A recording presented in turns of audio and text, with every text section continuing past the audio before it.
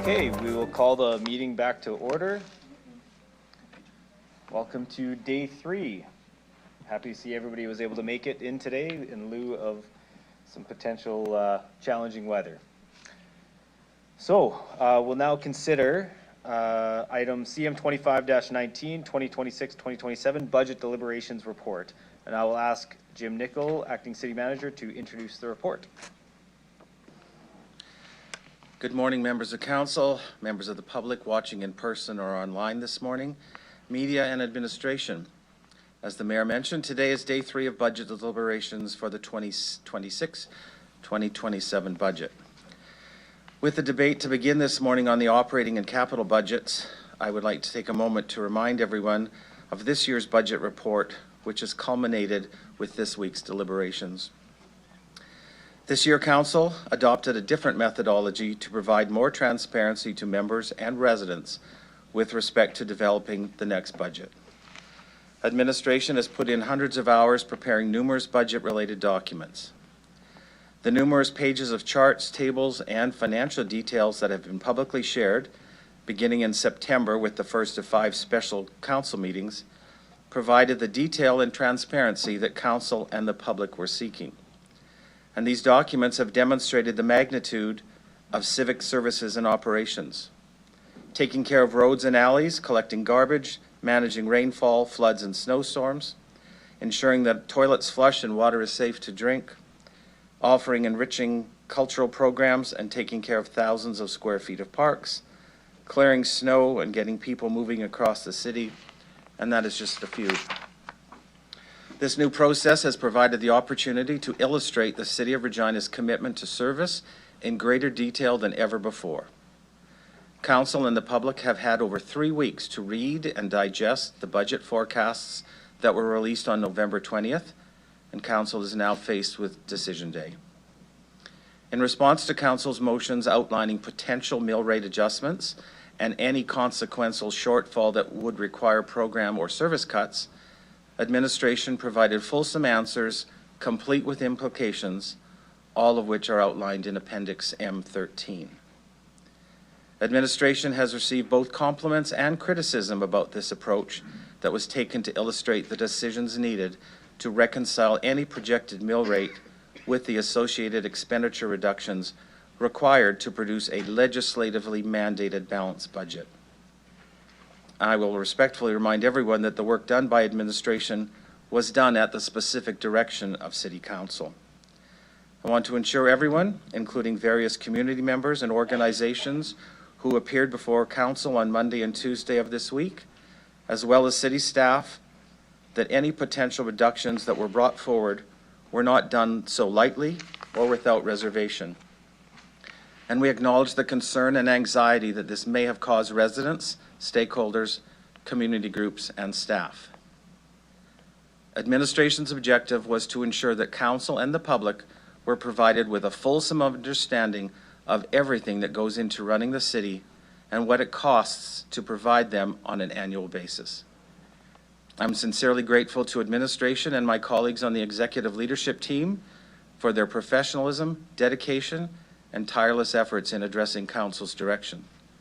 With that, I will turn it over to our CFO, Darren Anderson, to walk us through a presentation.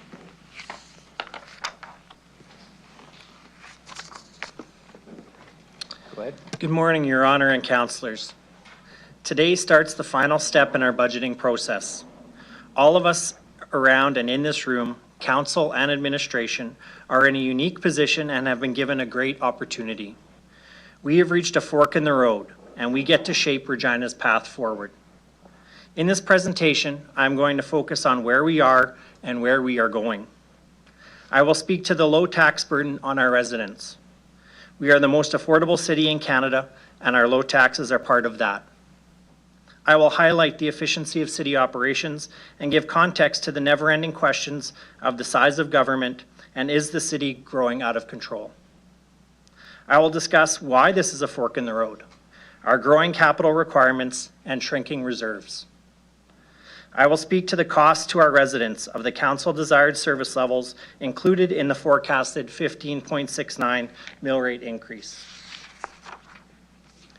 We have heard from residents both in this room and when we are out in the community. They represent their community and share their stories so we can understand how our decisions impact them. Increased services, along with decreased taxes, is a resounding message. How do we reconcile all these messages?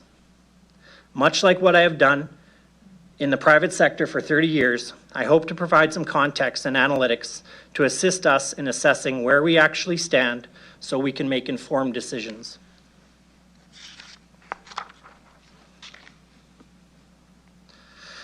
So let's start with our municipal tax and expense levels and start to understand and build context around their size.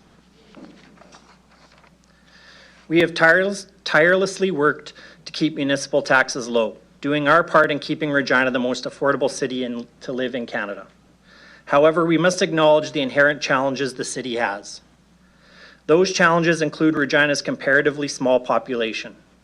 The cost of providing civic services is spread over 255,000 people, much lower than cities with similar levels of service. We have our own police force, fire department, transit system, and the largest connected conference facility in Canada. We provide big city service. In Ottawa and Calgary, the cost of similar civic service are shared by over 1 million residents. Regina is less dense, more spread out than most other cities. Per capita, we cover a large area that needs buses, snow clearing, waste collection, and all of the other civic services on which residents rely daily. Cities with more residents per square kilometer, such as Calgary, find cost efficiency by servicing more people in a smaller area. We do not have that luxury. Regina is built on heavy clay soil. As we know, that type of soil is not easy to work with. Added to that, Regina has to rely on a water source that is miles away, increasing our costs to pump clean water to residents and wastewater back to our wastewater facility.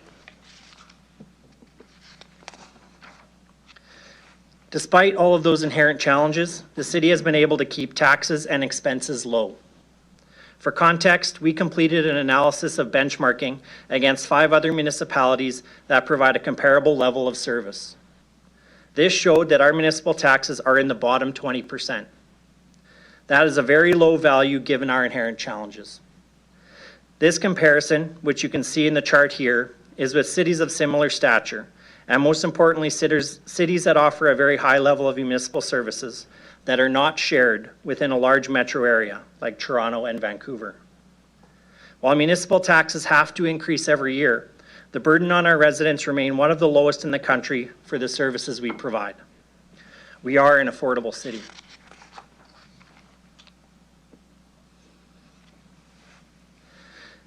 Since we have all started working for the city, we have all heard from residents that we are inefficient and just need to cut the fat. In order to assess this, we engaged the same firm which did our efficiency review a few years earlier with a focus on analytics to see where the city may be inefficient. That report has been included with your budget package. This chart was part of that package. It shows the difference to the median from our benchmark cities. In the visualization, deeper shades of red indicate higher costs, and lighter shade of greens represent lower or leaner costs. As you can see, overall, we are a very efficient city, keeping expenses low across the service sectors. The areas that are high include the economic growth section, which includes our investment in land development, which other cities account for differently. We make profit on those investments. Next is governance and leadership, which is mayor and council and exec. This is a function of economies of scale. For instance, we have 400% more councillors per capita than Calgary. 1 councillor for every 25,000 people in Regina versus a councillor for every 100,000 people in Calgary. In contrast, I would like to highlight enabling services, which is in line with other cities. This highlights the fantastic job administration has done in continually finding efficiencies and being lean. Police is a touch higher than other cities, as discussed when the police were here early this week. As you will also notice, we are very efficient in our spending on transit, transportation, and service delivery and infrastructure support. Council and residents alike have asked if city expenses have grown out of control the past 10 years. The answer to that is an unequivocally no. Far from being bloated, city administration has done a remarkable job over the past decade of becoming leaner and more efficient. Today, we do more with less. It's as simple as that. We have diligently found efficiencies costing residents less than what we did a decade ago when you adjust for inflation and population growth. Looking back at 10 years of expenses from 2025 to 2024, $1 in civic expense in 2015 is equivalent to $1.48 in 2024.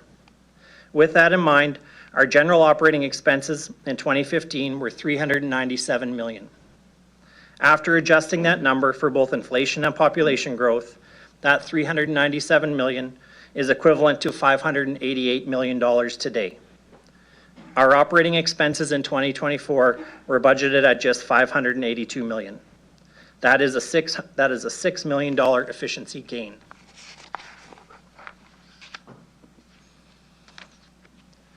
During the past 10 years, the city has found over $25 million in efficiencies. While keeping expenses below inflation and growth during this time, the city has added over $25 million in new services that it didn't have in 2015. $3 million increase in REAL's operating grant has grown further another $6 million, growing over 20 times since 2015. $17 million in operating costs for the new Mosaic Stadium, over and above the cost of Old Taylor Field.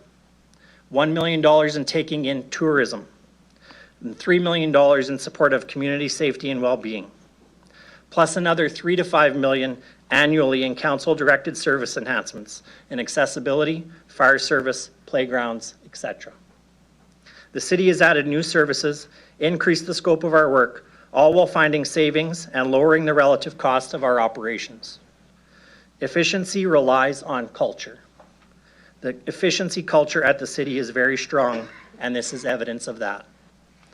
So how have my colleagues been able to do this?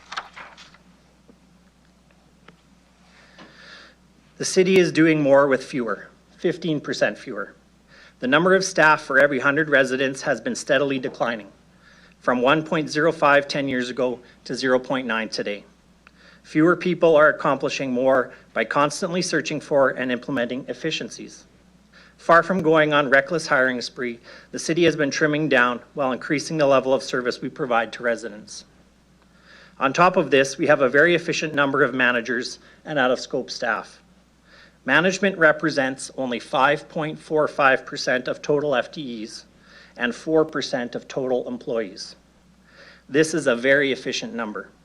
The U.S. Bureau of Labor Statistics states management roles typically represent 10 to 14% of employment, while McKinsey constantly states high-performing complex organizations have approximately 12.5% management. The city is not top-heavy, and in fact is very flat and efficiently managed. In fact, world-class.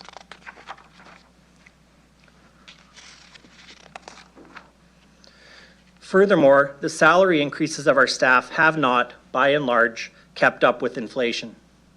Over the last 10 years, with few exceptions that include police, firefighters, and mechanics, city staff, both in scope and out of scope, have not received salary increases that match inflation. This graph on this slide highlights several positions within the city, with raises not meeting inflation in red and salary increases more than inflation in blue. Bus drivers, city planners, bylaw enforcement officers, construction workers, including managers and directors, have seen pay increases well below inflation. This slide provides a sample from every staff category and every union. As you can see, below inflation salary increases are the norm across the board. The few categories that have matched or outpaced inflation are outliers. Raises collectively bargained with fire and police have outpaced inflation.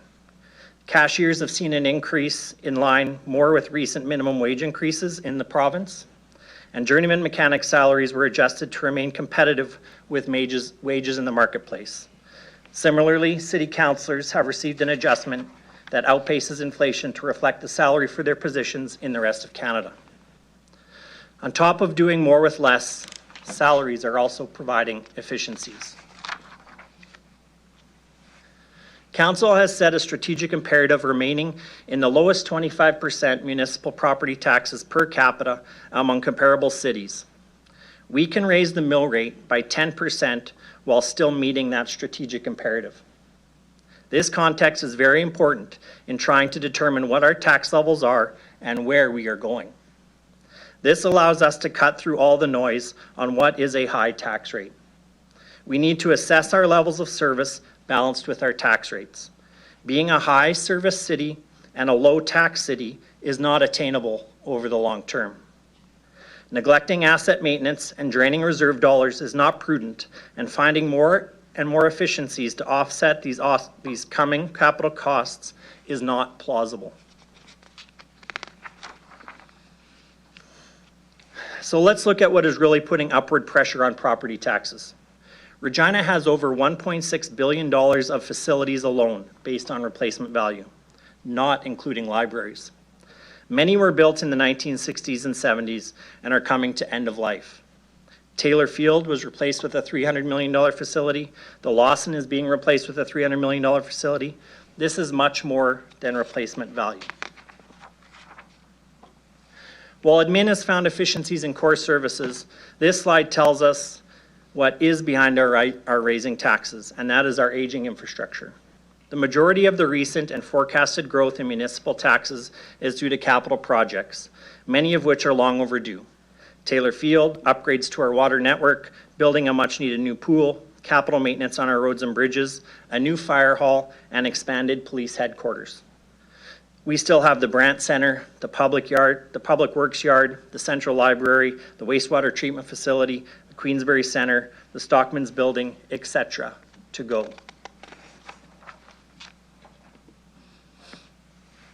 The city's reserves, effectively our rainy day fund, are dangerously low and projected to be soon depleted if new revenue is not directed that way.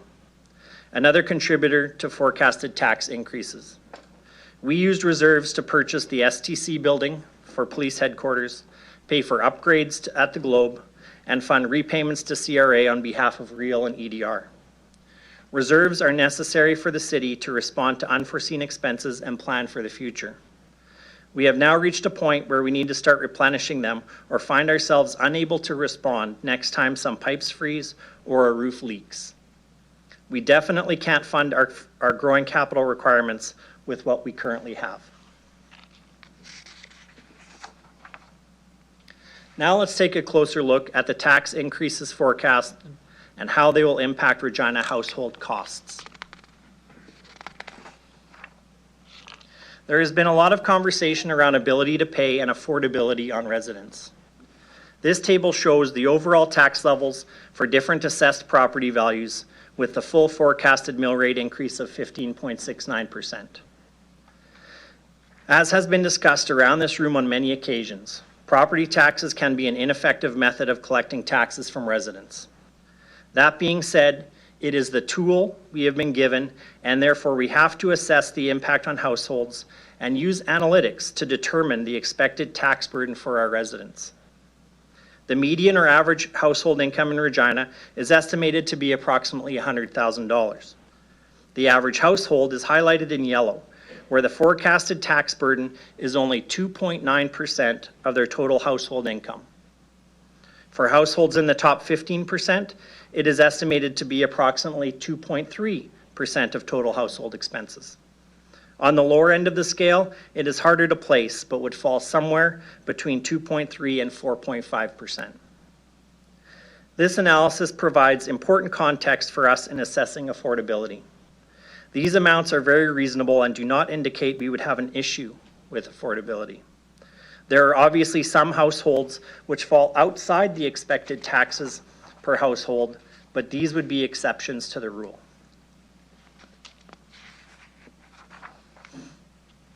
To better contextualize these numbers, administration has forecasted the impact of this mill rate increase as well as the impact of potential service enhancements, should council choose to pursue any, on Regina households. For 2026 and 2027, the first column represents estimated property tax increases for low, average, and high property value households. And the second column represents the same, but includes the cost of service enhancements.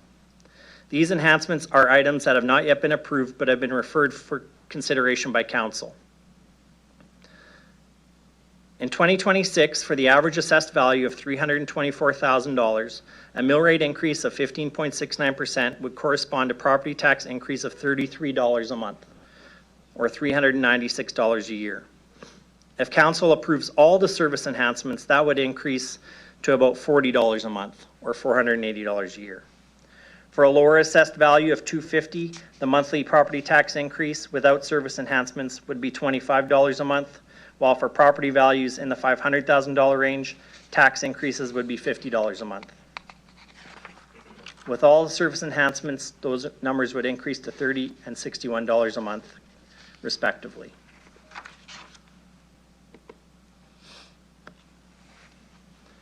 The median household under the current forecast would pay roughly $240 per month in municipal property taxes. This chart is a representation of what that median household pays for services. As you can see, the largest slice go to our police service, which received about $54 a month, and our capital budget, the funding for our infrastructure, which represents $36 per month. Other big categories are the core services the city provides: fire and protective services, transit, roadways, facilities, and parks. From police to cost, this is a cost of $178 per month, which is 3/4 of their tax bill. 23 different services make up the other 25% of their tax bill. Real, EDR, Mosaic Stadium, Rec and Cultural Services, community grants are just a few of those other items. This is a clear visualization of what previous slides have also shown. The city is very efficient in focused spending where residents see direct impacts. In fact, Mosaic Stadium costs more than the total of finance and legal combined. Council, the mayor's office, finance, legal, HR, communications, APRS, and tourism combined cost the median taxpayer under $20 per month. That is 1/3 the cost of police. We don't have large cohorts of disproportionately expensive staff or bloated community programs and cultural initiatives. We have a police and fire service that keeps our community safe and a large infrastructure gap that needs immediate financial investment. Administration has also created a list of potential service enhancements for council's consideration. Those enhancements adding budget for hybrid and refurbished buses, transit security, warming center funding, additional staffing for several city departments, and investments in new software and other tools to support the efficient delivery of civic services. Replenishing our reserves is also included on that list. As requested by council, administration also detailed the service implications, risks, and necessary service adjustments to achieve lower mill rate increases. Council requested scenarios for mill rate increases of 3.1%, 6%, 7.5%, and 9%, as well as an 18.5% reduction from the forecast. This additional information will give council increased transparency into the costs of running the city. We believe they will have the tools to make the best decisions in finalizing our 2026 budget.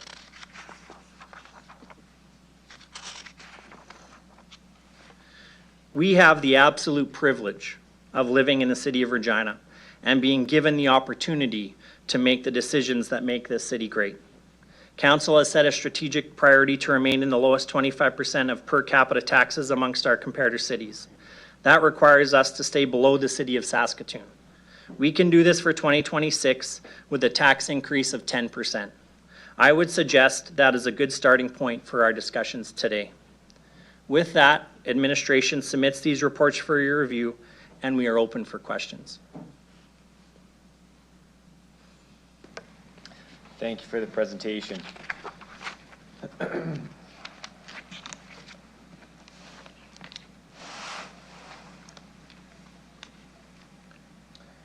Okay, so debate on this report will be considered in 4 separate segments as follows. 1, the city general operating and capital budget and city debt existing new limit calculation. That's recommendations number 1 to 10 and numbers 19 to 25. Number 2 is the city utility operating and capital budget, and that's recommendations number 11 to number 16. The Regina Public Library Board budget, which is recommendation number 17 to 18. And then finally, other related recommendations, and those are recommendations 26 through 28. Council members will be permitted to 2 rounds of 5 minutes of speaking time for each separate segment.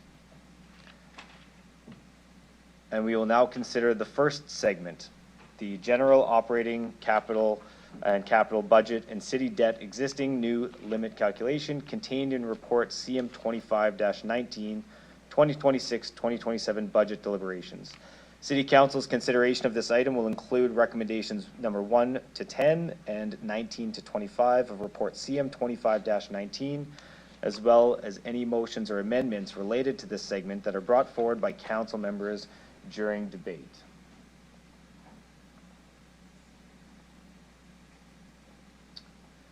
So I will move recommendations number 1 through 10 and 19 through 25 of the report with an amendment to replace recommendations 1, 2, and 3 with the following. That City Council, 1, approve the 2026 general operating budget as follows. A, gross expenditures of $674,702,499 and total property tax levy of $368,306,698. Funding for the Provincial Capital Commission, PCC, Economic Development Regina Inc., EDR, and Regina Exhibition Associated Limited, REAL, as follows. 1 is the total funding of $2,719,000 for PCC, total funding of $1,980,000 for EDR, and a total funding of $10,800,000 for REAL. Next, Regina Police Service, RPS, gross expenditures totaling $131,886,000 and revenues totaling $15,705,200, and a 2026 mill rate increase representing a 10.73% increase, with the following changes to programs and services, which we will put on the screen.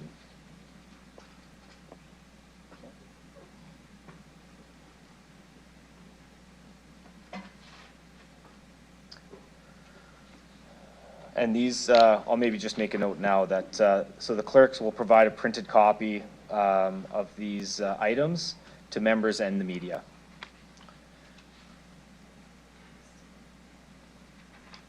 So number 2 is to instruct the city solicitor to prepare the bylaw amendments to bylaw number 2009-22, the Regina Transit Fare Bylaw 2009, to increase all transit fares by 10% effective April 1st, 2026.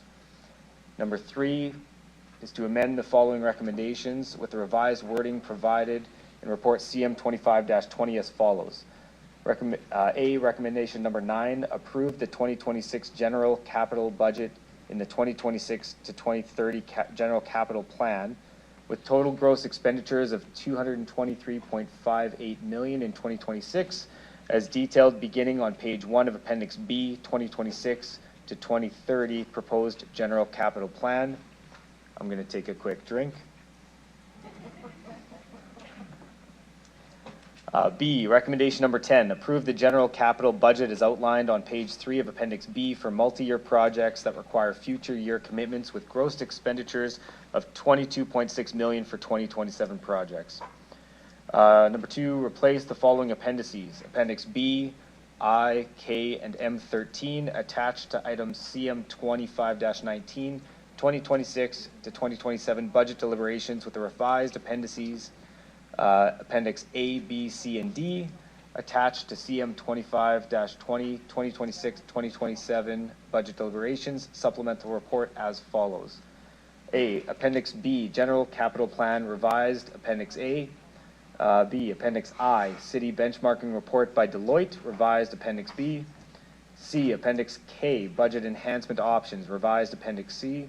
And D, Appendix M13, Budget Adjustment Options, revised Appendix D.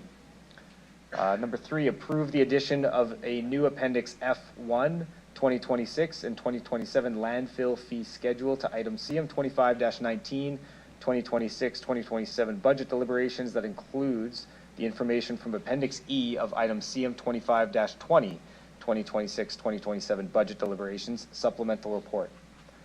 Number 4, approve an increase to rates for clean fill asbestos and add a specific fee for disposing of mattresses effective January 1st, 2026, and amend the portion of the chart in Schedule C as outlined on page 1 of Appendix F1. Number 5 is authorize the city solicitor to amend Schedule C to the Waste Management Bylaw 2012, Bylaw number 2012-13, to reflect the changes to and rates as set out in Appendix F1, Schedule C landfill fee schedule, including the amended portion of the chart, and Schedule C is outlined in page 1 of Appendix F1. And number 6, that the general capital budget is outlined in Appendix B 2026 to 2030, proposed general capital plan be amended as follows. Defer $1 million in funding for F1162 Campbell Street reconstruction from Simpson Avenue to Albulay Drive, from 2026 to 2027, page 7 of Appendix B, General Capital Plan Table, line 44, and cancel $1 million funding from F1133 11th Avenue Revitalization Project in 2026, page 5 of Appendix B, General Capital Plan, line 19, and relocate $2 million funding from the 2026 General Capital Budget as outlined above to new project 132 Dewdney Avenue and Louvain Drive intersection improvements, page 11 of Appendix B, table projects and programs not getting funded in 2026, and advance this project to 2026 for total amended funding allocation in 2026 and 2027 budget years to new project 132 Dewdney Avenue and Louvain Drive as outlined below in Table 1, which will be on the screen as well.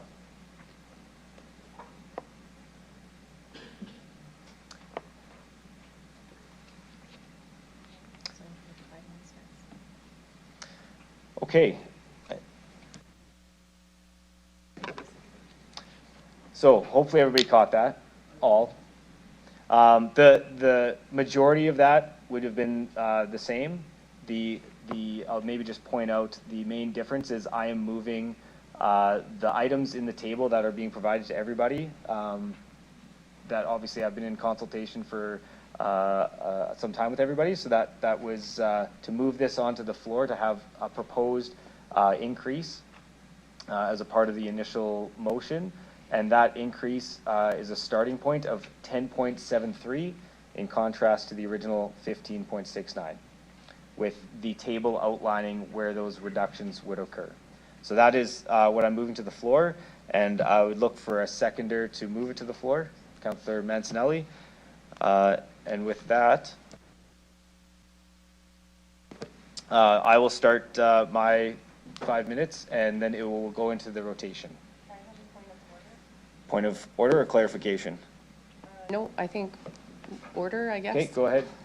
I'm going to request a recess because some of this is brand new to me, and Councillor Radins and I have to go first. I need some time to digest this packet to understand for asking questions. Councillor Radins and I were just talking about that. That would be extremely helpful for us to make sure that we actually understand what's being moved to the floor.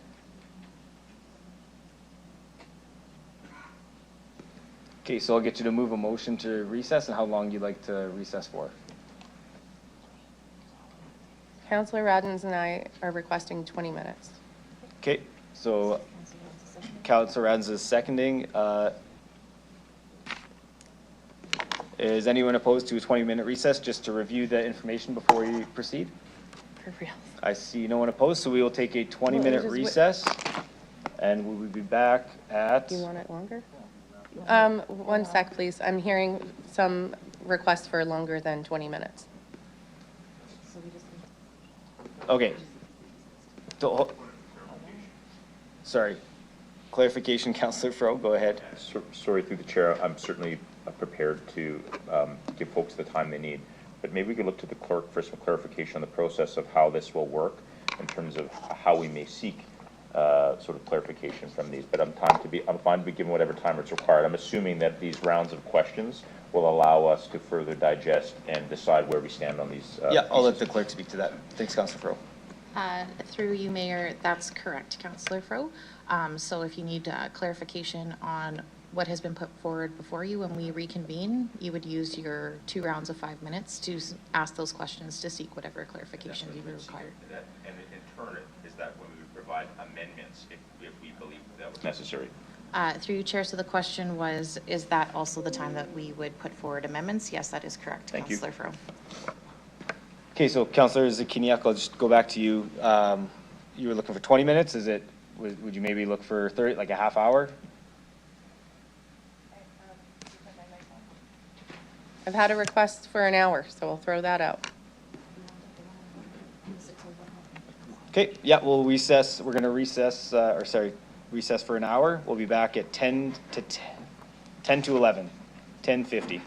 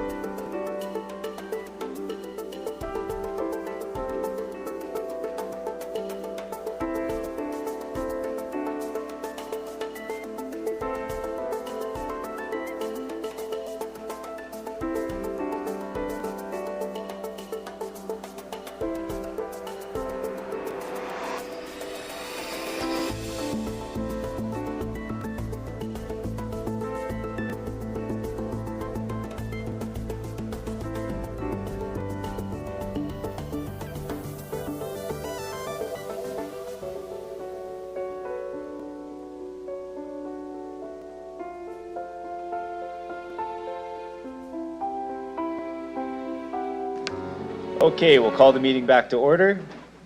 Thank you for everyone's patience. So a couple small adjustments noted during the break. So number one, the snow storage site revenue increase of $80,000, that reduction. That was a clerical error to have that line item in there. It does not affect the calculation. The calculation was correctly made without that being included. But that line item written was an error, so that needs to be removed. And then the other adjustment was to remove the cancel reduce LinkedIn fees for $60,000.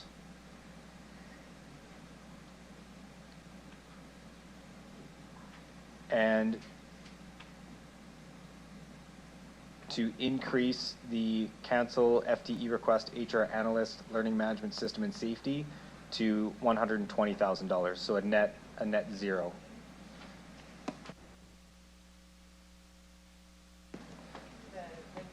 That was an adjustment just in a brief discussion with those folks to make that adjustment, that it would be better served for that area to make that adjustment to move the money from one to the other. So if there's any further comments or clarifications of that, members are free to ask. This is again just a starting point, which I'll speak to in a moment.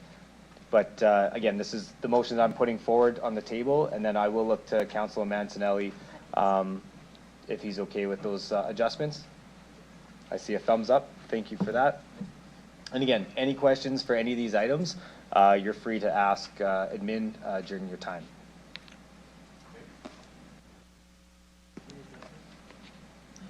Yeah, so it was the cancel. I was removing the cancel of the LinkedIn fees and then adding that amount as a reduction to essentially double the amount for the FTE request HR analyst.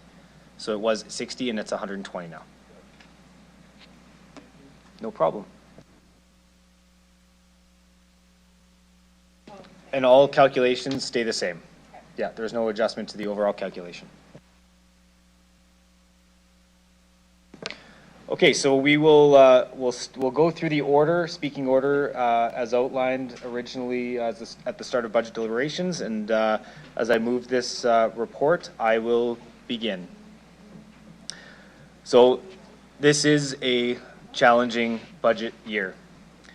We've heard a lot about how we've kept budgets artificially low for years, and we've heard from delegates that made it very clear that we don't want to see a drastic increase in our taxes, and at the same time, we don't want to reduce services and cut the things that make our city livable and vibrant. So I've spent a lot of time going through the information myself. I spent time speaking to all of my colleagues, gathering information, trying to understand where we can find some common ground, as well as working with administration to try and understand the impacts of potential reductions and what that would look like. And that's my starting point today at the 10.73% mill rate. I know there's going to be questions in that, and I want to make it very clear, this is a starting point. Some members may have some additions, some members may have some potential additional reductions, and that's part of this whole process today.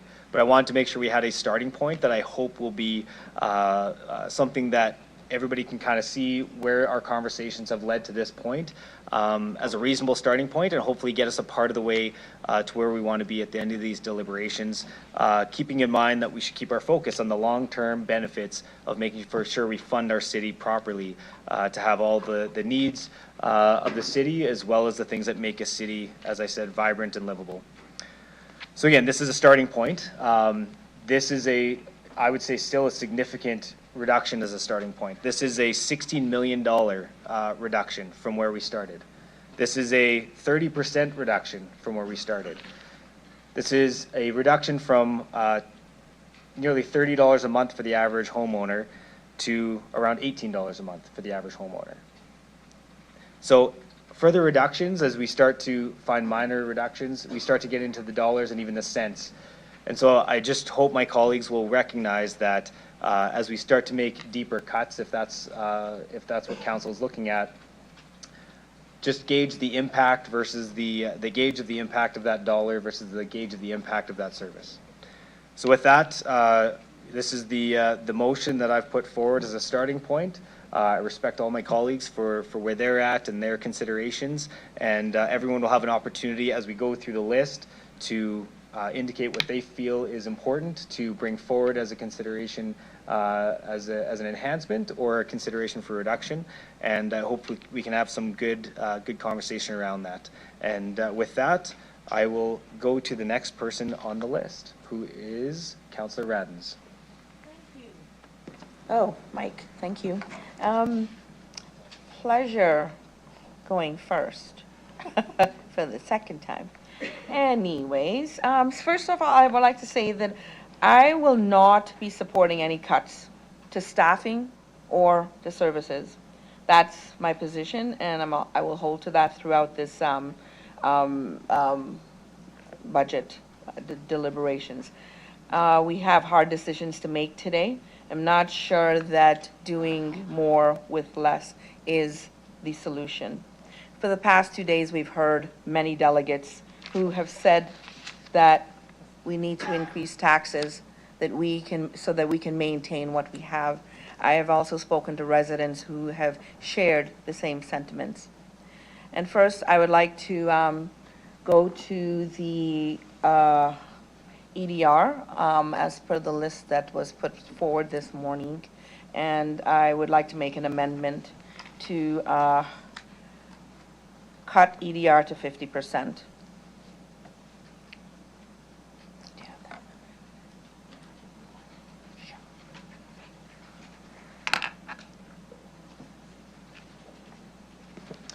Okay, can I get a seconder for that? Councillor Turnbull, thank you.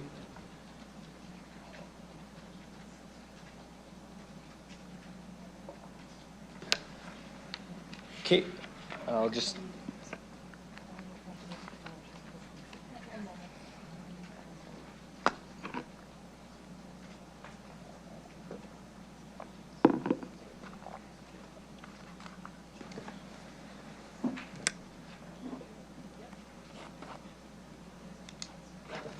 Okay, Councillor Radden, so you can speak to your amendment. Go ahead. And Okay. just to be clear, what we'll do is we'll go in the same order. If you don't have any questions or comments on the amendment and you have your perspective already, you can say you have no comments or questions, but I'll still go in the same order and ask everybody just to be consistent in our process. And 3 minutes to speak to an amendment. So go ahead, Councillor Radden. Okay, so they have indicated that 50% reduction would eliminate them as they stand. And so what I'm asking is for EDR to be absorbed into the city. Based on that information, they were proposed to start the process to integrate, and this would give them the proposed to start the process to integrate EDR services into the city and suggest the minimum funds required for the process to happen. EDR has not shown any events or actions that has been in partnership or in duplication with other agencies. There's a list here, hang on.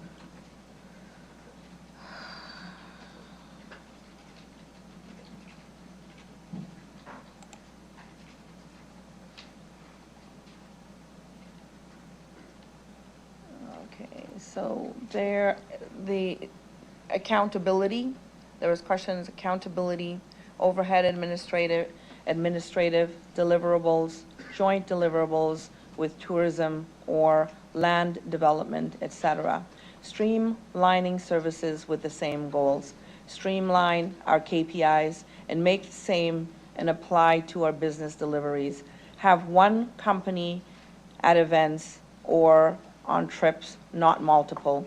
Refocus on the Regina area as opposed to regional is what we've been told over and over again.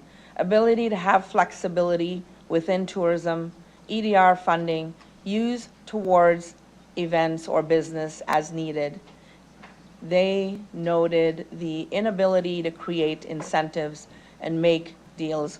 We do that. I don't want to offload that.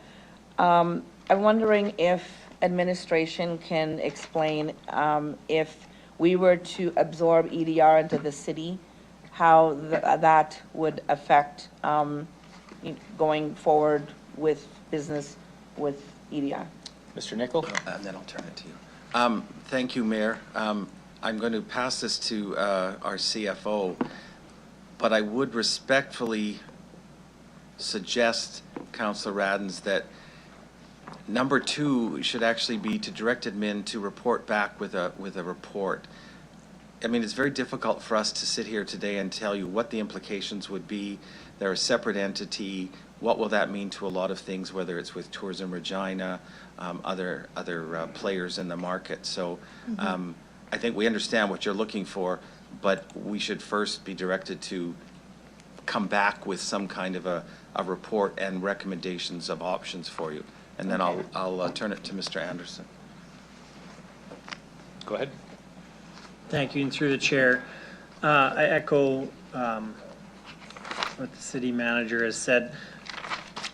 Hard to determine what cost savings we can find on the floor of council right now, and hard to understand what the implications would be for EDR. Obviously, they're a separate organization, so I can't speak to what would have to be cut in terms of the services that they do and what we could absorb into the city proper. So I would suggest that we would flag this as something that we would need to look at and come back with a report. Okay, thank you. I would like to, have you already amended that? Yeah, I think Martha's. Okay, perfect. So what quarter would be reasonable for that to be done?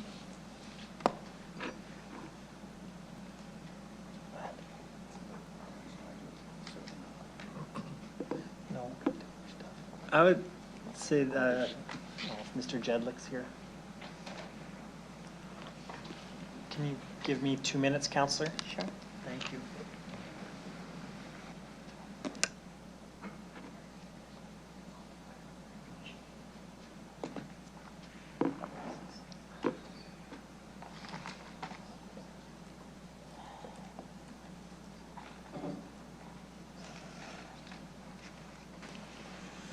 Apologies, thanks, Councillor. I would say beginning of Q3, around in that Q3 area, given what we have on our plates right now.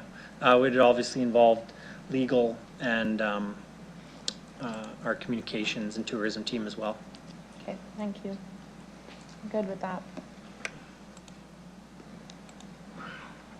Okay, you're good? Yes, I'm good with that. Okay, so Thank I'll you. go down the list, and so anybody who has questions on this amendment before voting on it can do so. Councillor Zakiniak, go ahead.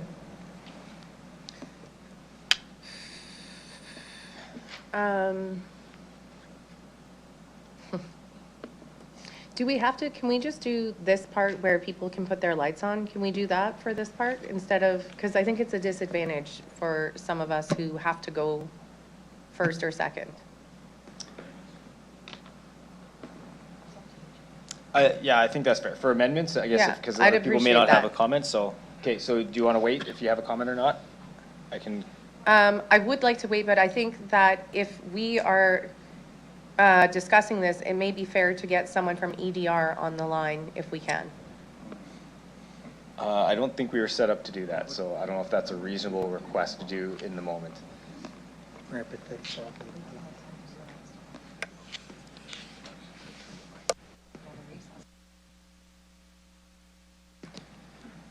I think we heard from EDR and we heard them present on the work that they're doing and that, so I don't think there's a need to bring them into the mix to have them come and present again, because I think they've already presented their work and what they're doing, so I think we need to look at what we have in front of us, and if you don't have enough information, I would respectfully recommend you'd probably be on the side of not approving this, given if we don't have enough information to impact that organization to this degree. That would be my recommendation.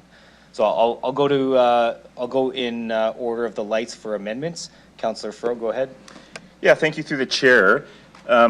Cutting EDR's budget by 50% would tell the public, and I would say the country, that Regina does not care about economic development. quite honestly, I think would be the laughing stock. And we should be very, very careful. So moving EDR into the city will cost us more money. If you look at what the staff make there versus our staff salaries and benefits, it will cost us more money with less results. Moving EDR into the city will result in losing hundreds of thousands of dollars that they get from the private sector. The community investing into our economic development agency. We'd not only lose credibility, we would lose some of our strongest business leaders who lend us their advice and their time. We have to create revenue as a city at a time when we're looking at a material tax rate. And the way to do that is to give EDR direction that we want them to focus more on our existing businesses, more on our existing commercial tax rate. You don't throw the baby out with the bathwater, you pivot and you work together. I'll just paint a picture though, since it was suggested that EDR hasn't done much. And so certainly I was proud to be the vice president there, so I can only speak to my tenure there. But during my tenure there, wins included things like Protein Industries Canada that brought in hundreds of millions of dollars in private and public investment into this community and this region, benefiting the plant protein sector. Local Regina companies like Avena, AGT Foods, amongst others. They built, with the help of some of our strongest leaders, including some in this room actually, the economic development plan for Regina, reflective of the intelligence that they provide this city and this city council yearly. That's market intelligence to help us decide whether we should have an incentive, how best to grow our sectors. EDR was critical in the establishment and implementation of Regina's first incubator. That means, how do companies start? And the accelerator, how do they grow? When I was there alone, hundreds upon hundreds upon hundreds of startups, new businesses, came to EDR for help on their business plan, how to get capital, how to get mentorship, how to grow. We've heard from EDR that they understand our concerns. They are focusing moving forward on how to support our existing tax base, how to help existing companies grow. If we were to cut EDR's budget by 50%, they would close. And if they were to be moved into the city of Regina, we would be one of only a handful across the country. So we would be going against best practice. It would cost us more money for less results. I would encourage everyone, unless we want to send a signal that Regina is not open for business and we don't care about economic development, vote against this and let's focus on things that can actually reduce the mill rate. Thanks. Thank you. Councillor Flores, go ahead. Thank you. Through you, Chair. I echo everything that Councillor Fro said. I understand that when we had delegations here, maybe some answers were missing, and that's probably a catalyst for some of the worries. However, I do agree this would be more costly to do. But we are asking everybody to cut and to make some concessions. So I want to check with Councillor Radens if she would be amenable to, instead of having a 50% reduction, to be a 10% reduction. Yes. Councillor Radens? Yes, I would be. Do you mean 10% additional or 10%? Yeah, because they propose 5.7%. Like in total with their 5%. So they're, yeah. I have those numbers. So just to be clear, so in the original motion, there's essentially a 5% reduction, Yeah, so add a $120,000 5% reduction. to that. So it's you a want 10. to do a total of 10%? Yes. Yeah. So, Not an additional to what they've already. so a total of 10%. Yeah. And then That I can Councillor, support. Councillor Radens? Yes, I'm in favor of that. And Councillor Turnbull, because you seconded?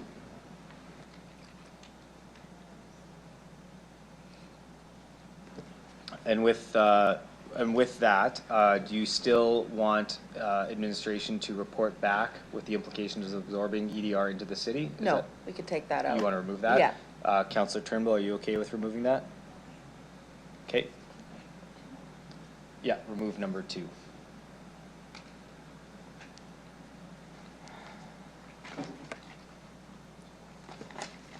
Okay, Councillor Flores, anything further? No, I think just this would show that I think they could weather a slight decrease. However, understanding that I do agree a 50% reduction would probably cost us more, and the message that it would send is not a positive one for what we want our city to be. So I hope that if we are going to reduce, we do a manageable reduction that wouldn't shut them down. Okay, Councillor Mancinelli, Mancinelli, go ahead. Thank you. I can't support this. I appreciate the intent. I appreciate the original motion of not fulfilling the position that was in EDR already. Paying attention to the delegations and what they're hoping to achieve with the manpower they have and what they're up against in our economy and in our market. This is to budget for what feels comfortable instead of paying attention to what the money achieves or what's expected out of the agency or the business line that we're representing today. It'd be really nice just to take a little bit, 3% off one, 2% off another, make sure everyone shares in the cuts and just call it done today. But everything we do has a outcome for what we're trying to achieve with that road, with that agency, with that asset. And just to budget for ease of percentages isn't the way I can go through today and do the job. EDR has a job to do. It's important for our city. It's important for our financial future. Looking at some of the history of that from when I started my business, that used to be internal to the city. And then it became something called ROC, I think, Regina Economic or something. And it's been moved agencies all over the place. So that tells me there's been a need and that maybe we have a hard time really expressing the measurement to that need. So we have tax pressure and we just kind of make a fancy move and say, we got it right this time. I think stability is key. I think following through with a plan is the most important thing, because if you turn onto a highway and you see an obstacle in your way, if you're going 100 kilometers an hour and you ram your steering wheel to the left or to the right, instead of just adjusting moderately, you roll your vehicle. And that's what's going to happen today if we make large adjustments just to try to, we have to make moderate, stable adjustments to get things into a benefit to our community that they can afford. And that's going to be my go-ahead job for the day. So I can't support this. Thank you, Councillor Mancinelli. Just before I move to the next speaker, just remind members to make sure they're logged into the voting platform if you haven't already. Councillor Sickley, go ahead. Can you just give me the dollar amount, please? Because I don't know where we're working back from. I don't remember. I believe so. The original reduction was about 120,000, 119,000, and this would double that to be around 240,000. I can double check with administration.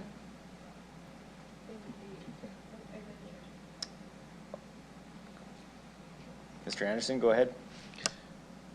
Through the chair, yes, that would be correct, Mayor. So right now in the forecast, we have the full 2.1 million. EDR did come and offer a 5% reduction. The mayor has reflected that in his motion. Right. This would be an additional 5%, so the total would be roughly $240,000 cut. So they'd go from 2.1 down to 1.75.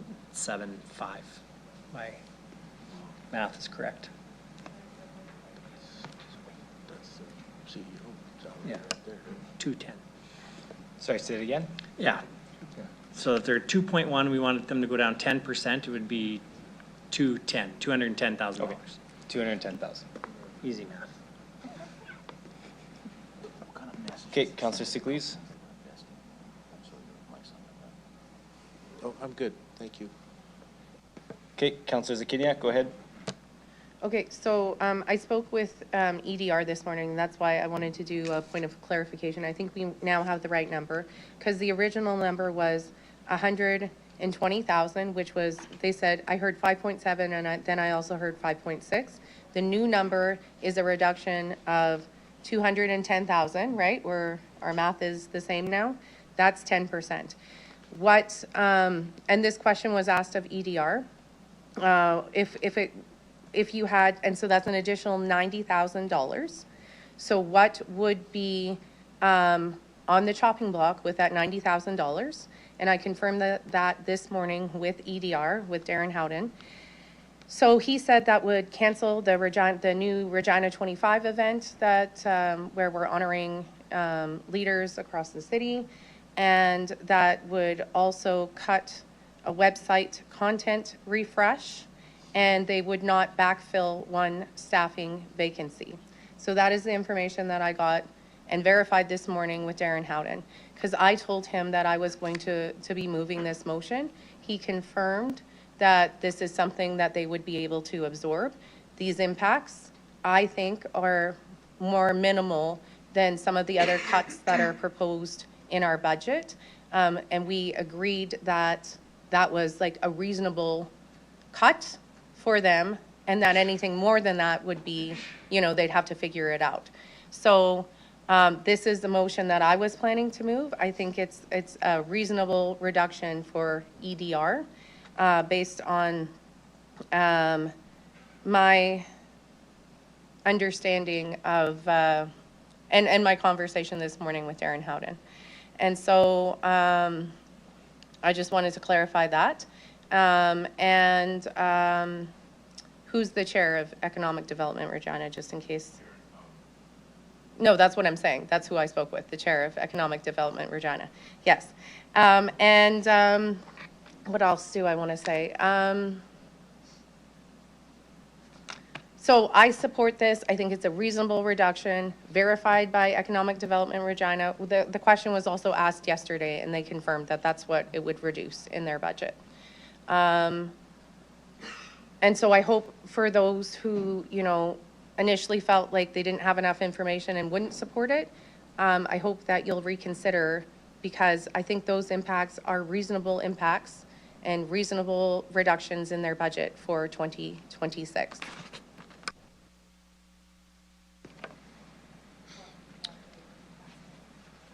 Okay,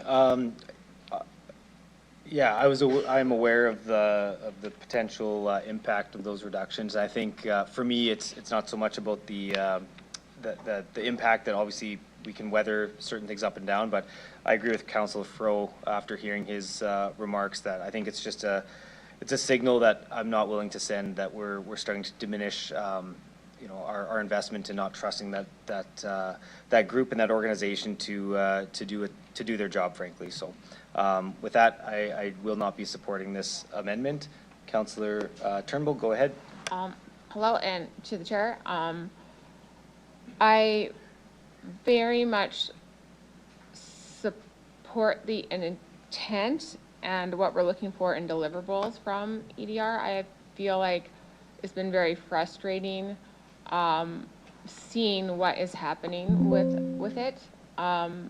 And I will support this motion. Obviously, I'm the seconder, and I do think it's time that we work with EDR to relook at the deliverables, maybe open up the UMA and do the mandate so that we're more on the same page. It does feel there's a little bit of disconnect with the incentives from the city and them and the role. So hopefully this 10% reduction and are committed to work with them in the next year to really put us in a better position. But what they're out to do and the intent to bring to our city, I very much support, and I very much appreciate everyone on the board who volunteers and uses their own time. And this is not a reflection of that at all. Thank you. Councillor Bezo, go ahead. Thank you very much, Mayor, I guess through yourself. My comments on EDR is, they came to the table with a reduction. They have a very important service that they are doing. I think when we look at EDR, we don't look at EDR as, going out to a sales call and coming back with a purchase order, or going out to meet with the company and opening them up in Regina the next day. EDR is kind of a moving company, shall we say. We have to look at it like a 5-year measurable. So where was Regina 5 years ago? Where's Regina today is what we're going to look at. That is what they bring to the table. Even though, we've had a lot of debate about, is the company opening up in the RM of Sherwood, or is there a company opening up in the RM of Edenwald? Jobs and economic growth still impact, I'm going to say, our region. So when we look at a regional prosperity perspective, it could be EDR helping out getting a new fertilizer shed built at Belle Plaine. Those employees could be working in Regina. CP, KC, the rail company, is going to be servicing that place. New employees would be in Regina. EDR can help out get there. The one thing I will ask is a friendly amendment to this specifically as a separate discussion point and a separate voting point is EDR has a team of economists that we quasi don't have access to. I would really like to have an economist work with City Council on our side to actually help navigate the path of policy on the economic side of the equation, not rely on EDR, but actually work with us and perhaps a funding model that would be a somewhat of a split between city and EDR, or however that model works. So we can actually have an economist actually work with us and say, hey, you know, Councillor Talise is working on great. He has an idea. Well, we have nowhere to get that data or how to get that data.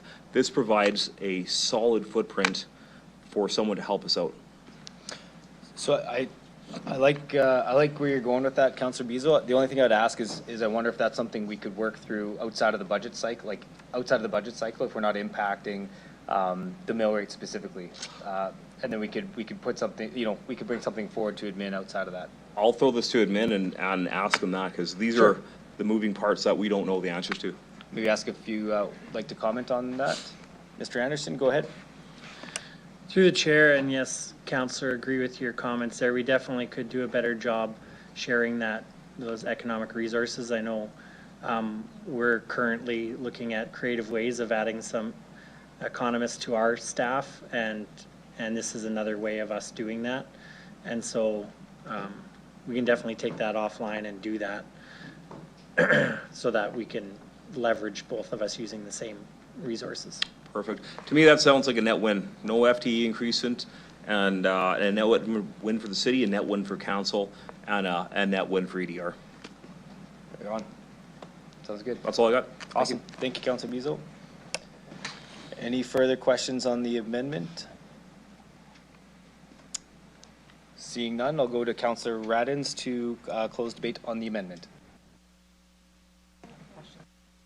Oh, sorry, 1 second. I missed that. So we are going to do to put your light on for the amendment as we discussed, but we'll allow for 2 rounds if anybody else has spoken that has anything further to speak on the amendment, just to be consistent. So with that, Councillor Zakiniak, go ahead. Okay.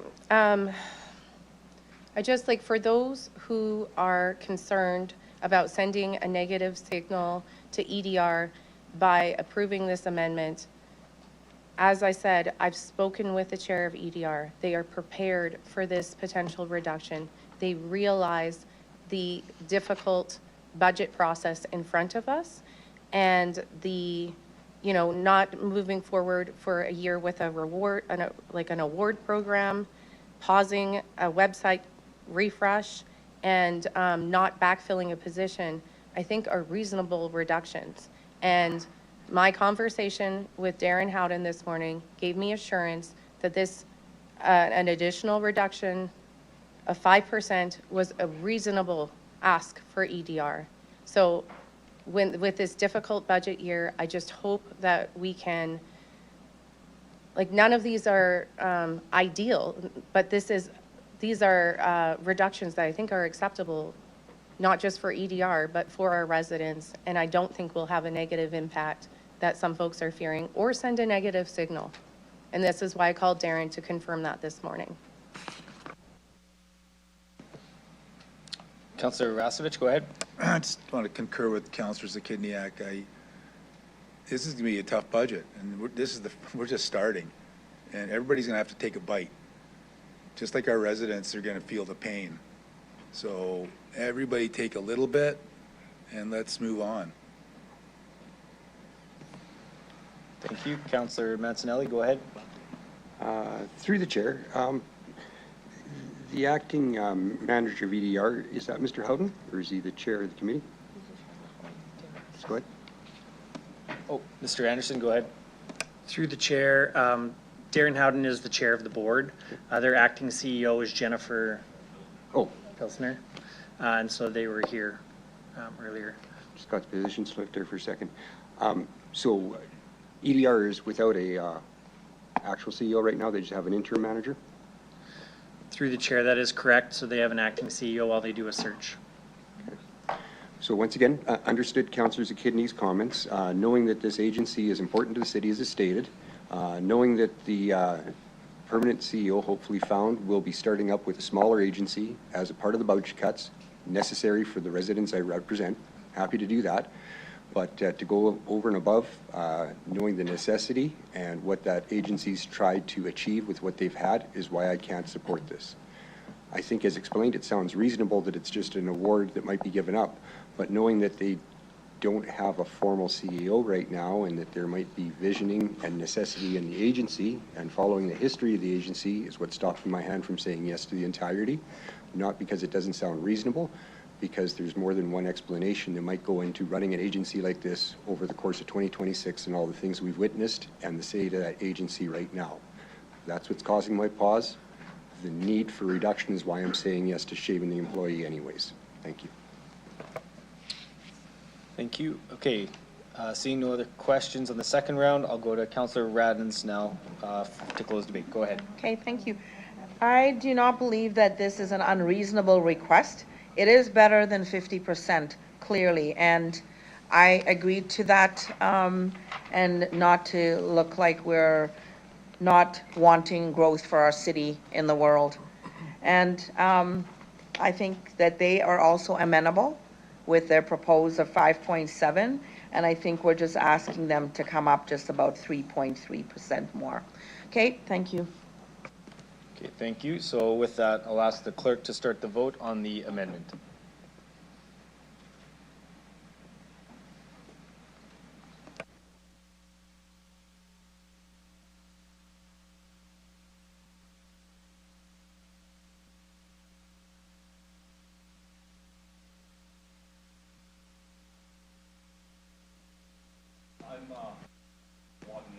Okay, Councillor Bezo, can I get your verbal vote? I'm going to say opposed. We just did it on the... Oh, sorry, I didn't have your microphone on. Sorry, can you vote again? Opposed to this one. Thank you.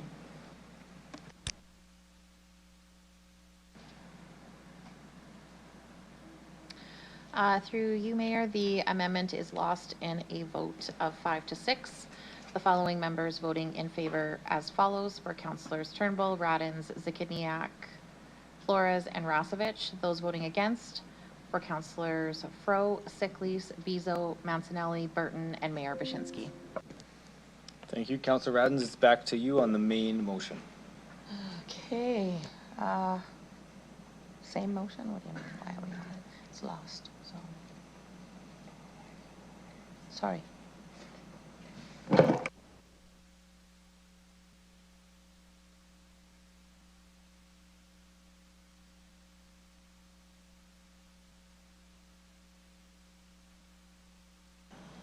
Okay, so I would like to ask some clarifications on the City Hall parking security. And that was on the list for the motion that you've put forward this morning, Mayor. And so can you please explain, administration, why was security put in place for the parkade? Go ahead, Mr. Doney. Through the chair, I'll start and then ask Mr. Hansen to give us some more details. So I think historically, over the last couple of years, there was some increased activity in the parkade, and then we were looking to make sure that employees and residents in the area felt safe. But I'll ask Mr. Hansen to give a bit more details of the historical decisions. Go ahead, Mr. Hansen. Yes, through the mayor, Mr. Doney's correct. The additional security monitoring for the City Hall parkade was added a couple of years ago in response to increased incidents. Okay, thank you. So in terms of from when it was put in place, do we have any data to support the positions there or not?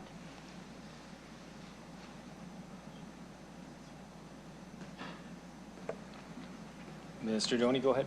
Through the chair, I'll ask Mr. Hansen to provide whatever data he can provide. Obviously, not everything is reported because incidents aren't, the idea is to prevent incidents, but I'll get Mr. Hansen to give us more details on what we're seeing from the data perspective.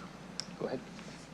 Yes, through the mayor. So I don't have specific numbers on data related to the number of incidents, but we did see a significant increase to the number of incidents in the parkade Monday to Friday, kind of during regular business hours. Okay, thank you. So question of safety and staff coming into work, I guess. Can you elaborate a little bit on that and if folks felt better having security out there or not? Mr. Doney? Through the chair, I think when there was a higher risk of incidents in around the parkade, that staff did feel safer when there was security in place, but that has changed a little bit now with the changing incidents around the parkade. So I'll just ask Mr. Hansen if he has any more perspective on how the security has helped and why maybe it's not needed anymore. Go ahead. Sure, through the chair. The security presence has provided reassurance to public and staff as they're accessing their vehicle and entering and exiting City Hall. So we have received positive impact around that since the changes were made. So if that was to go away, would there be a shift to people not feeling safe or more increase in incidents? Mr. Nicol? Thank you, Mayor. I will let Mr. Hansen elaborate on it, but just to give some specific history and context to this discussion, things were could be seen to be very dangerous in the parkade a few years ago. It was 3 years ago that we had a full-on presence of the police here with K-9 unit searching for someone in there who they had a machete and was believed to be ready to do harm to somebody. We've had lots of people, for whatever reason, found with illicit drugs behind cars, in stairwells, etc. Now that may have decreased over time, but that's where this started 3 or 4 years ago, and there still is some concern.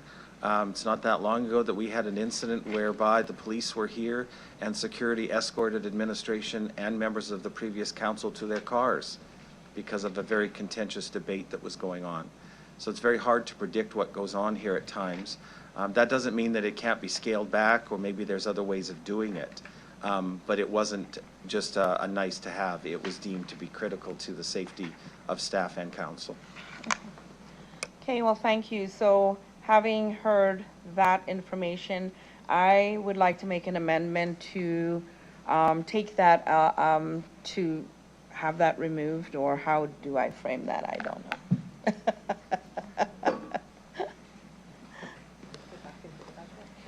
Okay, so an amendment to remove the security reductions? Yes. For the parkade? Yes. Okay. To put it back into the budget.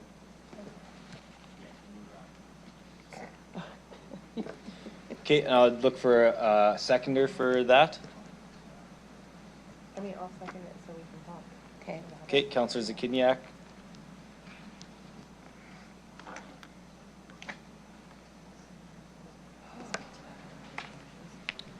Okay, and Councillor Radins, with that, you can speak to that amendment. Go ahead. Okay, so based on the information received in terms of safety for staff and around late hours, because many of us are here, we're here till, for the last few days and on council nights till 9 o'clock sometimes, and how many staff are going to their cars at late hours in the dark at night. And so my concern is safety for our staff that comes downtown to work in the building. So that's my position on that. Thanks. Okay, so we'll go first. This will be the first round, going through looking for any questions or comments. Councillor Flores, go ahead. Thank you. Through you, Mayor, just a question for administration. You mentioned that other options could be explored. Would like to speak to that. Mr. Hansen, go ahead. Yes, through the mayor. So we are looking at different ways to approach the security in the parkade, from change of hours, that it would be actively monitored by standing security. That in combination with our video surveillance and roaming security checks, we think we can optimize the security and provide this savings. So the savings identified will still result in a physical security presence for the parkade. It's a shift from 2 standing security folks to 1, and utilizing patrols for some of the evenings and weekend hours. All right. And I should clarify as well that the security costs specifically associated with the parkade, those costs are passed along to the folks that use the parking. So the full cost of operating the parkade and employee parking lots is passed along to the users of those spaces. The costs are not supported by the taxpayer. Okay. So if I understand correctly, because what I see here, the cost to the taxpayer from the documents that were provided to us is about 26 cents a month. And to me, it doesn't make sense to risk safety to save 26 cents a month for this average household. But if I'm understanding what you're saying correctly is, have you guys already explored additional options that would make this possible? Or are we risking safety for 26 cents a month? Mr. Hanson? Yes, through the mayor, we believe based on our recent trends and the number of incidents that we can move to this new approach without reducing or without incurring additional risk associated with safety of using the parkade. And we still believe we can maintain a high level of security coverage, presence, and minimize risk and address employee safety by realizing these savings. All right. And a question for Mr. Nicol, because part of my questions were as a result of your statement in terms of sense of staff feeling safe. So what I'm hearing is we could have this reduction and still be able to achieve what we need to do to make sure folks and staff feel safe in the parkade. Is that congruent with what you've shared earlier? Through the mayor, yes, I believe it is. I think when I said there may be ways, I think Mr. Hanson has outlined those. I think it's also would be critical, and I would assume we're already doing this to some extent. Obviously, Monday to Friday between core hours is important. Also important on committee days or council days. And perhaps drive-throughs or what is already taking place on weekends. Maybe that can be done at a different frequency as well. And there may be other options. So I didn't mean to suggest that we had those options ready to go. It's just, I think it's fair to say that we are looking to see how we can best do this to ensure safety, make sure that staff and members of council feel safe when they're in the parkade. Not to mention there are public spots in there, and we're trying to do the best we can with the resources that we've got. All right. Okay, just so for some final clarity, thank you for that. What I'm hearing is that with this entire cut, we will be able to explore those options and enhancements so the safety expectations that we have on the parkade are still comparable. So there isn't a need to change those amounts. You're comfortable with getting rid of that amount. All right. I think given the information provided by administration, the fact that they will be able to operate and find different options for this, I believe I could support removing this from our budget. And I guess that means not supporting the amendment. Thank you. Thank you. Councillor Mancinelli, go ahead. Just wanted to speak in favor of this amendment.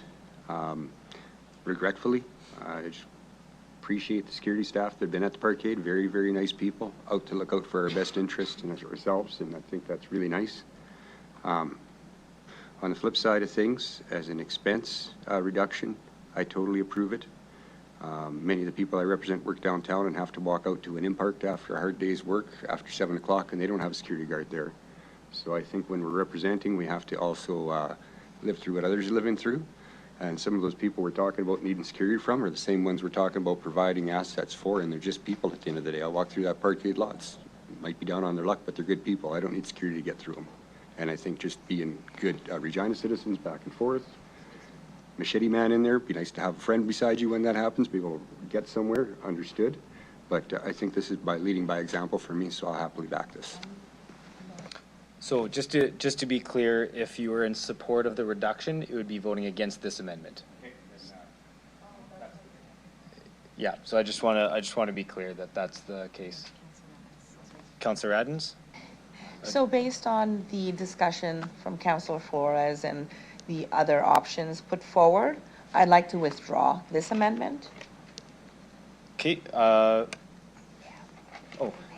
Councillor Zakiniak as a seconder, do you agree to?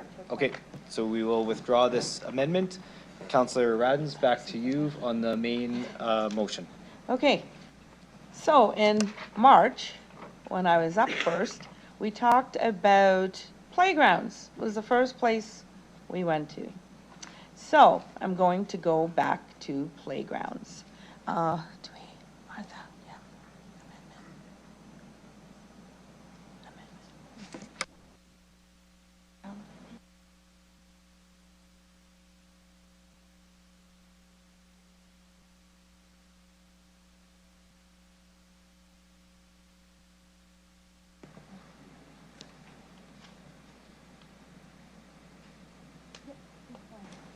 You got it? Oh, okay. Okay, sure. Apologies. Playgrounds, what I'd like to do with that once it's up is existing playground line item was cut for $450,000 and reduced to $150,000. I'd like to add back the status quo of $450,000 for playground enhancement and add $1 million.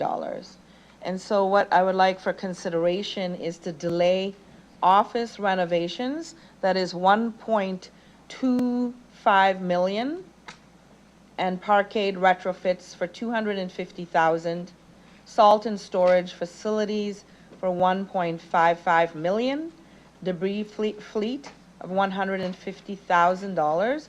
And so the difference between the two considerations equates to 1.75 million in savings. Sorry, I kind of rattled off that, so it's not up there yet. So.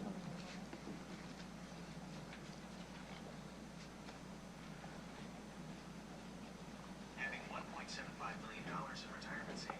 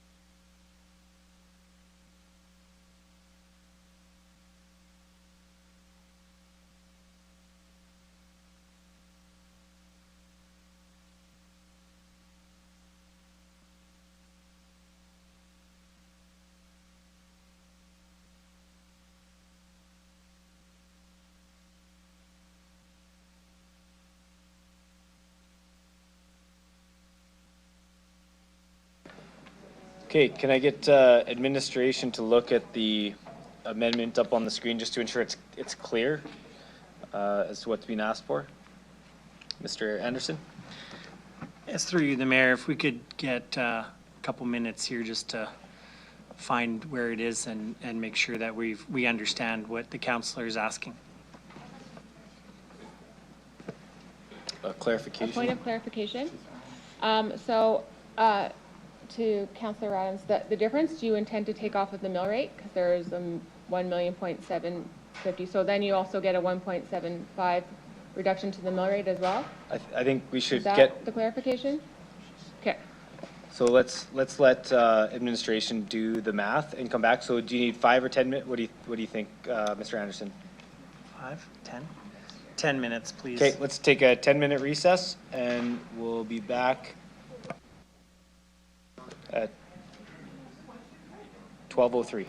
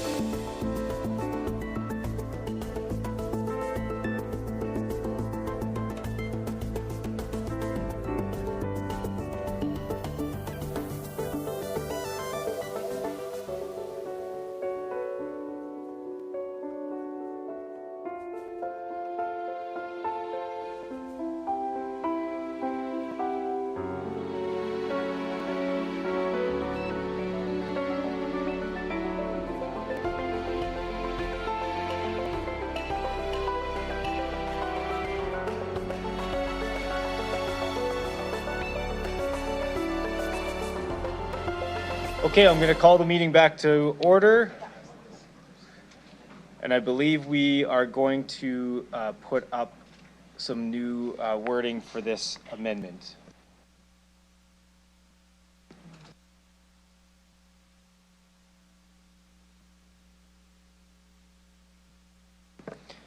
Okay, Councillor Radens, I'll just get you to check on the screen if that captures the change that you had worked out.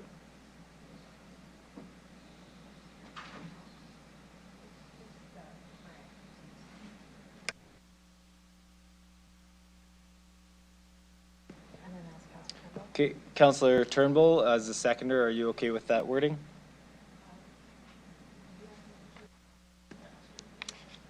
Are you okay with the wording? Okay. Okay. Okay, unfortunately, we have to take our 45-minute lunch procedurally. So we will we'll be back at 1:05, 45 minutes. 1:05 we will be back and hit the ground running.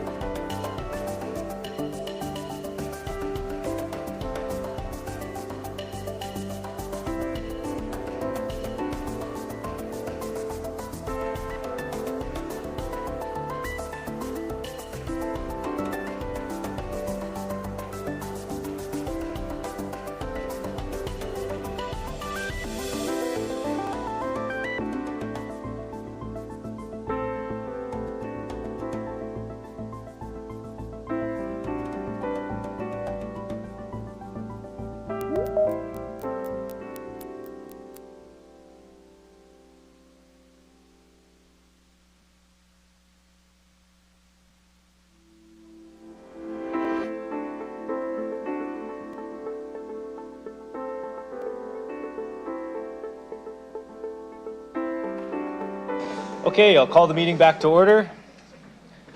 And I will go back to Councillor Radens to speak to the amendment on the screen. Go ahead. Okay, so after conferring with admin, we've come up with this where we're reallocating 1.55 million within the capital budget using basically what it says here from asset revitalization reserve from the salt and sand storage facility. And so maybe can you like explain that a little bit there, please? Mr. Anderson, go ahead. Thank you, through you, the mayor. So essentially, right now in the capital budget, we are using 1.55 million of the ARR fund to construct a new sand and salt storage facility. What the councillor would like to do is reallocate that within the reserve into playgrounds. So essentially, we wouldn't be changing the budget from a dollar perspective at all. We would just be we would be putting that money from the ARR into playgrounds rather than into the salt and sand storage facility. Okay, thank you. And so how does that affect that the sand and storage facility project, I guess? Mr. Doney, go ahead. Through the chair, I'll start and then ask Mr. Warren to give some more details. So currently some of our material for sanding our roads is stored outside. And so when it's stored outside, it gets wet and it jams up our equipment. And so the desire is to build a facility to keep it dry. So on days like today that we can be more efficient when we're sanding the roads. I'll get Mr. Warren to provide any more details he can on why that facility is critical. Thank you, through the chair. So the city uses about between 15,000 and 25,000 tons of sand and salt each and every winter, again, depending on the severity of the winter. And that sand salt stockpile is currently stored outside. And as Mr. Doney mentioned, throughout the winter, the snow and the rain introduce moisture, and it basically goes deep into the stockpile and then it freezes. That frozen material creates frozen ice clumps in that stockpile, which create and can cause damage to our ice control equipment, specifically the conveyor and precision delivery system of the sand and salt. So when that happens, obviously the equipment is damaged, it's down and unavailable to deliver that service, of course, costly repairs, and then delays in our ice control program. So, you know, we do try to do things to mitigate those issues. As a result, our sanding and salting loading crews, they basically use the front end loaders to try to break apart the frozen lumps on the ground. You know, essentially that creates inefficiencies and delays in the loading of that material, and of course just additional wear and tear on the front end loader equipment. And we also have a little bit of information from our environmental group that with that sand and salt pile sitting outside, basically, it just increases the likelihood that that salt runoff may impact the land and soil conditions and just possibly increase future remediation costs. Okay, thank you. So we've never really had a sand storage facility, is that correct, in terms of it being outside for the however long? Mr. Warren? Through the chair, that is correct. The current, the large sand salt pile has always been outside. We do have another facility that stores the dry salt and a small amount of dry sand because I guess a couple things. The salt itself, the dry salt, you know, cannot get wet basically. So we've always kept that inside, and then we also have a small amount of dry sand that we use to basically bring out into that pile outside and use it to, like, you know, decrease the amount of moisture content. But it's a very labor intensive and time consuming process, you know, to work that material and blend that material kind of, you know, during the winter season as we're, you know, trying to, you know, impact the icy conditions on the road network. So what I'm hearing is that you've managed that to date, correct? Through the chair, that is our current situation. We've been managing that.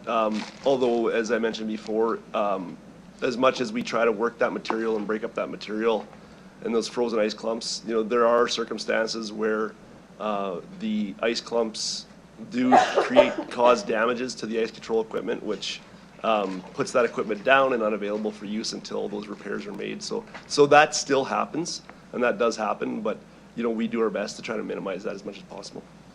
Okay, thank you. Okay, questions from other members? Councillor Rasevich, go ahead. Through the chair, so would this, would this possibly save us money through damages, through equipment, by having this facility? Mr. Warren? Through the chair, so I believe the way our equipment model works is that the fleet budget is created, and it's based on your average wear and tear, your typical wear and tear, your preventative maintenance programs, your replacement cycles. You know, the types of repairs that are a result of the frozen ice clumps are beyond normal wear and tear and beyond normal circumstances of, you know, of that equipment. So these would be additional costs put back on the operating area. So the winter maintenance program to cover those costs through basically like an operational damage charge. So we do see those charges come in on a monthly basis. I don't have that information readily available, but there are additional charges that do come in when that happens, and the winter maintenance budget is used to offset those costs. Yeah, okay. Yeah, so there's a number, but we just don't know that number, I guess, specifically, hey? No. My other question is, with playgrounds, per capita as a city, what, do we have more playgrounds than other cities?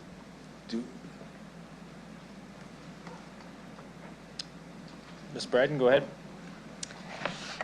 Thank you. Through the chair, I actually don't know for sure if we have more playgrounds than other cities per capita. I do know that we do have 152 playgrounds in the city of Regina currently. Because I know for outdoor swimming pools per capita, we have the most in Western Canada. Yeah. So I do know that. That's correct. So I guess what my question is, if we have per capita that many more playgrounds, again, it all comes back to what Mr. Anderson talked about right at the beginning about service levels. With the amount of money we have, we can only accommodate certain service levels at certain areas of the city, and we have to make those decisions. So we have to keep that in mind. Ms. Braden, go ahead. Through the chair, thank you for those comments. If I may add, we are doing review of our parks, and part of the assessment we're doing is related to the playgrounds. We have in our recreation master plan a service level that provides for a playground approximately, I believe it's within like 800 meters of most residences currently. We are doing work on the parks. You will see a strategy coming forward at the end of next year that speaks specifically to our playgrounds. So there is work underway to assess our current standard for that service, that level of service or our playgrounds, and we'll have a plan bringing the rehabilitation of those playgrounds next fall. I guess my question is our service level over and above other cities, for example, or have we chosen to have our service level be the best in, the best, I guess, in Western Canada, or that type of scenario? Yeah, thank you. Through the chair. So I would say that at the time of the recreation master plan, it was probably a jurisdictional review would have likely been done at that time, and it was probably comparable to other cities. Comparable? Okay. So if we allocate this money to playgrounds, are we going to be above, or just is it? So through the chair, this funding is to be allocated, I believe, and Councillor Turnbull or Councillor Roddens can correct me if I'm wrong. The intention is that this funding would be put towards the increasing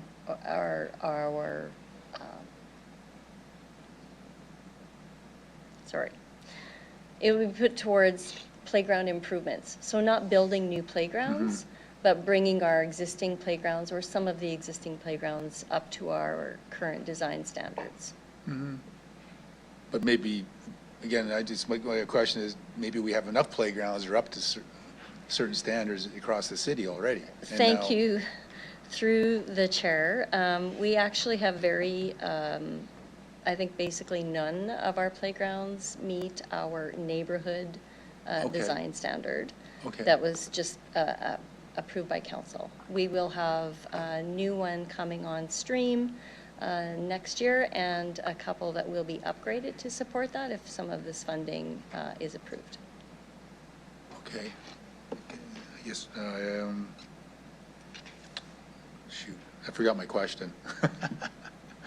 But okay, thank you. Okay, and then we'll do Okay. do 2 rounds. So Sure. if you remember your question, Yeah, you'll have another okay. chance. Yeah. Councillor Mancinelli, go ahead. Oh, actually, my questions were answered by administration. All in all, I do want to support playgrounds, but I don't think this is the way thinking of trying to run efficient administration and delivery of services. Okay, Councillor Fro, go ahead. Yeah, through the chair. A couple questions about the asset revitalization reserve. First, I think enhancements to support playgrounds are smart because we take $1 public dollar and we stretch it into $4 or $5 or $6 when we support the community with their fundraising initiatives.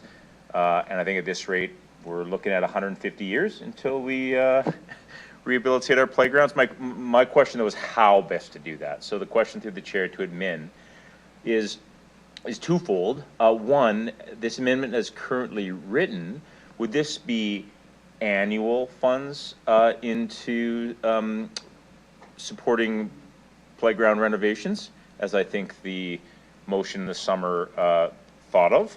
And two, when we think of the asset revitalization reserve, and I'm going to be putting forward an amendment to build that back up, is this the most appropriate way to rehabilitate our playgrounds when we think of what is the asset revitalization reserve sort of intended for? So one, as written, would this be annual funding? Because I think that's what the motion earlier in the summer was intended to do.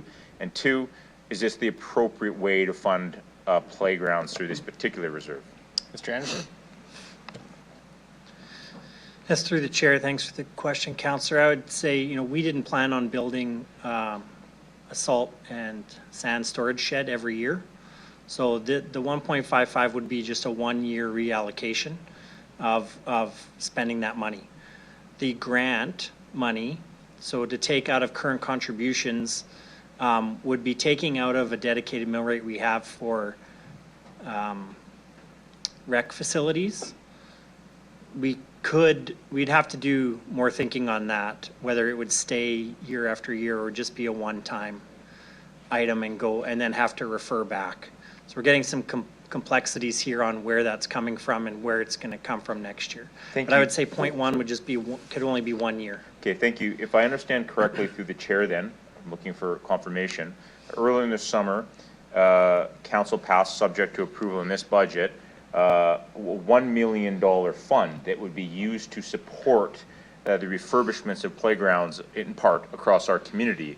But based on the spirit and intent of that motion, what I see here is predominantly a one-time allocation. And so I think because of that, and because of how I look at the asset revitalization reserve, I'm not sure whether I can support this, although I certainly intend to support the enhancements for playgrounds because I believe that investment by us will leverage many more dollars within the community. Thanks. Councillor Sickley, go ahead. Thank you. Through you, Mayor. Now I'm even more confused because I had the same question as you, but I looked at it differently. If it was a one-time 1.55, then we can do the shed next year. Just get you to hold on 1 more year. Now I'm a little confused. Can you restate, is this a 1.55 every year forever, or is it just this year? Mr. Anderson. Through the chair, so in relation to the 1.55, we are not going to build a new salt sand storage facility every year. We're going to build it one time. So the budget right now and the forecast has us building a salt and sand storage facility one time. If you want to delay it or take it off the list for playgrounds, it would be a one-time item. We would have to revisit whether or not we wanted to put that amount into playgrounds on an ongoing basis. But just by switching out this, it's a one-time item. And The that's in it- second point is more muddy. And this is in addition to the 1 million we've already agreed to? Through the chair, so the 1 million was never agreed to. It was a proposal that said this is something we could do to support playgrounds in the city, and we were to debate it during budget time. So I think this is what Councillor Radens is putting forward as maybe a one-year solution to that policy, but it wouldn't satisfy full implementation of that policy. So how did it get from 1 million to 1.55 million then? Through the chair, so the salt and sand storage facility is 1.55 million. We just allocated it out. We Gotcha. weren't gonna keep $10,000 in there. That was all. That's how it got to that number.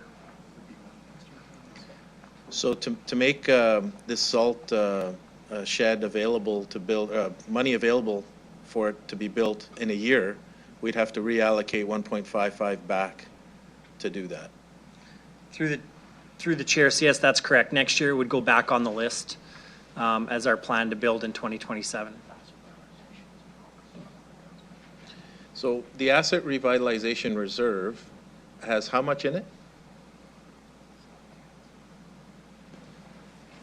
We're checking.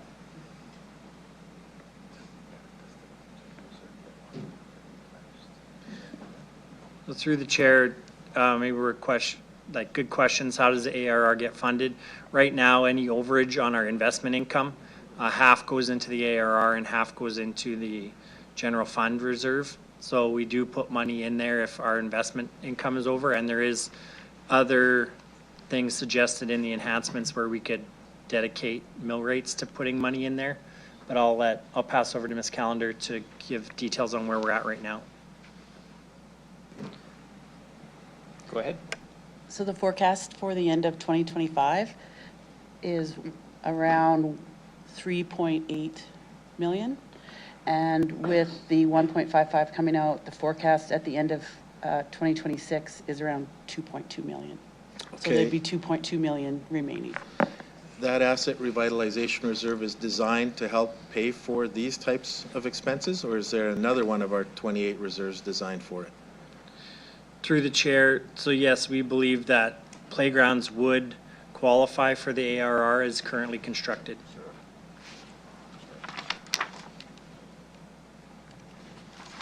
I have a note. I'd like to ask Councillor Turnbull how the number came to be. Just the explanation of how the 1.55 came to be, there was 450,000, which was not included in this year's budget, which would be our usual parks and maintenance budget. So usually, and that got decreased to just 160. So that 160 was all that was in the budget for this year for playgrounds at all. So currently in the budget, there's only 160,000 for that fund because 450,000 of it didn't make the cut for 2026. Okay. So we did the math and we put back the status quo funding, which would have been an additional 450. So that's the status quo funding to bring it up to past years, plus the $1 million that we had looked at earlier, and that's how we got to the 1.55. So, and then because of the math, our very talented financial people helped with us. We could put the 160, which they already had put in for parks this year as the grant program because we couldn't do it with the asset reserve. Okay, thank you. Anything else that needs to come out of that reserve for 2026? And I just want to make sure, can you also I just want to make sure admin clarifies and just confirms if the information is correct with respect to the dollars and cents of that. Mr. Anderson? Through the chair, so yes, that is correct. I don't believe there's any material differences in where we're moving around. I will say in terms of other projects we have funded out of the ARR, none. Sorry, I'm looking to my team here just to double check. That's the only one. Through the chair, that's the only project we had allocated through ARR for 2026. was the salt and, so currently we have the salt and sand storage facility being constructed out of that reserve, and that is all. Okay, and it was 1.55 for the structure. Through the chair, that is correct. Yeah.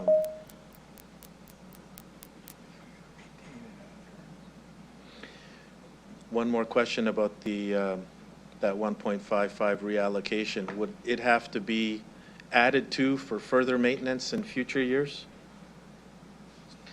Through the chair, so yes, if we were to invest that money into playgrounds, obviously over time you would have to replenish that investment.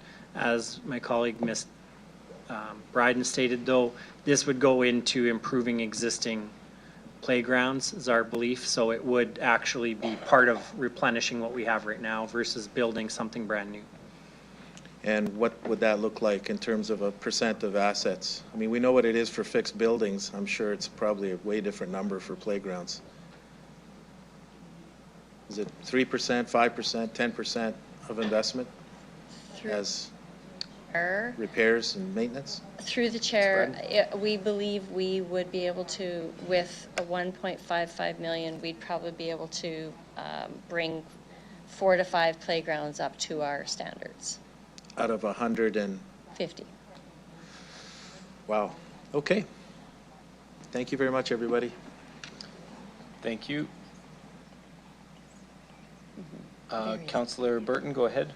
Thank you, through the chair. So for this item, I appreciate the intent. The item was below the line to start with. It was originally 450,000. We added $1 million.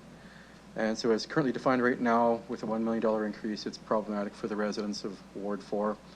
At the original lower level may have been palatable, but the residents of Ward 4 are looking for reductions. Thank you. Thank you. Councillor Zakidniak, go ahead. Thank you. I just wanted to ask about point 2. So the current operating contributions for playgrounds, how much is currently, we talk about, like this talks about reallocating 160,000. How much is the current contributions for playgrounds? Because, well, anyway, we'll just leave it at that. Who wants? Mr. Anderson. Through the chair, so in the forecast currently, we have $160,000 of current contributions coming from taxpayers that would go into playgrounds. Point 2 would just be taking it out of capital. So instead of putting that 160 into playground capital, we would take it out of current contributions on a net zero basis and create a grant program where we would allocate $160,000 to associations to build their own playgrounds. Right, so the whole amount, to be clear. Correct. Okay, and now I have a question for Councillor Turnbull.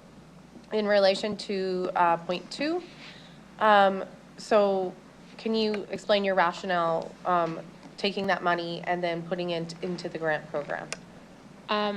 Sure. The asset reserve, the ARR can't go to a grant program, and initially when we voted on that $1 million, it was to have to a grant program and have to parks revitalization, and we can't do that with the math. But we could take the 160, which is allocated to playground, and turn that into the grant. So this is the best we could do with our math and moving things around. But 160, that is all that is allocated for playgrounds. Originally there was that extra 460, but it didn't make the cut. So really what the effort is to bring back to status quo, really to go back to status quo, and then add on what we voted on before, the enhanced. So it's not actually 1.5 extra, it's just to bring it back to status quo levels, because $160,000 a year, when you have 152 playgrounds to maintain, doesn't even do one playground. Understood. Now, so for point 2, this was what they normally would use, they're proposing 160,000 to where administration would choose a playground for that amount of upgrading, or that spend. And can you remind us how the grant program would work? If we instead use that money for a grant program, how would that work? So the grant program would be that a community association or whatever, and administration would choose the dollar amount. It would be an incentive to allow a nonprofit or a community group who's building the playground to continue to build the playground. So it's really trying to encourage asset revitalization through partners, because we aren't getting anywhere with $160,000 a year. Okay. And so by partnering up, we're going to do more for our deferred maintenance, and the asset, our revitalization reserve this is our assets, this is our infrastructure, this is our playgrounds, which aren't even, like, this is a cut from last year, because last year would have had the extra 450. So this is below status quo. We're just lifting it up to what it was last year, plus the enhancement. Okay, I'll just maybe ask admin just to comment on the from your perspective operationally, the difference between on point number 2, what that means. If someone could comment on that. Ms. Bryden? So thank you through the chair. I hope I'm not going to confuse the issue more. So I'm going to take us back to previous years in capital budget. So previous years, the capital budget would have had a line from the recreation culture contributions to capital, which is a dedicated mill rate to recreation. Of that money, $160,000 was dedicated towards playgrounds.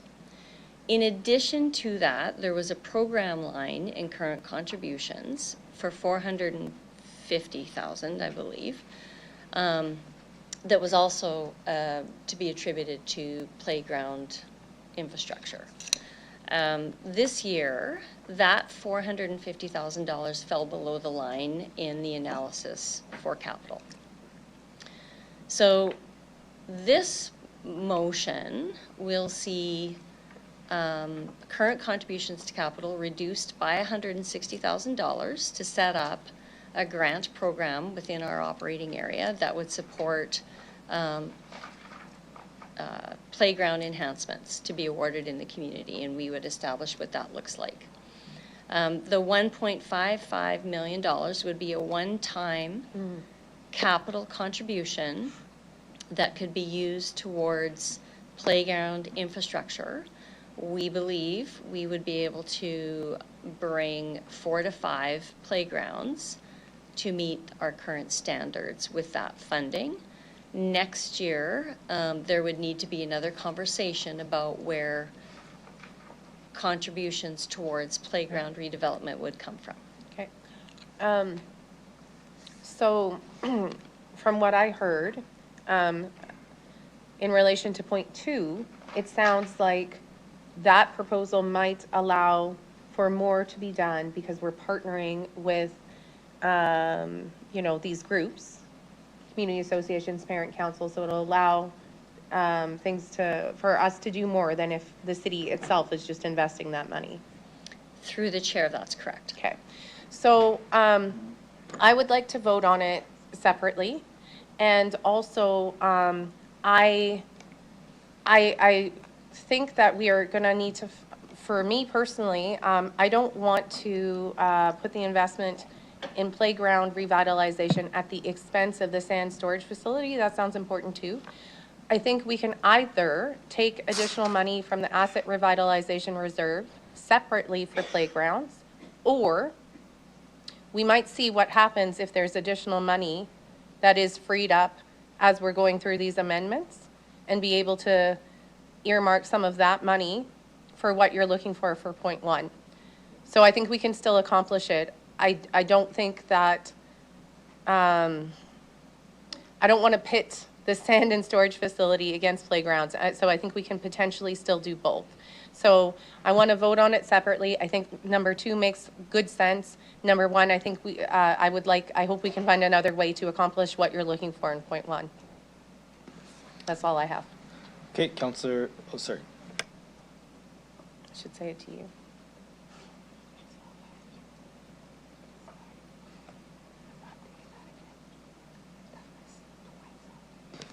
Okay, the acting city clerk just has a clarification for administration. Go ahead. Through you, Chair, I apologize, I had missed some of the conversation, but I got a question about point number 2. Is it, excuse me, problematic that we have in current operating contributions? Is this a capital contribution ask that we missed? Mr. Anderson? Through the chair, great catch. That should be current capital contributions. Okay, thank you. Councillor Turnbull, go ahead. Yes, I have lots of comments. So I guess if we did vote on 2 separately than 1, and put the 160 into current capital contributions, and I'll ask this to administration, that means we would not have any funds to do any playgrounds, because we'll have taken our 160 we have for playgrounds and changed it into a grant program. So it would be an either-or situation where we either have the money to maintain playgrounds or do the grants. Is that correct? If we don't approve number 1. Ms. Bryden? Thank you. Through the chair, yes, I would agree that that's how I would read this. Yeah. Because that $160,000 is currently our maintenance budget for parks for 2026 total. Through the chair, for playgrounds, that's correct. So it works when we put money into playgrounds to otherwise, but if we do not have money going into playground otherwise, we will not have any money to maintain our playgrounds if we put it all into a grant program. Correct? That's correct. Okay, so that so I did have some question about the sand and storage facility. So on our thing, page 47, the SALT says that in 2024-2025, a new cold storage building was constructed to meet approximately 40% of roadways and transportation storage needs. And this would be a second building. Is that, because this capital list says there is a building that exists. Mr. Doney? Through the chair, excuse me, through the chair, I'll ask Mr. Warren to provide some details, but I think that is indicated when he had said that some of the material is stored. But to Mr. Warren, please. Mr. Warren, go ahead. Yeah, through the chair. So so historically, we did have a storage building for the salt, as I mentioned before, and that reached the end of its life, and that was replaced. So that current building that we have in place holds the dry salt, and this second building is to actually store the sand salt pile that remains outside. Okay, I see. Thank you for the clarification. I was like not entirely sure what was happening there. Okay, I think what we're trying to do here is at least get status quo in playgrounds. And right now, I think the asset revelation reserve is an option, and we're in a tough, difficult budget.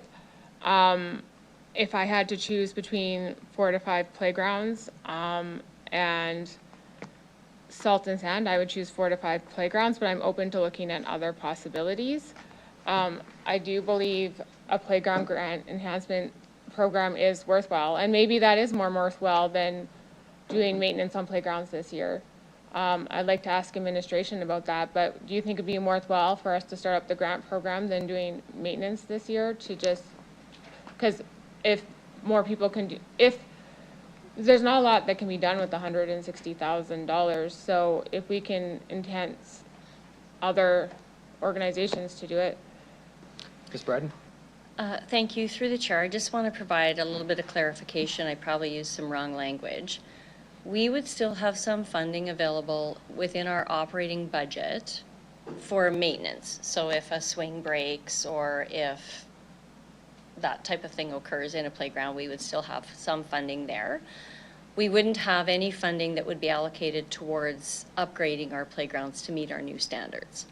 So $160,000, while it's not enough, we do have a couple of playgrounds that are close to meeting our standards, and we could probably bring one of them up to the new standard, or we could partner with another organization to bring playgrounds up to standard. So I think $160,000 to put towards our playgrounds is probably still not a bad option. Okay. Versus having nothing. And what would be the appropriate place to get funding for playgrounds other than adding to the mill rate? Thank you. Through the chair, I think Mr. Anderson spoke to that. So the asset revitalization reserve is an option. Yeah. Mr. Anderson, go ahead. Through the chair, so yeah, as you know, as Councillor Radden's put forward, this is one option, is to reallocate money within a reserve. You could, as Councillor Zakidniak had pointed out, make it in addition, so do both, take it out of the reserve. We wouldn't be at zero yet, but we'd be pretty close. Other than that, like, you'd have to find things to come off the list in order to replace it, otherwise it goes to the mill rate. Okay. And then I guess this question would go back to Mr. Warren. What would happen if we delayed your salt and sand storage facility? Like, through the chair, so our existing practice would continue where the sand salt pile is stored outside, where moisture infiltrates the pile and it freezes, and then we have to use equipment and labor to break up the ice clumps as we load our ice control trucks to be able to apply that material to the roads. And in doing so, there is a risk that those clumps do cause damage, and we incur those costs in the winter maintenance budget. Okay, so Councillor Bezo, go ahead. We're still on round one, just to be clear, so there'll be, if anybody has further comments, there'll be one more round for this amendment. Go ahead, Councillor Bezo. Thanks, Mayor. Through yourself, to administration, I guess, Mr. Warren behind me, the costs for labor and equipment damage, what does that, I don't know, say tangibly equate to with respect to the shed for kind of an ROI type aspect? Through the chair, I don't have the exact numbers in front of me. I am aware that over the years, our operational damage costs have gone down due to just, internal work around enhanced training and care of the equipment, things like that. So that is a good news story, but I think our estimates are typically in the neighborhood of $20,000 in operational damage would be attributed to this, the type of damages caused by the ice clumps. Okay, and then of course additional labor and downtime of the equipment. Is that correct? Through the chairs, yeah. So that's just the cost to repair. So in addition, we would incur costs to bring in additional contractors if needed during a situation like today, where if our equipment was down and we didn't have enough pieces of equipment to meet our service level targets, we would hire a contractor, and that's typically at a premium. So those would be additional costs incurred. Just kind of some of that unintended consequences of the delays in loading trucks and getting those trucks on the road, impacting our cycling timelines and things like that. So just some of those unintended consequences of the inefficient process as well. Okay, so we could be looking at 20, 40, 50K, we're not sure type thing, but let's pick a number like 50K? Through the chair, that's probably pretty close in the range. Okay. Thank you very much. On the asset revitalization reserve, my concern is, and can administration comment on what my concern is for the reserves? If we start pulling money at day one from reserves, knowing by 2029, 2030, these reserves will be down to zero, draining the reserves on this type of kind of council-driven initiatives. Tell me what that forecast would be. It's a hard forecast to say, but we're pulling a reserve down to half right now, and we haven't even talked about how to put money back into that reserve. Mr. Anderson? What kind of risk are we at? Through the chair, so yes, I would concur, Councillor. Anytime we're taking money out of the reserve, administration had recommended taking money out of this reserve to build the sand storage facility. So if it's just a straight switch out, then there's no difference in risk. But every time we use a reserve to fund something and don't have a plan to pay it back, then that's a project we're not going to do in a future year. Any other questions, Councillor Beazle? Okay, on point number one, like I fully understand the intent from Ms. Bryden's discussion. There sounds like there could be a workaround with some slight tweaking in some of your planning right now to get 1 or 2 done. Did I hear you correctly? Ms. Bryden? Thank you. Through the chair, with the existing funding that is the $160,000 that is in the current capital plan, we believe we could bring a couple of playgrounds that are close to meeting our standards up to our current standard.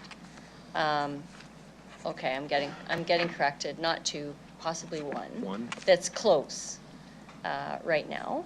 And we are working on, we will be bringing forward, I guess, at the end of 2026, a plan that would see how we are going to work on the rest of the playgrounds in the city after we have a full assessment of all the playgrounds in place. Okay, so we get 1 for 160 or 4 to 5 for 1.5. That's correct. Correct, okay. And then we have no mechanisms right now to replace the reserve, which is kind of a bit of a risk as well too. Then we've got $70K plus of downtime equipment damages for not doing salt storage. If that's correct as well, Mr. Warren? Okay. Okay, thanks. That's good for my my first initial questions, Mr. Mayor. Okay, thank you.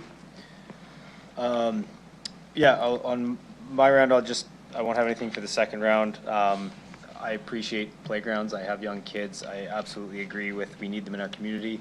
But to me, this is a tough ask to take something that's planned with administration, to take out of our reserve that we have planned for something that keeps our equipment running, to keep the snow, keep our equipment running and keep snow cleared and all that. So I don't think this is a fair trade-off in terms of risk from what I've heard from administration. So with that, I won't support this amendment. I look forward to discussions around others, and I will move to round 2. I see Councillor Fro. Go ahead. Yeah, thank you through the chair. I certainly intend to support enhancements to the asset revitalization reserve. I think I heard that, you know, this is something that can be used. My main interest is stretching one public dollar as far as we can when we're looking at redoing our playgrounds or fixing them. So my question through the chair to admin, and I know we got a boogie, we got to move on, we got a big budget, so we should wrap this up, is, am I better off supporting the enhancement in the budget of $1 million to leverage community and private dollars to fix more playgrounds, if that is my goal, or supporting a one-time reallocation through the asset revitalization reserve to fix our existing playgrounds? And that's all I have. I intend to support the enhancement on playgrounds because I think we can stretch our money further. I'm just wondering what is a more appropriate mechanism to do that based on my stated intent. Thanks. I know we got to move on here. Who would like to answer that? Ms. Bryden, go ahead. Thank you. Through the chair, I would say that we as a city would be more responsible with taxpayers' funding to enhance our existing city-owned assets that do not meet our current standard. For it to be clear through the chair, my interest is in seeing if a grant program that allows us to do what you say, if it were to be established, that would necessitate community or encourage community to match our dollars, thereby stretching our dollars, if that's my interest, am I better off supporting the enhancement in the budget, or am I better off supporting this? And maybe that's an unfair question. We can move on. I know we have other important work to do. Ms. Bryden. Thank you. Through the chair. So I think the enhancement in the budget actually does both. Councillor Sickley, go ahead. Thank you. Through you, Mayor. It's probably good, at least for me, to remind myself, we are in the business of doing both of these things. This is our goal, is to make sure the roads are great, make sure we have playgrounds for people. These are city responsibilities. couple of questions. One regarding the price of these accessible playgrounds. You said, Ms. Bryden, 3 or 4. At 3, that's $516,667 per playground. At 4, it's $387,500 per playground. Non-accessible is $160,000 from new. Correct me if I'm wrong. So we're looking at 2 to 3 times the cost. We got a great presentation earlier this year where Evan Hunchak said that we could be able to do accessible for not a lot extra. So I'm a little confused. And secondly, regardless of what the numbers point to, is there room for public donations? So for example, can we partner with a community association for a matching program?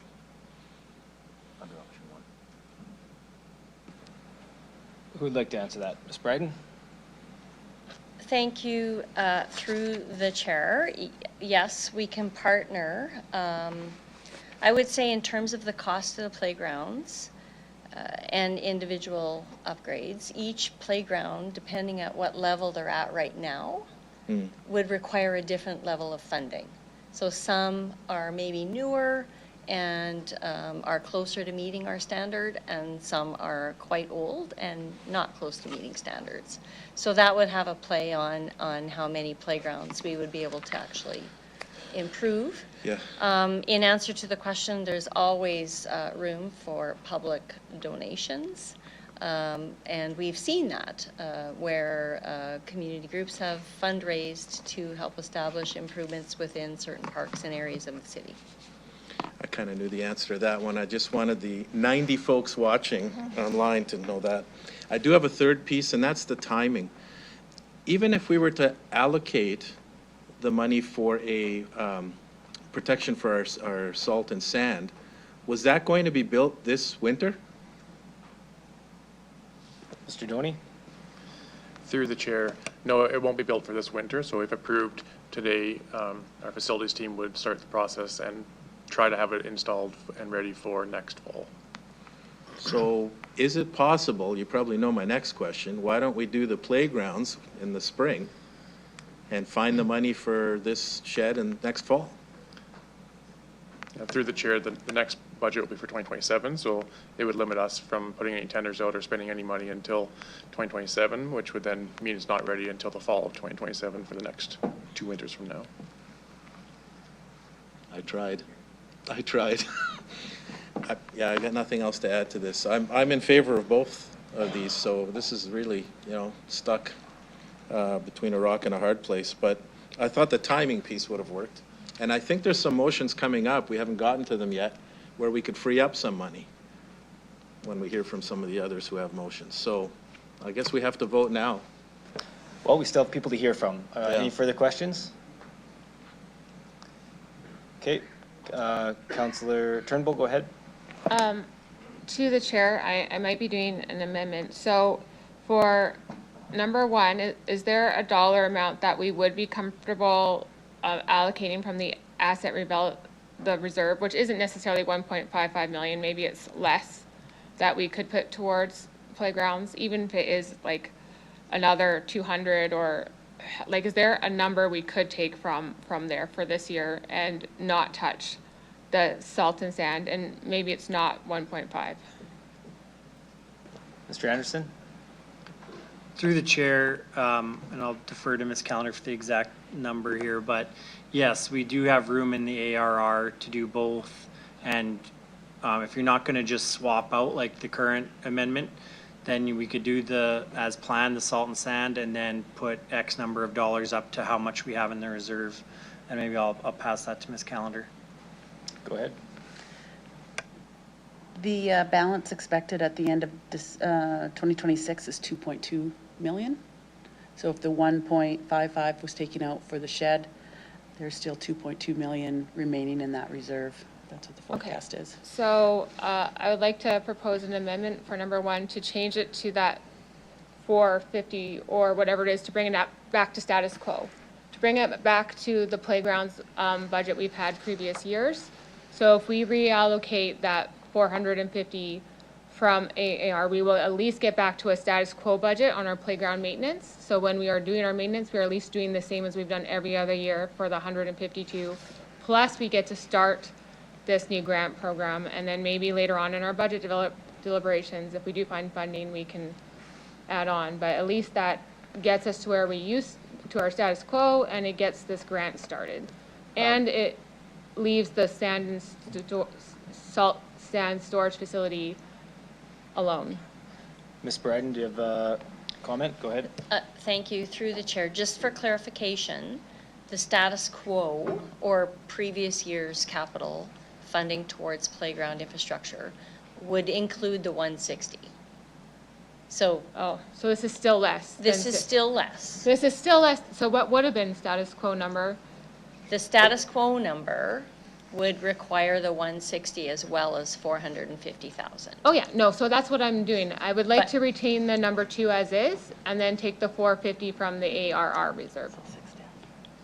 So then it would get you the 450 and the beginning of a grants program. Thank you, through the chair. I just wanted to clarify that's not status quo. It is like, a little different. It's Yeah. what is status quo though. Like, do you want me to up it? I'm happy to up it, George. You should make an amendment. Okay, Councillor Turnbull. All right, so reallocate, so I'd like to make an amendment if Shomna is, because. So are you looking for a friendly amendment first? A friendly amendment. And I guess maybe the discussion is what the dollar amount would be from the the AR reserve. And 450 would be the number to get us back to status quo. Anything above 450 will take us above status quo. So I'll let that, maybe I'll look to the mover, Shobna, to see what number she wants. Councillor Radens. Okay. Councillor Turnbull is asking Yes, for a thank friendly you. amendment. Thank you. Okay, so what if we did 1 million? Okay, because out of the reserve, you're saying that if you take 1.55 out, there's still 2.2 million remaining. So then if we took $1 million out of that, then that still puts back 55,000 back into it. If that's amenable to folks. Okay, Councillor Radens is asking for 1 million from the reserve. Councillor Turnbull, you're the seconder.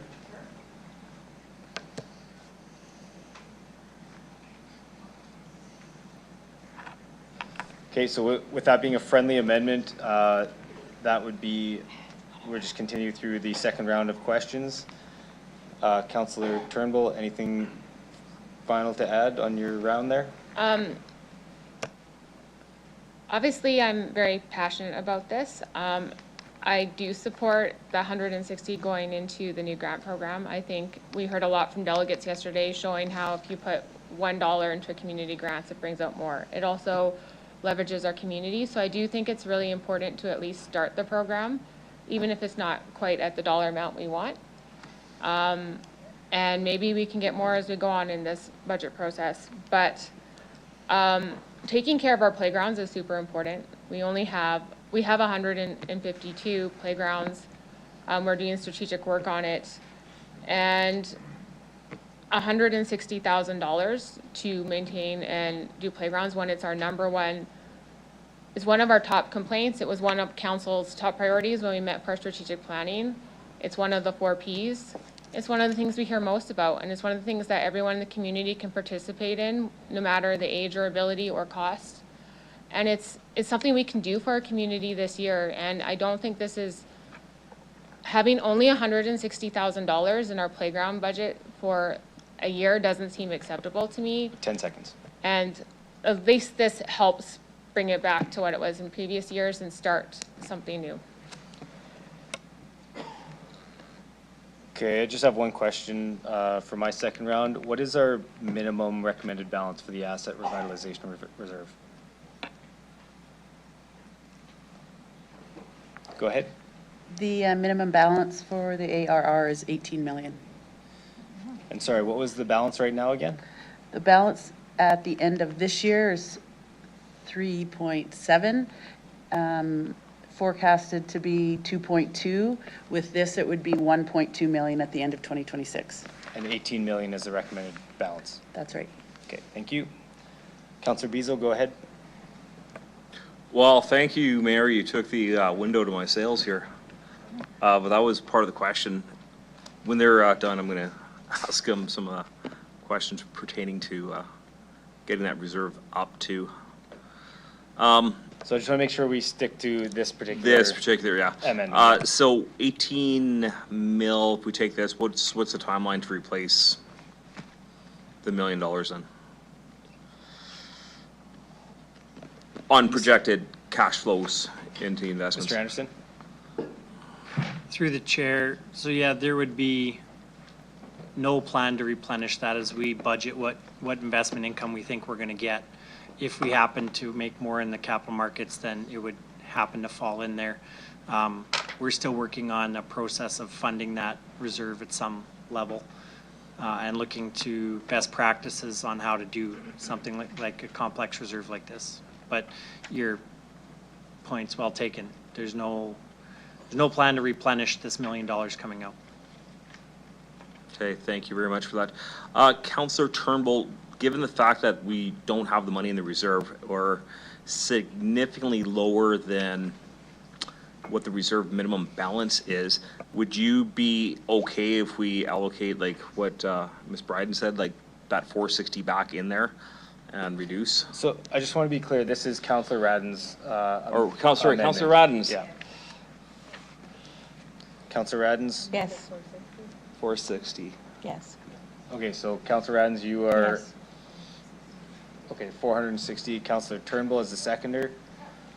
Okay, Councillor Turnbull is okay with moving that to 460,000.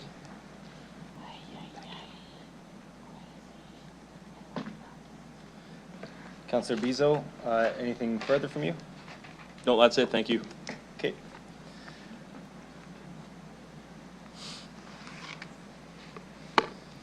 Councillor Zakiniak, go ahead. I don't need two separate votes anymore. That's all I have. Okay. Councillor Flores, go ahead. Thank you. Through you, Mayor, just a quick question about, I know we're talking a lot about our reserves, but what is the cost of deferred maintenance, given that it looks like we haven't been maintaining our playgrounds to the standards that we're supposed to? Who would like to speak to that? Ms. Bryden? Thank you. Through the chair. So we have been maintaining playgrounds, like fixing broken things.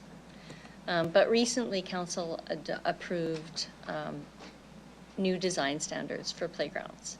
And so the work that we're doing now is really about bringing our playgrounds up to meet our own design standards.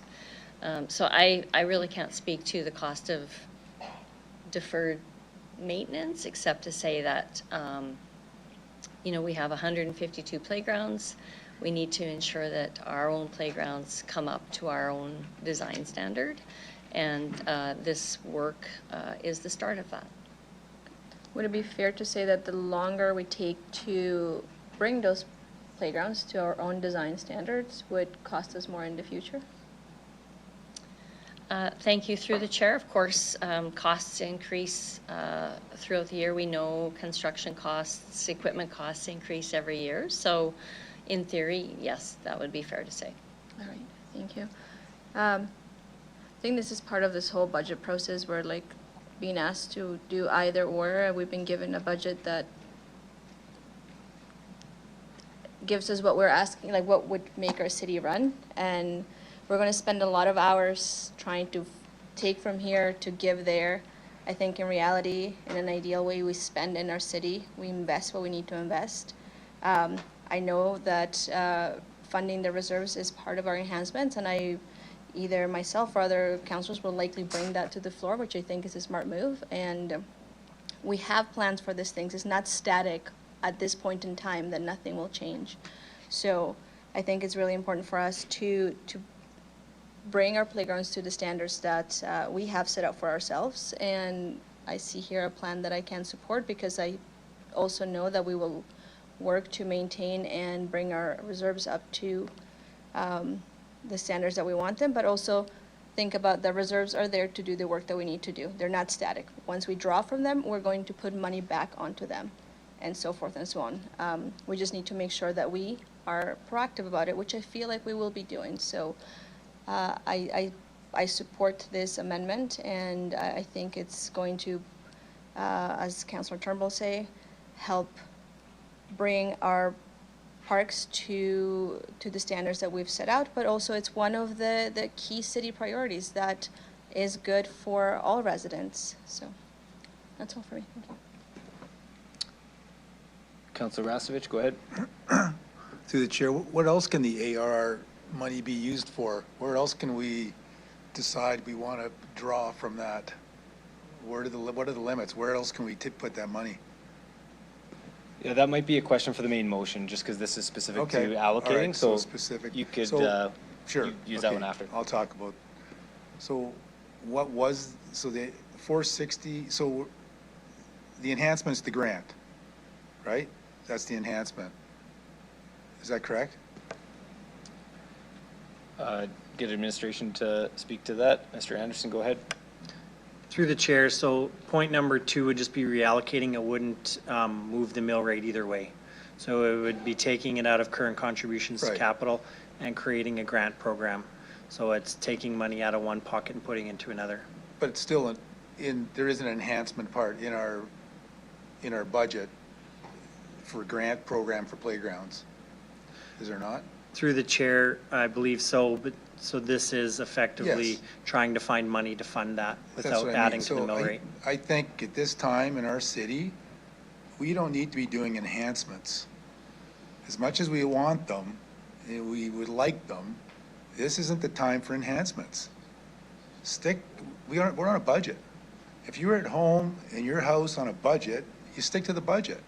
You don't just start all of a sudden, if you like things and want things, start buying them.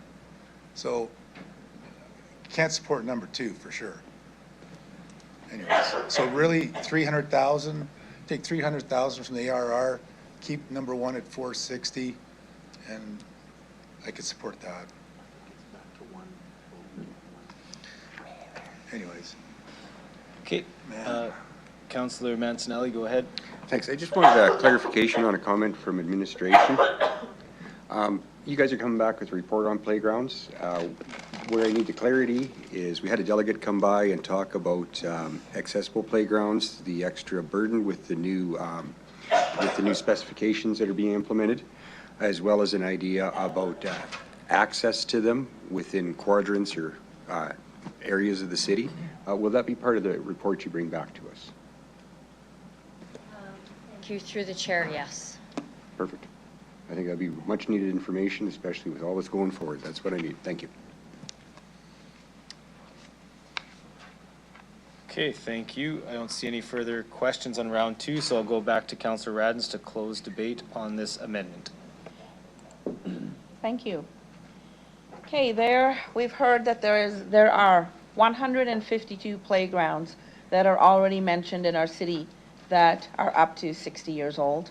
They're decrepit and they're in desperate need of repair and update.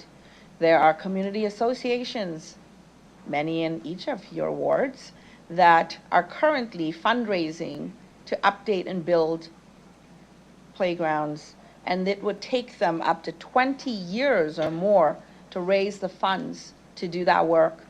We are still behind where we are currently not updating any of the 152 playgrounds in this city. And this would provide the funds to upgrade, repair, and provide community associations and parents' councils with grants to move this along, not at the rate of 5 to 6 per year. However, I will still take this as it is better than nothing. And thank you for going through this very painful exercise, and hope that you would support our community associations in our community and parent councils that are working hard to fund their playgrounds. Thank you. Thank you. I'll ask the clerk to start the vote on the amendment.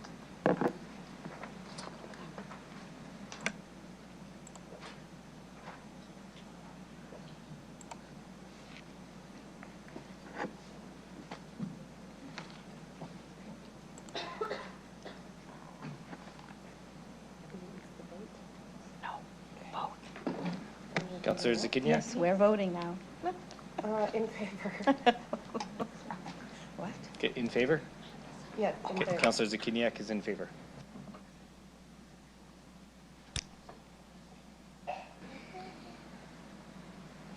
Through you, Mayor, the amendment is carried in a vote of 8-3, with the following members voting in favor as follows.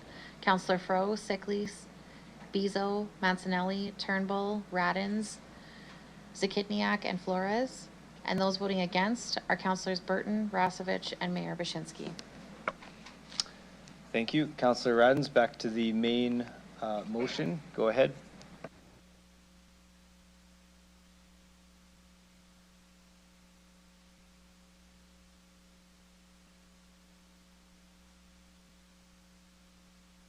We're back to the main motion as amended.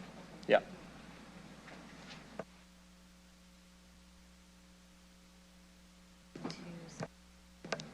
Two minutes and 52 seconds.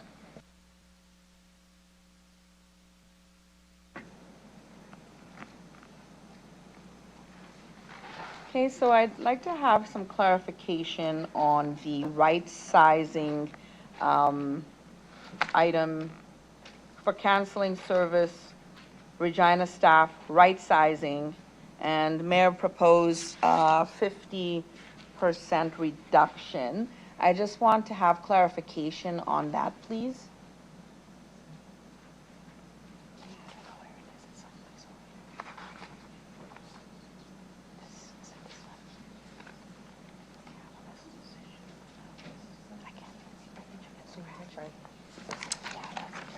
Ms. Johnson, go ahead. Thank you. Through the chair, you're wondering what the impact would be with a 50% reduction? Yes. So the original request would have brought us to an estimated annual service level of 80% of calls being answered within 2 minutes. If we cut that in half, we're estimating about 65 to 70% of calls would be answered within 2 minutes. So it just reduces our overall service level, and that would be on average. Yeah, okay. So that's service calls for what time period? I'm sorry, I didn't quite hear what you said. Sorry, thank you, through the chair. So for, like, when somebody calls with a service request, our target is to try to answer 80% of calls be answered within 2 minutes. So nobody has to wait longer than 2 minutes, 80% of the time. Monthly fluctuations impact that, so we'll never be at 100% without significant staffing and fluctuating staffing depending on time of year. However, if we cut our request in half, then we're looking at maybe 65 to 70% of the calls that would be answered within that 2-minute window. There would still remain monthly fluctuations, so not all of them would be answered that quickly, but that's what we're aiming for. And perhaps for context, industry standard is that 80% of calls are actually answered within 30 seconds. We have a target of having them answered within 2 minutes because the 30 seconds is just not feasible. Okay, so I guess we're reducing our service in terms of getting back to or answering those calls, because I know that I get residents that complain a lot about not even getting through to get a call answered. So I'm concerned about reducing this to 50%. And so if we're already falling behind and we're not even close to 100%, I think my amendment would be to keep this as status quo and bring it back into the budget.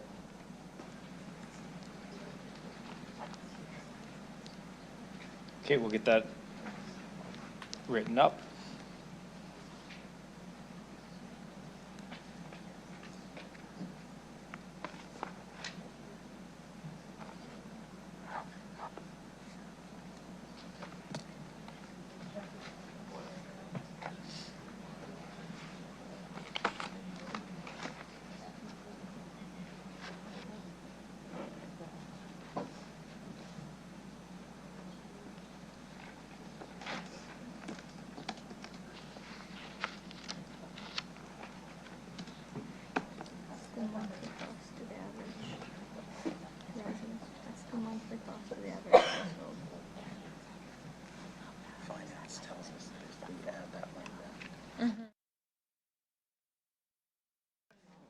Okay, Councillor Adams, you have 3 minutes to speak to your amendment. Go ahead. I think I've kind of already spoken to service levels that I mean, I get lots and lots of emails and complaints about people not getting, they don't get back, I can't even talk, that they're not getting through to calls and getting the answers or getting timely answers. And so I think that I would like to see that we try to improve this, that's more than 80%. So I'm not in favor of reducing this to 50%. Thank you. So we can open up for questions from anybody. I do have one question. Is adding 2 positions an increase in service level over no positions at all? Ms. Johnson? Thank you. Through the chair, we have been falling behind service levels, so the total request was considered to right size to bring us back to within an acceptable service level. So we'll still be below our target, but half of the ask is better than none of the ask. What's the current service level compared to the 2 positions compared to the 4? Through the chair, currently the annual average for 2025, we were answering 53% of calls within that 2 minutes. So adding a couple of positions, 2 to 3, would take us up to that 65 to 70% that I referenced. So it is an increase from current, but it does not meet the target of 80%. Okay, thank you. Councillor Flores, go ahead. Thank you. Through you, Chair. Again, another example of trying to save residents cents. So this would cost the average household 88 cents a month to have good services when they call the city. So we've been provided I think a great reason as to why it's important for us to staff appropriately, because this also means that our staff are not going to be overwhelmed because they're trying to meet really upset and anxious residents, because they often call us because something is wrong. So the type of calls that we get are people who are not having the best day. So that means our staff have to deal with that. And I think to me, it's only fair that for 88 cents a month for the average household, we provide the appropriate service and we don't burden our staff to the point that service levels are decreasing. So to me, it just makes sense to appropriately staff our Service Regina Center, because they are the face of the city in a way. They are the ones that deal with residents on a day-to-day basis the most. So I would support bringing this up. Again, 88 cents a month is what we're talking about. So Thank you. with your commentary, I realize I forgot to get a seconder for this. Councillor Flores, would you be okay seconding this? I will second this. Thank you. Okay, any further questions? Oh, sorry, Acting City Manager, go ahead. Thank you, Mayor. I was just going to suggest that to assist everyone in understanding and seeing the transparency of these things, I would respectfully suggest that anytime something is being asked to be put back into the budget, a question be posed to our finance officials as to what the impact is on the mill rate, so that you understand what the mill rate, projected mill rate increase is as you go forward on every item that impacts the mill rate, so that there'll be no surprises down the line. Okay, with that, could I ask Mr. Anderson if he could indicate what that would be so we can include it as part of the amendment, please? Through the mayor, I'll pass that over to Mr. Black. Mr. Black, go ahead. This increase would add 0.07% to the mill rate ask. 0.07. Yeah.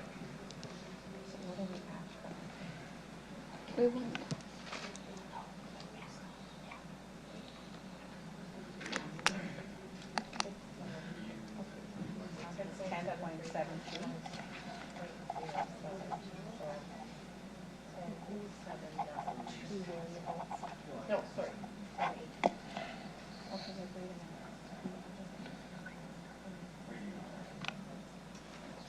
It's also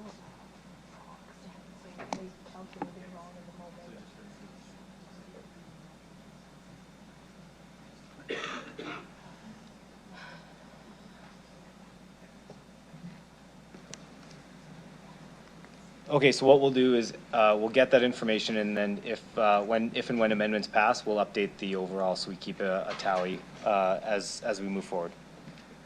Okay, Councillor Bezo, go ahead.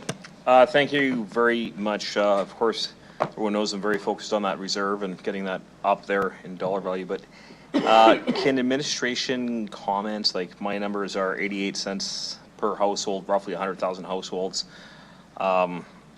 This could work into about $1 million. Mr. Anderson, go ahead. Through the chair, so we have commercial taxpayers as well.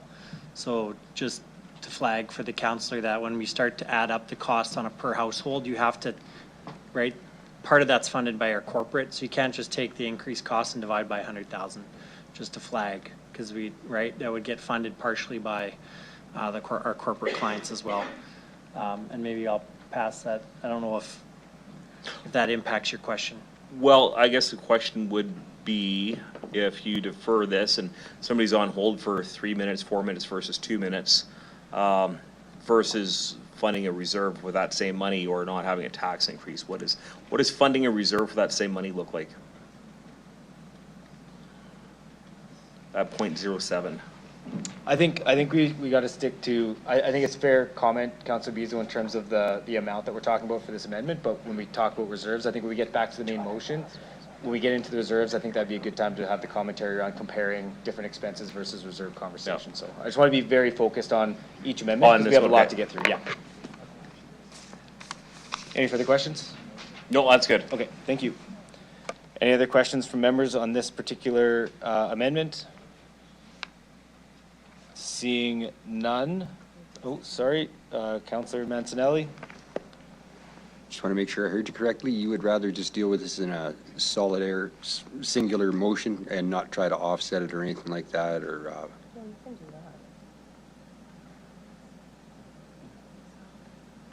I'm not interested in adding the cost, but I'm interested in supporting the motion. No, I think we want to keep it simple. So I think what's on the board is what's on the board, and we'll just move forward with that. Fine. I will take the vote. Okay. So with that, we'll go to Councillor Radens to close debate on this particular amendment. Go ahead. Thank you. So currently, we've heard that we are at 52% of service and meeting service. And if we add the two positions, that brings us up to 65 to 70%, which is still below 80 to 100%. And so I think that it is important that our citizens and our residents know that we care about meeting their service needs. And I think we heard that yesterday resoundingly from people in this community that want to maintain the services that is available. And in this case, we know that it is not. And so I am hoping you all will support this motion and service our residents as they should be. Thank you. Thank you. I'll ask the clerk to start the vote on this amendment.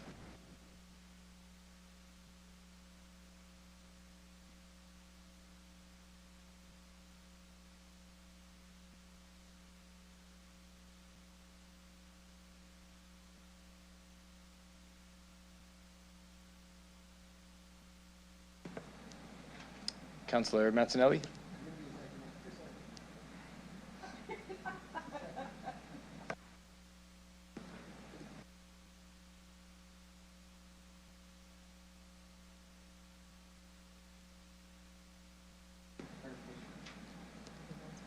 The vote's been called, Councillor. We can't do that. Sorry.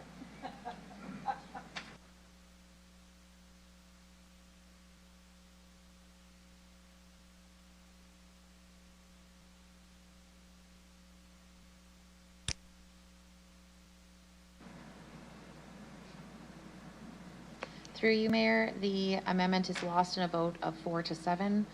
The following members voting in favor as follows: Councillor Turnbull, Radens, Zakidniak, and Flores. Those voting against were Councillors Fro, Siklis, Bezo, Mancinelli, Burton, Rasevich, and Mayor Bashansky. Okay, we're at 2:30. We'll take our mandatory 15-minute break. We'll be back just before 2:45.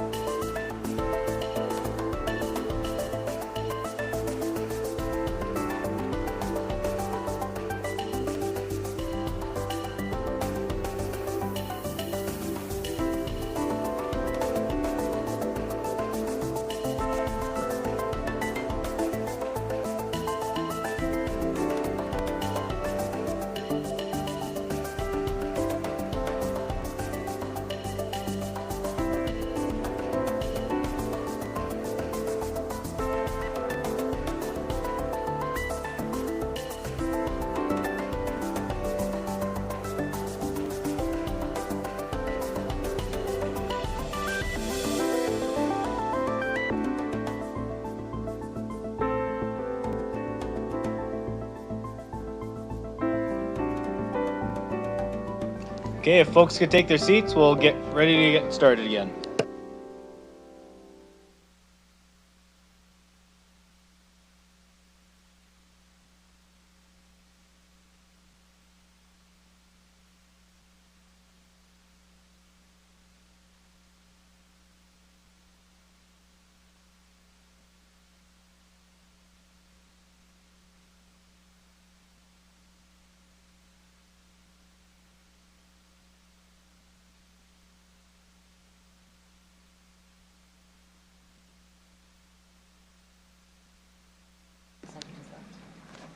Okay, Councillor Radden's back to you. I'll call the meeting back to order. Great, thank you. Okay, so you have a minute 49 on the main motion. Go ahead. Okay. Okay, shoot, sorry, I lost my spot here. Can I get clarification on the LinkedIn $60,000 that was rolled into, and I maybe the canceling of the FTE request, HR analyst, learning management system and safety, 50% of proposed reduction. So can we just get clarification on that? Yeah, so just to be clear, I had removed the LinkedIn piece and then put it into the HR analyst, but Mr. Nickel, go ahead. Thank you, Mayor. This was a zero-sum change, but I'll let Mr. Froelich, our Director of People and Organizational Culture, respond to the specifics. Go ahead. Through the chair, yeah, so we asked to make a change. The LinkedIn Learning fees are critical to us recruiting staff to the organization. They help us have an online presence with the community and have a far-reaching recruiting resource for our managers when we have tough to recruit positions. And we felt it was best to give up the half FTE for our LMS system versus the LinkedIn Learning. Okay. So this doesn't actually affect an FTE, correct? We had proposed, through the chair, we had proposed a full FTE, but the mayor's presentation and amendment had proposed a half FTE, so we proposed to swap the two this morning. Okay. Thank you. Anything further on the first round? One second.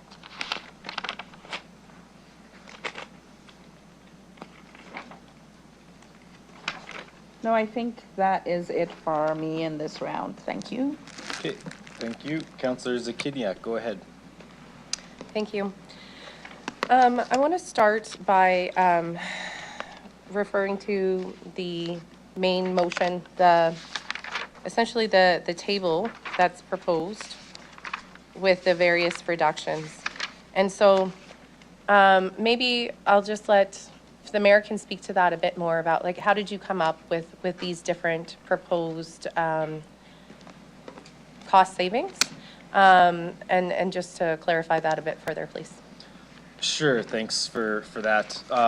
So my approach was, I would say, threefold. One was taking the initial information provided and narrowing down into items that, under that initial list that we were provided, taking a look at the items that had either low or no impact indicated on that list.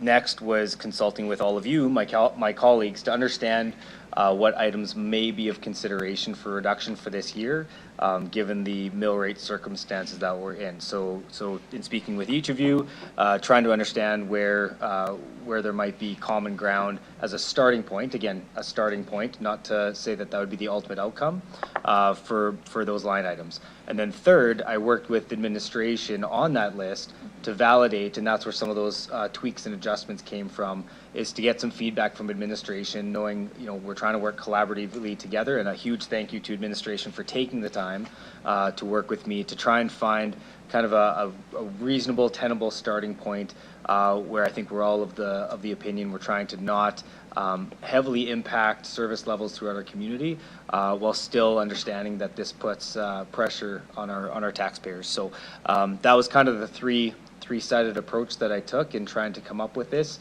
trying to collaborate between council and administration, and my own understanding of the information put in front of me. Thank you. So your intent was to minimize, prevent or minimize impacts to services. And so would you say that's the outcome based on your best information that you've achieved? That's correct, and that was my intended outcome, yes.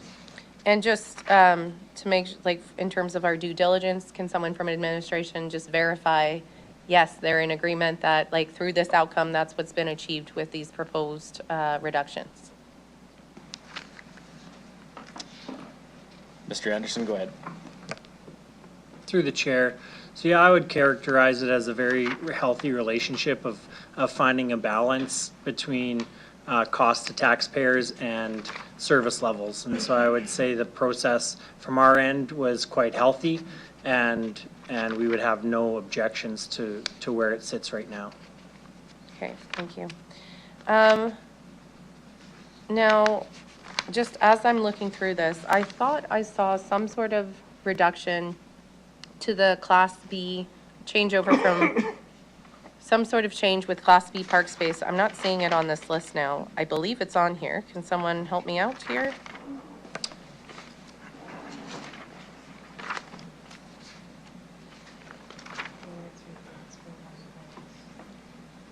Is it there something on here? Yeah, there should be a line. Oh, I for see it. 1.25. Parks Class B to C adjustment partial. Thank you. Yeah.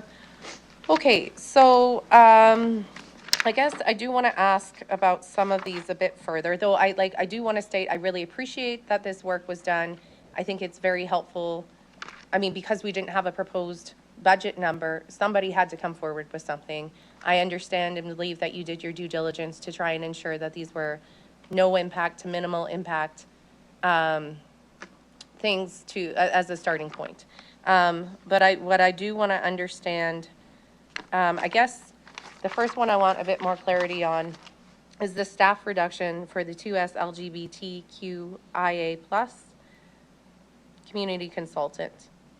Is that something that administration had, well, just some, I don't know if that's the mayor or administration or who wants to give the rationale for that proposed reduction?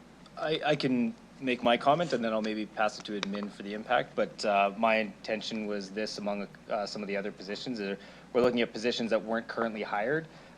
Last year, I know there was approved 2 positions. One was hired. This was just to see if we could defer that position and work under the status quo in terms of the resourcing what we have today, and just delay that hiring of that position that isn't hired yet. So that was my intention. I don't know if anybody from administration would like to comment on that. Mr. Nicol, go ahead. Through you, Mayor, yes, that is accurate, Councillor Zakidniak.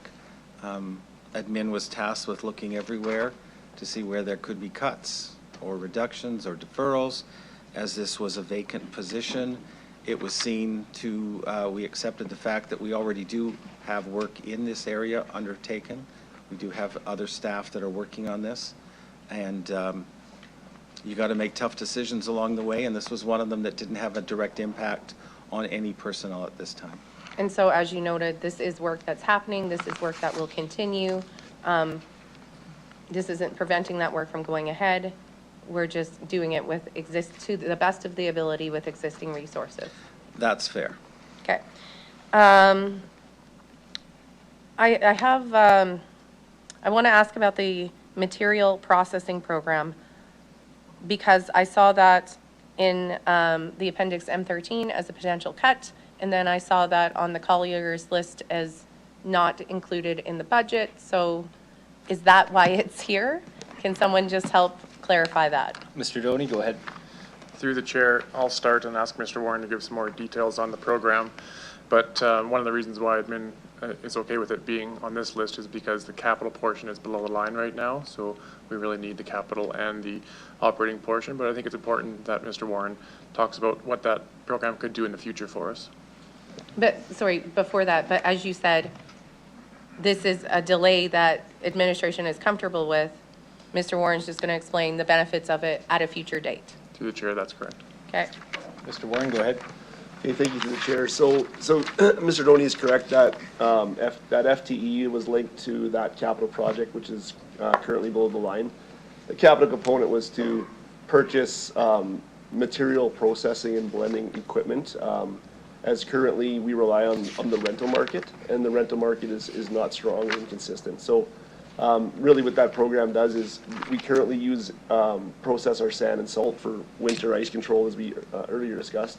We process that sand and salt pile over the summer months to prepare for the winter, and the current way we do that is to utilize overtime with our existing resources. So that FTE was required to reduce overtime and enhance the ability to process both sand and salt, as well as enhance our ability to blend and process recycled asphalt and recycled concrete for the increased use in our construction program. So we did want to, this was as part of an enhancement initially, to enhance our existing capabilities when it comes to processing materials.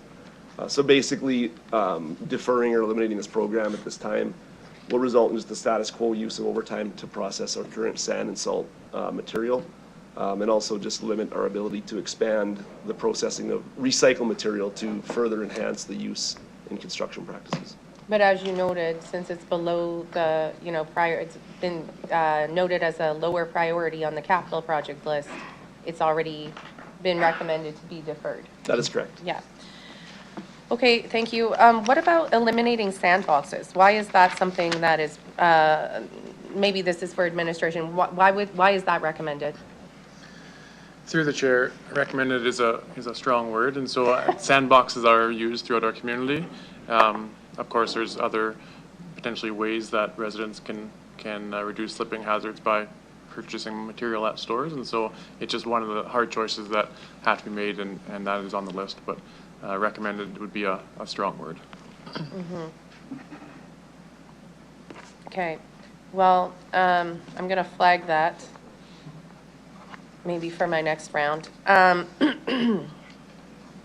Okay.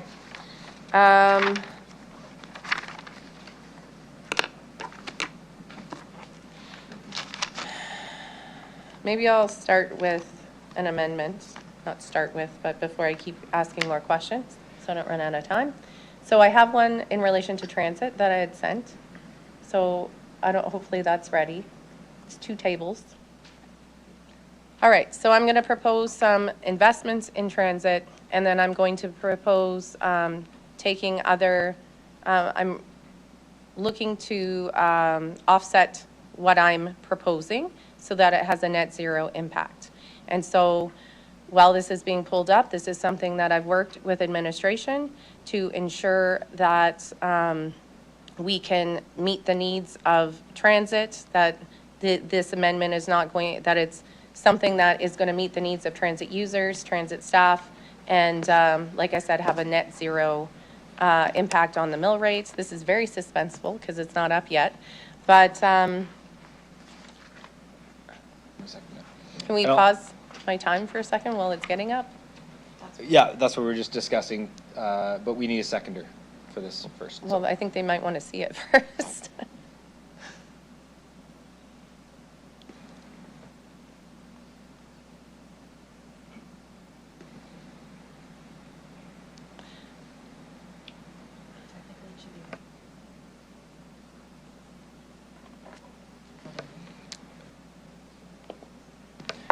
So Councillor Zakidniak, just so then, if people are seeing the amendment, can you just read it into the record so then we have it, and then we'll get a seconder, and then I'll go back to you to like read the entire paragraph there? Yeah, if you don't mind.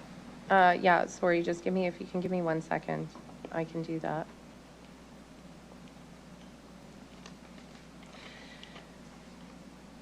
So that City Council direct administration to add safety and security initiatives for transit into the 2026 budget totaling $810,000 in operational funding and $700,000 as a one-time cost as outlined in Appendix K. To offset this cost, remove items 118, 130, 122, and part of 116 do I have to do that, the whole thing? 10,000 ongoing and 70,000 one-time costs from the 2026 budget as detailed in Appendix M13, resulting in a net zero cost. Well, that doesn't sound very clear, but I will do my best to explain this. I wonder if we could just show the two tables, and I can, like, if it'd be possible to show them on one page, side by side. And in that way, like the words, to me, it's actually more simple to just say, I'm proposing to remove these things and replace them with these things. Like, Yep, we'll get honestly, it I pulled think up. that's the simplest way to go forward here. Okay, yeah, we'll get that pulled up.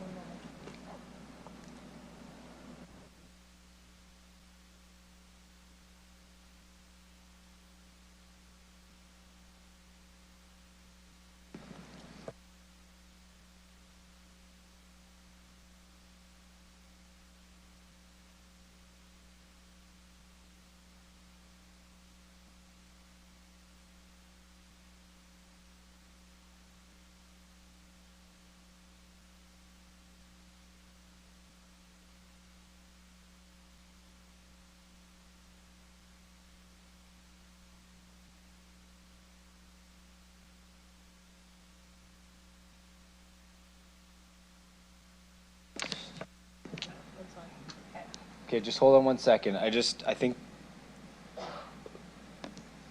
Okay, now to the side by side, if you want to just explain, and then we'll get a seconder. Okay, thank you.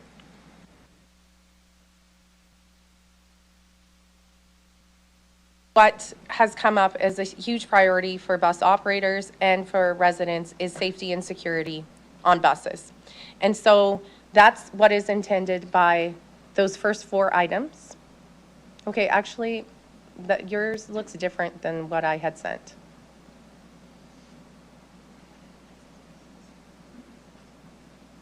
So I have a bit of a concern that this does not reflect what I had sent to the clerks. Okay, why don't let's take 5 minutes. Let's take a 5-minute recess and get this sorted out, and we'll be right back. So I would recommend staying in our seats unless you're going to work on this particular amendment. Nathan, or...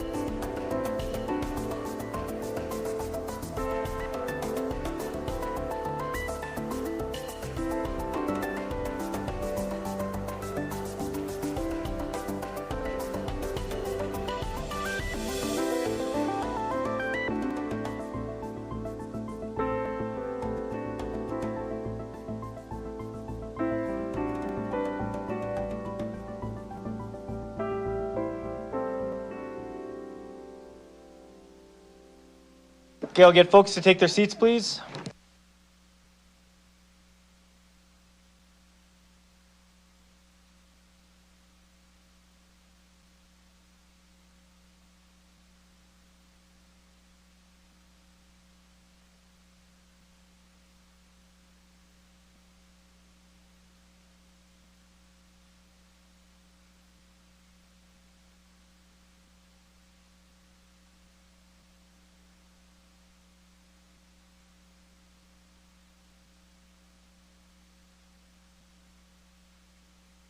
Okay, I'll call the meeting back to order, and I'll get Councillor Zakidniak. I think we got things sorted out, so I'll let you introduce, and then I'll get a seconder, and I'll go back to you. And I'll enable your mic. Okay, so, I mean, what I said before is still accurate. It's just that that was a different version of the motion that was up. And so what we needed was the revised version. And so we've got it all straightened now. The revised version, it does have safety and security. We're putting that, like, I'm proposing to put those initiatives in the budget. So that safety and security, peace officers. And then I'm also proposing, it looks a little confusing this way, to, I'm proposing that we don't implement a 10% fare increase, okay? And so which is part of what you had put in the budget, Mayor. And so in order to balance those out, I'm suggesting that we remove the things from that table, which was done in collaboration with Transit. And so I don't know if I need to read all that or if we can just get an explanation in a moment. Yeah, I think that's fine. I'll just look for a seconder for this. Oh, okay, that's fine. Councillor Flores seconded, so Okay. I'll go to you, Councillor Zakidniak, to continue. Because what I wanted to clarify is actually, so for the conventional service improvements, what the percentage is now a partial, some conventional service improvements. So rather than nothing, we are now having some improvements in this scenario. So it's removing, I believe it was 0.5 initially. Please, I'll get administration to, it was. And so now we're removing 0.32, means we're still able to go ahead with, now I do my math on the floor of council. What is that, 38? No, 20, oh my God, 18? That was great. Anyway, if we can get, I guess what I would like to do now is pass it over to administration to talk about what we have, like what's, I've certainly heard it, but what they've heard in relation to safety and security and anything in relation to this trade-off that is being proposed. Mr. Doney, go ahead. Through the chair, I'll start and then ask Mr. Looning to give more details, but we've definitely heard from residents and staff about concerns about safety and security on buses. And so what we actually did was work with management, the union and staff with an OHS committee to figure out how can we improve safety and security for both staff and for residents. And so what you see there is those first two items is to move into a direction similar to other major municipalities where we have peace officers to be able to ensure that we can have safety and security on our buses, but we know that times are tight, and so there's some items in the bottom list there that we would reduce the transit asks that are currently in the 2026 budget. I'll ask Mr. Looning to provide a bit more detail on the need for this and any items that are in the charts. Mr. Looting, go ahead. Yeah, through the chair. As Mr. Doney mentioned, yes, this was a collaborative work with employees and management to identify things that we could do to improve safety and security for both customers and employees. So we've seen incidents on the bus increase year over year. We've had over 200 incidents of disruptive behavior on the bus last year, and this year we're at over 400. So this has doubled in the last year. And disruptive behavior encompasses many things. It could be drug use on the bus, intimidating behavior, destruction of property, bullying, harassment of both customers and employees. We've also seen doubling of illegal weapons brought onto the bus. Assaults against operators and passengers have remained steady in comparison to last year, but with over 50 assaults reported, Regina Transit, this has doubled since the years coming out of the pandemic. So the top recommendation from the committee was to establish a team of peace officers for transit. This team would be on location at busy stops. This could be at malls, schools, riding on buses where there is increased activity, responding to incidents on the bus where operators may need assistance. They may deal with someone who is vulnerable and needs some assistance. They may be dealing with fare disputes and enforcement, or just a presence for both employees and customers to draw on if they need assistance. To put this a bit into context, currently our road supervision is at a minimum where we have staff on the road to help our operators and interact with customers. We have 5 staff in total that oversee the day-to-day operations on the road. This translates to 0 to 1 supervisor being on the road at all times to support employees and customers. The supervisors are often responding to delays, helping with detours or accidents that may pop up, and are very reactive. With 96 buses on the road at one time, it's hard to have one person to respond to multiple issues that may come up at one time.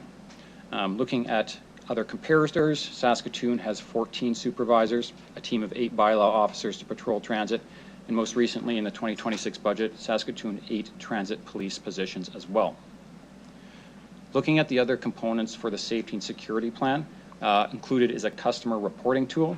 This would be a text number that customers can use to report incidents, suspicious activity that they see in real time. Coupled with the peace officers, issues would be dispatched to the peace officers to address items in a timely manner before they escalate. Also included is training for operator de-escalation and anti-violence training. This training will help operators to give them tools to deal with situations that may come through their door. Transit has people from all walks of life coming onto the bus. Sometimes tensions can escalate where we may have a bus full of active high school students, or perhaps it's someone under the influence. These tools will help them cope and deal with those situations effectively.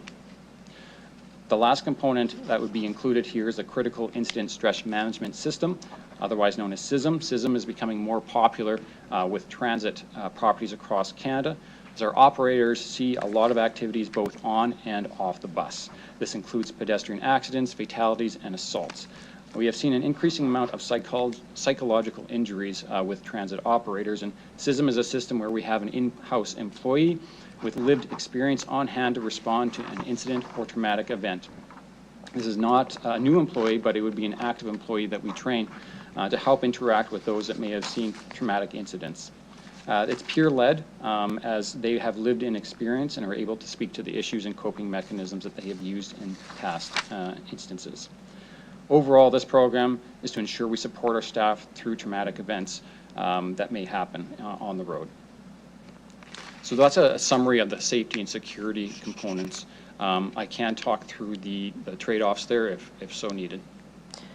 Yeah, so, and to, I think I would like to do that, but to summarize, these safety and security enhancements are, which were originally included in the enhancements for the budget, like that I didn't create these.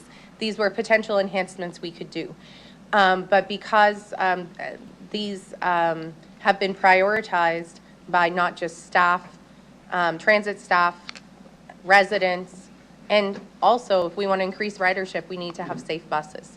So to summarize what you were saying about all of this, this work has been done in terms of how you came up with that in collaboration with transit staff. Through the chair, that is correct. This has been a very collaborative approach, working with our staff to make sure that we get this right. And this represents their priorities in increased safety and security on transit. Through the chair, correct. That is both representative of management and employees. Great. And so I think we can talk through the reductions. I'd appreciate that, but I also want to note that with those reductions, it eliminates the need, if we pass that, for the 10% fare increase. And so that's why, although it's in there, it's kind of confusing in there as an enhancement, but it's because we're taking that out of the proposed budget. And to offset that, it's the second table with the reductions. Okay, so you're out of time for this portion, but you'll have another opportunity. So I was asking, can they give their rationale for the reductions? Yeah, and then it'll be to the next person's time. For okay, like you're out of time, so I'll let them answer that, and then we'll move on to the next person. Right, and then do I get a second round? Yes. Okay. Yep. Okay, Mr. Luding, do you want to run through that? Yeah, through the chair, looking at the items to be removed from the budget, it's included additional operator positions to address overtime. The number of service hours that we have within the transit department necessitates that we provide service regardless if we have enough bodies. So at times we need to draw on overtime to do that, and we want to add more operators to lower overtime in the department. So these are positions that are currently not hired, but were proposed in the budget. The non-fair pricing changes. This is to add in a card fee for the reloadable plastic card for those individuals that choose to use that. It was free during the launch of our new UMO system, and we look to implement a fee to recover some of the cost of those cards. Also included that is the removal of paper transfers. This is actually another recommendation that came from the Safety Committee, where we hand out paper transfers to those that pay with cash. What we were having and finding is that as the operators house those in their compartment, we had some people breaking into the compartment trying to get these transfers to steal them, to use them on the bus to use for fare. So those two changes would result in $100,000 savings. The 2026 increased fleet size costs, this was included in the base budget to hold on to fleet that had maybe reached the end of life but still had some useful years left to expand service if needed. If we remove this, this will not impact service on the road today, and we would just not expand service or be able to expand service if called on or needed to. The disability training for operators, this was put on the list as if the other initiatives go forward, doing more training for operators within the year would not be doable. So this disability training for operators was removed and looked to be done in future years. Finally, the 2026 conventional service improvements. There was an ask of $500,000 for more service on the road. This would be in particular to increase frequencies in late evenings and weekends from 60 minutes to 30 minutes. With this decrease, we'd still be doing some of that, but it's be reduced in half, so we'd probably be only doing about 6,000 service hours in total. The initial plan was to do over 12,000. Okay, thank you for that. I'll be brief in my comments. I appreciate the work done here. I feel like I should mention this since I had the 10% fare increase. Thank you for all the work, Councillor Zakidniak, on this, working with administration. Happy to support this, given it's a zero-sum game here that we're talking about, and that clearly has been a lot of work done to take the representation of our transit workers, administration, and our residents. So thanks for the work on this. Happy to support, and I'll go to the next person, Councillor Mancinelli. Thank you. Through the chair, I have a question for RPS. I believe in the presentation they gave us the other day with the extra bodies allotted that they were asking for with their budget, one of the promises made was that they could partake in the safety of our buses and allow for AROs and officers to police the buses. So if I understood that correctly. So we don't have RPS here. Okay. For any commentary. So, okay. Mr. Doney, go ahead. Yeah, through the chair, we've had lots of conversations with RPS and other entities to see how we can deliver this in the best way. I'll get Mr. Luding to give some more details. With the AROs, they do get on the buses, but they limit themselves to the downtown area only. But I'll get Mr. Luding to give some more backgrounds of the options that we looked at to ensure we've got, in our opinion, the best possible solution here. Through the chair, yeah, we looked at a few options on how we could have, peace officers on the bus, and we did talk to RPS about them having that as a concept and idea. The AROs do jump on the bus once in a while, but not as frequent as we'd like. And as said, it's limited to the downtown because they have a lot of priorities, but we have a lot of other busy places and a lot of places where incidents happen throughout the city. So that's where the peace officers would bridge that gap. But yeah, we looked at various scenarios with the police, and they were supportive of us taking this as a first step to help improve safety and security on our buses. Thank you. Thank you. Councillor Fro, go ahead. Yeah, thank you to the chair.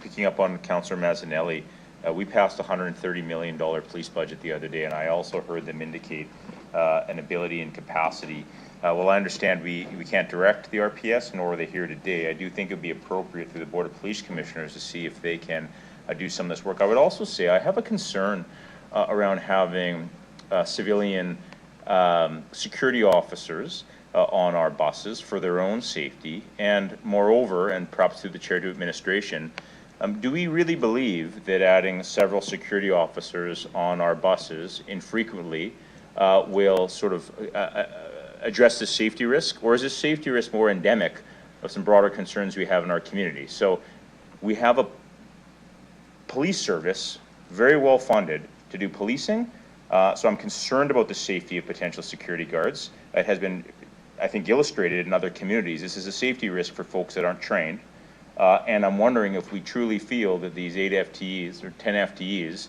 will solve our safety concern, or if perhaps it's a symptom rather, of a broader challenge we have in our community.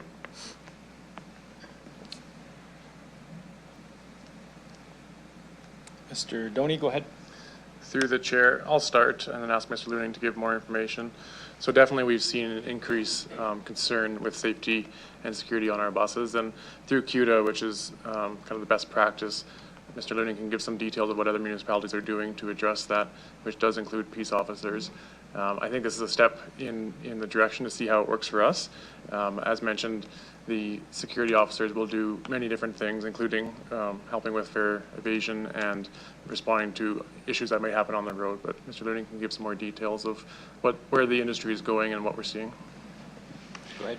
Yeah, through the chair, I guess the intent of the peace officers is to be a presence, and they would not have the same power as what an RPS officer would, or an ARO. But we have seen good success in the limited resources we have. To cite an example, we've had some issues at high schools just with some students being a little hyperactive on the buses.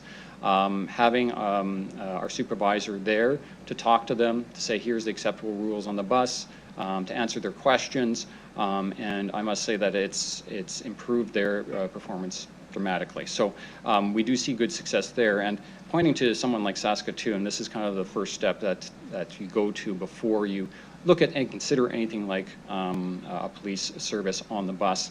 And in speaking with RPS, they were supportive of this. The individuals that we would be looked to be hiring would be having some training through RPS as well, but not to the extent that we would see for an ARO or a full police officer.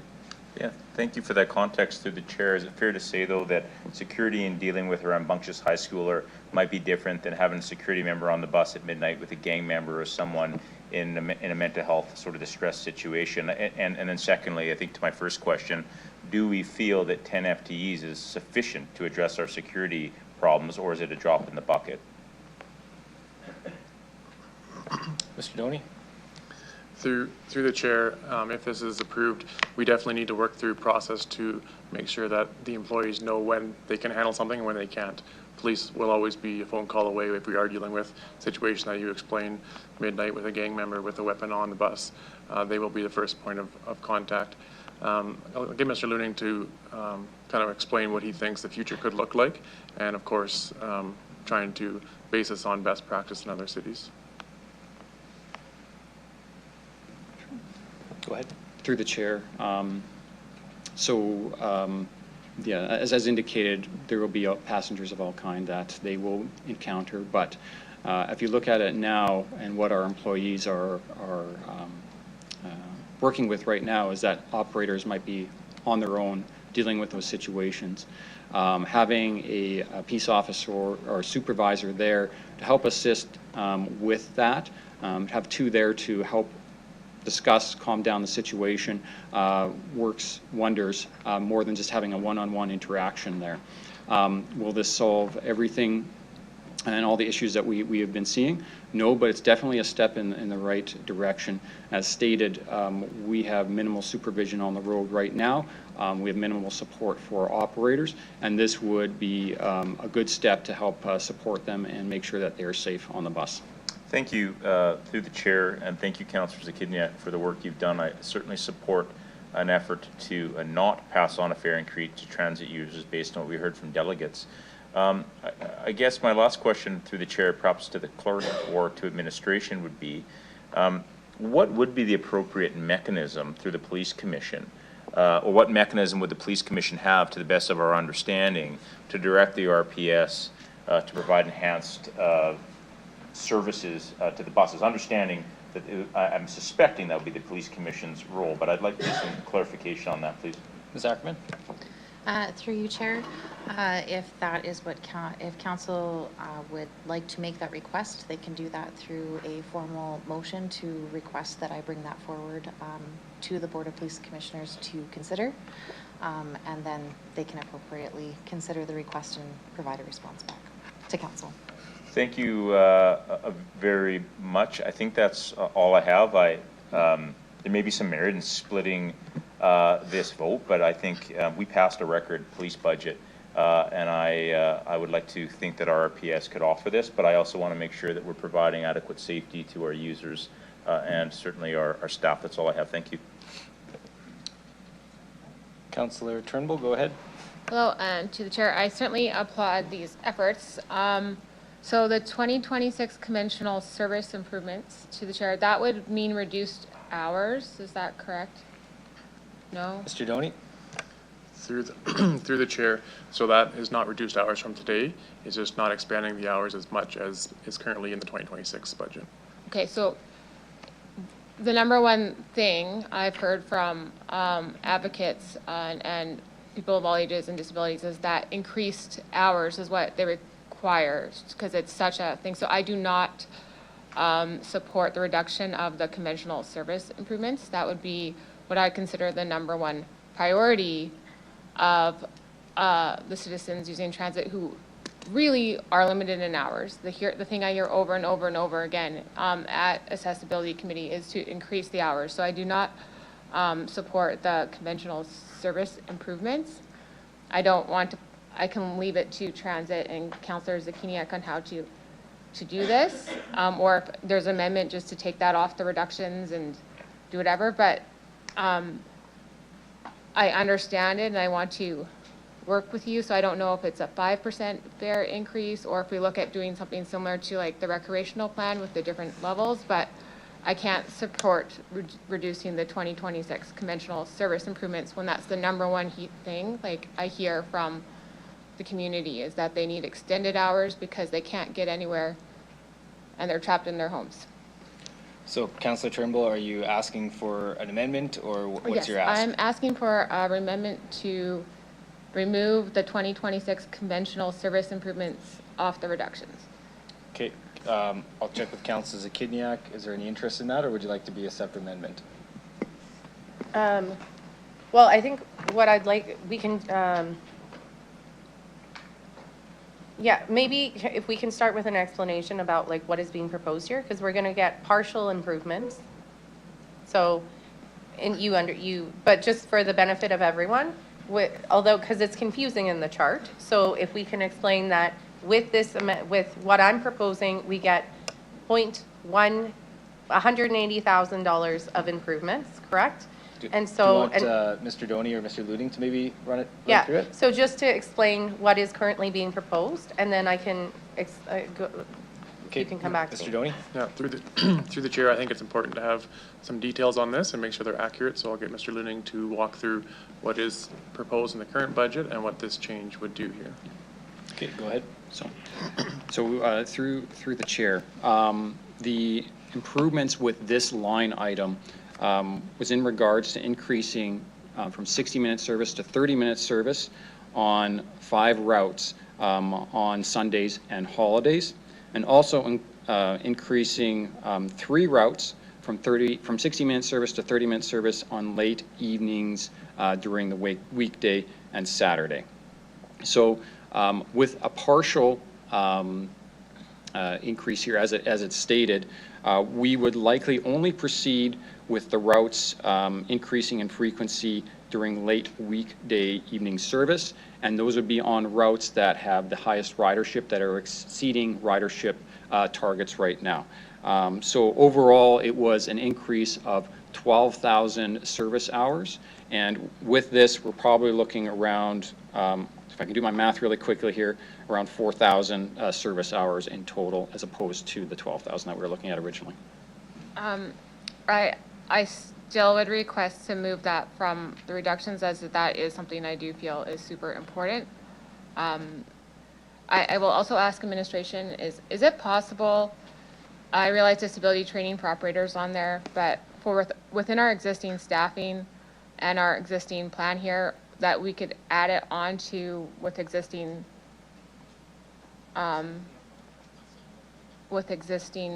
resources, so that that's okay for the reductions?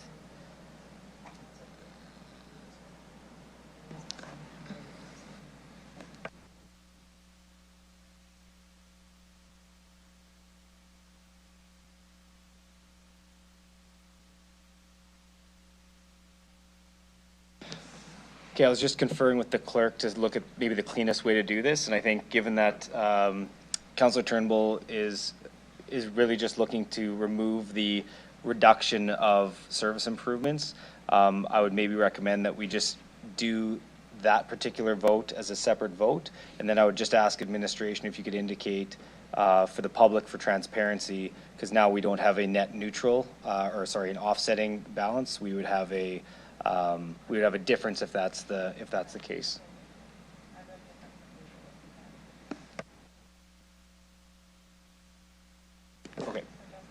Okay, Councillor Zakiniak. Could we just do that piece as an amendment? Because if we remove that, then we know, like, it's, so she wants the full improved frequency of buses. And so if we do that as an amendment and then it passes, then we can figure out the rest. But then if it fails, we're at least back to like what I had originally put forward. I think that achieves the same outcome without having to do an amendment. I don't think so, because if it's a separate vote, and it doesn't seem like the same outcome to me. So if we do an amendment, it would go back to this motion that you have in front of us. Mm-hmm. And if it were to pass, then there would be a delta between what we're enhancing and what we're reducing. Right. If we vote separately and that were to pass, to pull that, or sorry, to fail, it would essentially be the same thing. But in two votes then. But the separate vote would be conventional service improvements. That would be the separate vote. If somebody, excuse me, wishes to, number one, support what Councillor Turnbull is putting forward, but would still support this if it fails, that's where the problem is. So if you vote this down, if you say, no, I don't want this.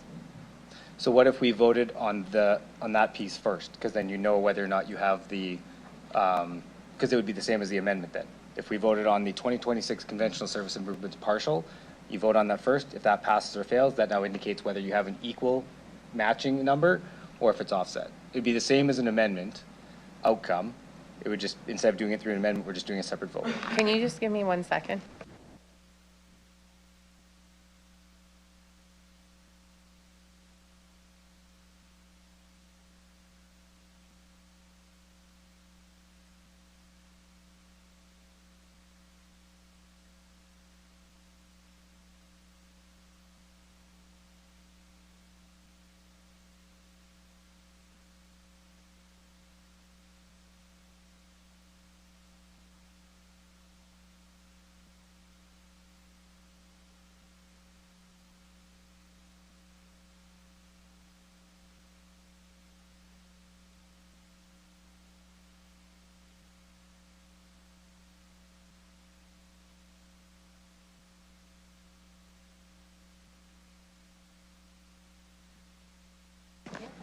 Okay, so we'll do this as an amendment. So that Councillor Turnbull is amending to remove the reduction of service hours, correct? And is there a seconder to remove the reduction of service hours? Councillor Zakiniak?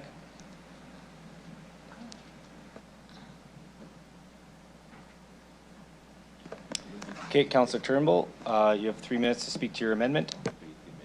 I don't need to debate this. I think we can just move on to a vote. Does anybody else have questions on the amendment to remove the service improvements? So I'm going in order on the lights that I have here. So if you were speaking to the main amendment, then I would ask that you take your light off temporarily, but if it's for this amendment, then I will go in order of the lights. Councillor Siklees, go ahead. Thank you. Through you, Mayor. Just a question to you. If I want to maintain services, not reduce services for transit, I would be voting for this. Is that correct? I'm going to get Mr. Doney to speak to that. Go ahead. This amendment enhances services right now.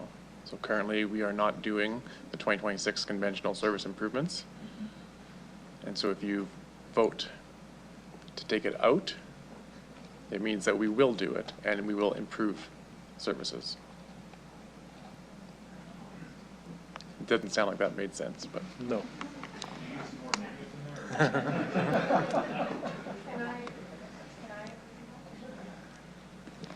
So is this, just to be clear, so can you maybe just try again? Try one more time.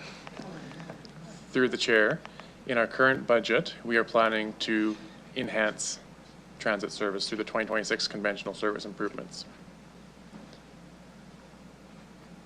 If we remove it, as Councillor Sikiniak's motion, we will not enhance 2026 service. If you approve this amendment, we will enhance 2026 service enhancements. Okay, thank you.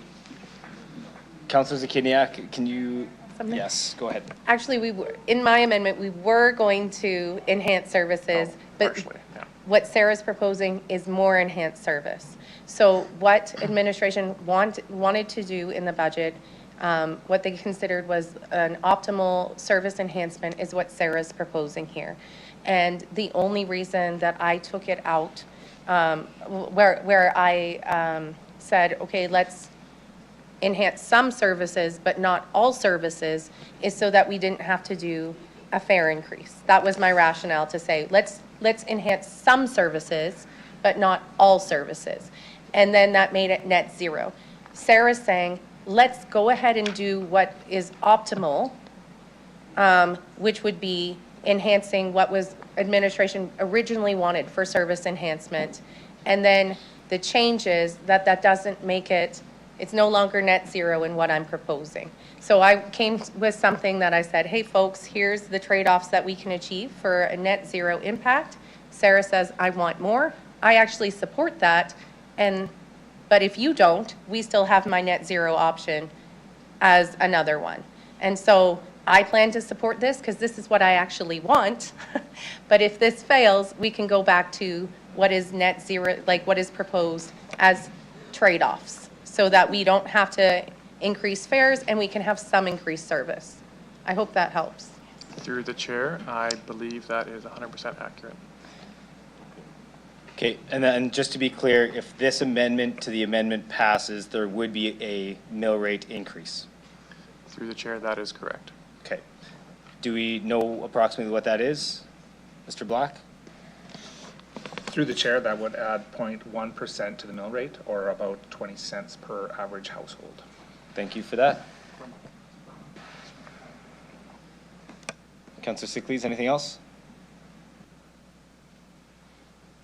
Okay, I don't see any other questions on the amendment to the amendment. Councillor Turnbull, would you like to close debate?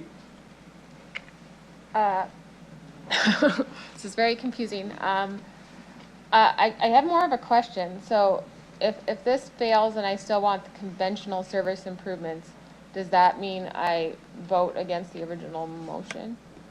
I'll let Ms. Ackerman speak to that. Go ahead. Through you, Chair. Can you repeat your question one more time? So right now, the conventional service improvements are not shown as a reduction on the budget. They're currently on the budget. So if this fails and we move on to the next vote, if I want to retain this in the budget, I would have to vote no to the entire proposal? That would be correct. Okay. So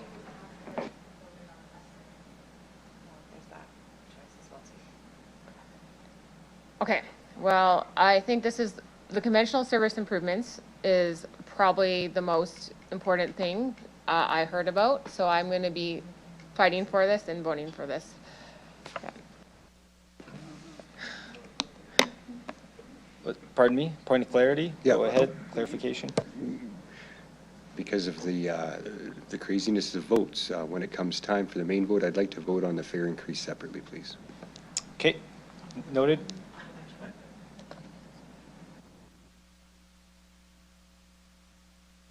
Okay, with that, let's vote on the amendment to the amendment. Is everybody clear on what they're voting on? Okay. Nope, vote. Ask the clerk to start the vote.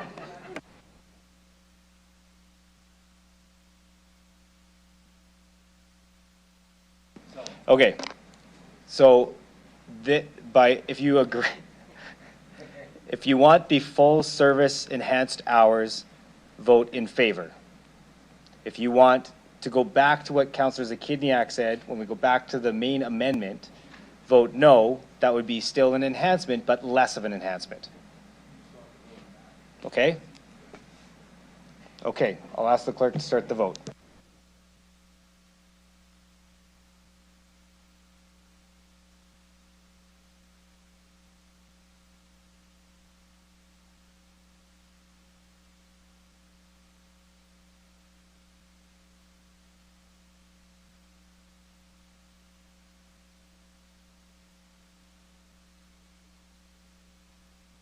Councillor Siklees?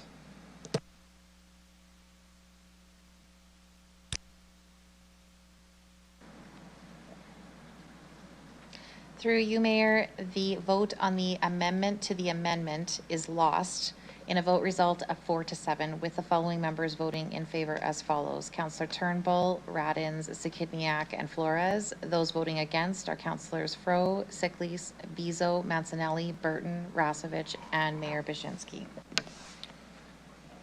Okay, and as noted, Councillor Mancinelli would like to vote separately on the fare increase portion.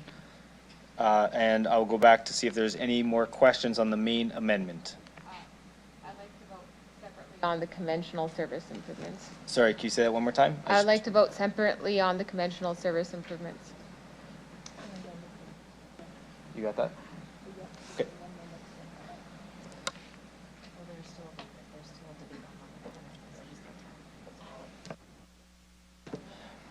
Okay, Councillor Bezo, go ahead on the main amendment.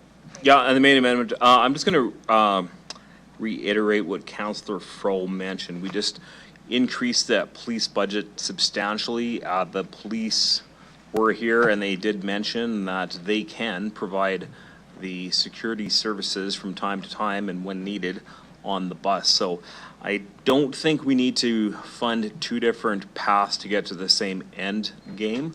And I also think that when we're going down this path here, we're actually driving into OH&S issues that should be dealt with directly between the employer and the employee at this point, that it's really not our purview to go down OH&S path. So in the combination of what the police said and the budget that we provided them, and the fact that we're kind of really diving into some of these weeds, the main motion, except the breaking out of the fee, I will have to say no to.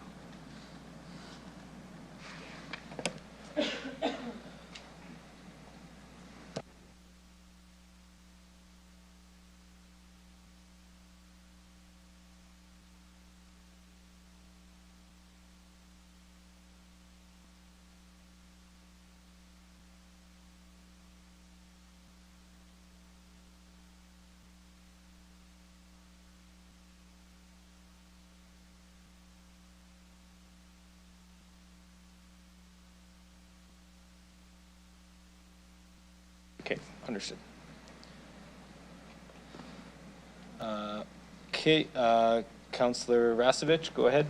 Through the chair, I guess in regards to security, I mean, I know I've been in shopping malls, or I've been in grocery stores and seen individuals just walk out with stakes with security standing there, because security can't do anything. They only have a certain amount of power. They only have a certain amount of power. And if, I guess the security is there to make the bus driver feel better because he's got another person there, well, I mean, and then that individual just gets off the bus and does whatever they do, is our security going to, you know, I don't know, pursue him off the bus if he's assaulted or, I mean, he's probably going to phone the police. So I think the same thing would happen, you know, phone the police. So I really don't see how this security is going to make a difference. And I think what we need to do is get some deeper talks with RPS and these AROs, because we did approve a bigger budget for them, and they need to step up a little bit. So, and that's just my feelings on that. And in terms of transit itself, we had a lot of delegates these last couple days. And even, you know, I know residents in my ward, I mean, people doesn't want transit to be cut. So it's not being cut. Transit's not being cut. It's going to be the same as it was last year, which will function in 2026 the same.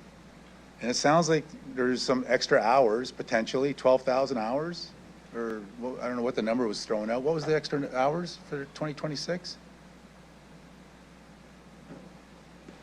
Mr. Doney, go ahead. Through the chair, I'll ask Mr. Luning to provide how many hours are in the base 2026 budget without considering any of this. Go ahead.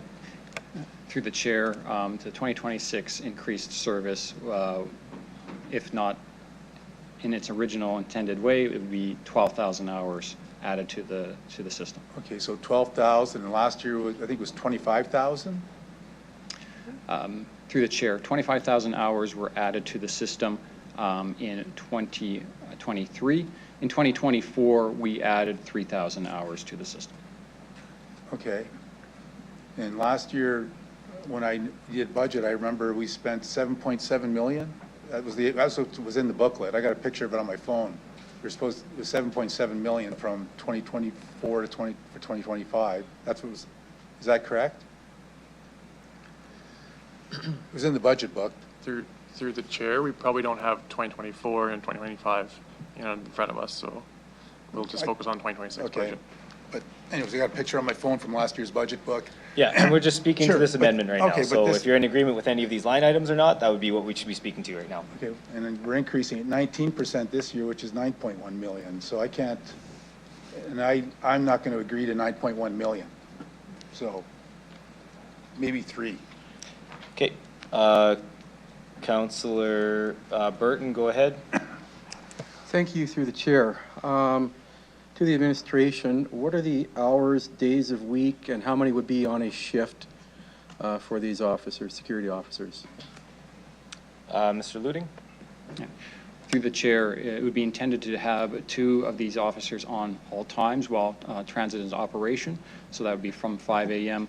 until just after midnight, 6 days a week, and then on Sundays from 7 in the morning till 7 at night. Are there, through the chair, are there specific areas of focus, such as certain routes, stops, times of day, that are the source of the problem? Through the chair, we find that incidents happen throughout the system, but in tracking, we know that there are areas that have a higher rate of incidents where we would have these individuals to make sure that they're patrolling and see if there's any issues to make sure that everything is safe and secure at those locations. Through the chair, might some people see a plainclothes or see a person in uniform stop their activity because they see that person, but if there's no uniform on the bus, then they carry on as usual? Through the chair, that may be. Adding any presence on the bus or at bus stops would be a marked improvement over what we have today. Okay. Through the chair, might a plainclothes officer in a surprise intervention with the unknown all the time of an officer being on a bus contribute more to safety? Through the chair, that's something that I don't think I could answer at this time. Okay, thank you. And my concern there is that trying to police every day may not produce the desired results. A crackdown might produce more results. With these numbers and the specific areas of focus, what are the odds of a security officer being on the bus with a problem?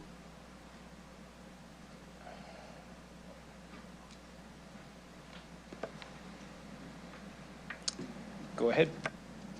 Through the chair, as indicated, incidents happen throughout our system, different locations, different times. What we would do is be at those locations where there's a higher rate of incidents. Does that mean we're going to catch all the incidents? No. But having more people on the street, more people on the buses will reduce that risk. And just to confirm, this would be a permanent fixed ongoing cost every year. I'm just going to ask Mr. Doney to comment here quickly. Through the chair, the answer to your last question is yes. And then just back to the first question is that we have the ability for the supervisors to respond to a situation. So obviously they may not be on the bus when something happens, but the ability to respond where right now a supervisor may not be able to respond because there are not enough people on the road. Okay, thank you. To me, I would look for more intermittent aggressive enforcement by our RPS as to produce better results, would be my opinion. Thank you. Councillor Radens, go ahead. Or sorry, Flores, sorry. Thank you. Through you, Mayor. Question to administration. Do you know what would be the cost of police taking on this job versus the alternative that you're proposing? Mr. Doney, go ahead. Through the chair, we did have conversations with police and asked for some pricing. I'll ask Mr. Looning if he has it or not, but we do know that I think we priced out the AROs, and of course that would be more expensive than our transit team, but I'll ask Mr. Looning if he has any details that he can share. Yeah, through the chair, we did the pricing with them, and the pricing was almost double the cost of what we're proposing here today. And in speaking with RPS, of the adding RPS to a situation like that, they were in agreement that a good first step would be the peace officers before we go to police officers. All right. Thank you for that. So it's been said that we've already approved an increased police budget. And I've heard some of my colleagues say that since we've already done that, why not make use of the budget that we've improved? To me, my worry with that is that if we now task the police with doing that, are we going to see an increased ask in the future to say that, hey, we are already taking care of security on buses in addition to what we're doing. Therefore, we will need more funding to keep doing that. It's not something I want to find out if that will be the case. And the other thing is, this is an example of experts from the department working with a member of council to advise what would be the best course of action. I feel like they are much better equipped to decide what they need because they know the operators, they know the routes that need support, and they have much more information that we do in this regard. So for this particular amendment, I'm inclined to support something that was advised by the experts in the field. And in addition to that, hearing that the cost to have RPS take on this role is double than we would be paying, that means that we would be asking for more money in the future. And if we're going to do that, if we're going to ask for more money for something transit related, I don't think that adding police is the answer. I think there are many other things that our transit riders have asked of us to do, like fare-free transit, for example. So to me, this is an example of a great amendment that is looking at how we can meet the needs that we're hearing from not only our operators, but also our transit riders, and listening to the advice of administration while not increasing the mill rate. So for that reason, I'm inclined to support this amendment as it is. I think it was really well crafted and a lot of work went into it. So yes, thank you. Councillor Radens? Thank you. Earlier, a few months ago, when I was receiving messages from residents taking transit, I sent a request to RPS regarding the matter and what they could possibly do. And the response that I received is as follows. The AROs and downtown safety team provide high visibility around the transit hub downtown on almost a daily basis. They also randomly send members on buses to be proactive and preventative. Transit had approached RPS about full-time presence, but we can't do that without watering down our downtown presence and visibility. We're happy to work with transit, and as our ARO numbers grow, provide more presence on buses. They also indicated that when they last checked statistics, did not show a marked increase in calls for services, but things usually do amp up in cold weather. So they've also indicated that they've hired 4 more AROs, so that could potentially help. But I do agree with Councillor Flores on the point that asking RPS to be on buses will cost us more, and that's something that the police budget was contentious as it was already. So I would support this motion as well as it is written. Thank you.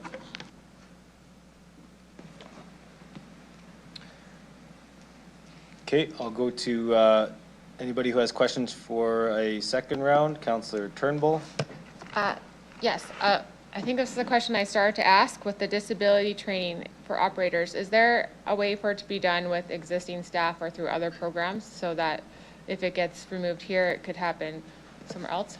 Mr. Doney.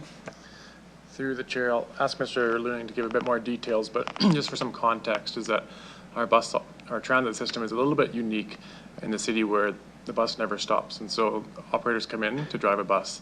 And so if we're going to add extra training, that's why there's extra dollars associated with that. I'll ask Mr. Luning to provide some more details if he can. Go ahead. Through the chair, Mr. Doney is correct. It's difficult to pull operators off the road to do a full round of training. That being said, we are looking at our current training when we hire operators new to the position to build in some of those accessibility components at the outset. So we're going to try to incorporate that for new operators coming in, but to do multiple new training requirements in 1 year would be difficult to cycle through all the operators while trying to keep costs down in terms of overtime and making sure that we're meeting service on the road. So that's why it's reflected in the way it is in the amendment that Councillor Zakiniak has put forward. Okay, next question. The overtime for additional operator positions to address overtime, would that not be a savings as we are going to save overtime dollars? Is that an efficiency line item we're deleting? Through the chair, it is looking to reduce overtime overall and reduce costs. Currently, we're in a situation where some of our salary lag is offsetting our overtime costs. So it would just look to a way to reduce overtime overall and make sure we have adequate staff on hand. If we do not get those positions, we'll look to other ways to improve efficiency within transit to continue to reduce overtime where we can. Okay, and then the increased fleet size cost. So this is reducing that. And I've noticed in this budget lots, there's a ton of reduced to our fleet. We have fleet revenue problems. We've encountered that with our buses. Is this further going to hurt our fleet costs if we were to reduce this here too? Through the chair, this would not hurt like our current fleet or our replacement plan. What this was here for, in the event that we have overcrowded buses or we need to add additional service on the road beyond what we have today, this would allow us to increase our fleet temporarily, offset those operating costs, whether it's increased parts, licensing for those vehicles. So what it would be is when we receive new buses, we would keep the best of the best back in the event that we need to scale up because of increased demand for transit service. If this does not go ahead, this will not impact our current service on the road. Okay, so I am against these reductions. It's not that I'm against the enhancements, but I don't want to trade the reduction, so I guess I will be. Clarification? Yeah. Go ahead. Councillor Turnbull. I just want to make sure I correctly understand your point because it's an important one.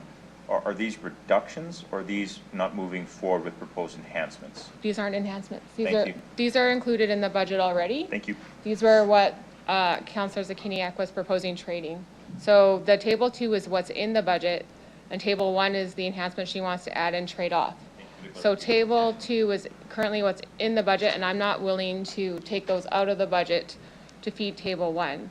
However, I will discuss those 3 items separately, but I am not willing to take these things out of our existing budget as reductions at this time. Conventional service improvements, I believe, is number 1. The overtime for the operator positions is an efficiency thing, which saves us money. The fleet size costs, we have issues there. And then we've got the disability trainer for operators, and I don't want to take those out of our current budget. So I will be voting no to this, but if these enhancements come back again, I'm definitely willing to talk about them in a different way. So would you like to vote separately on those items then? But that's all of the items. We could. Or sorry. I'll just vote no. Okay, all together. Okay, I understand.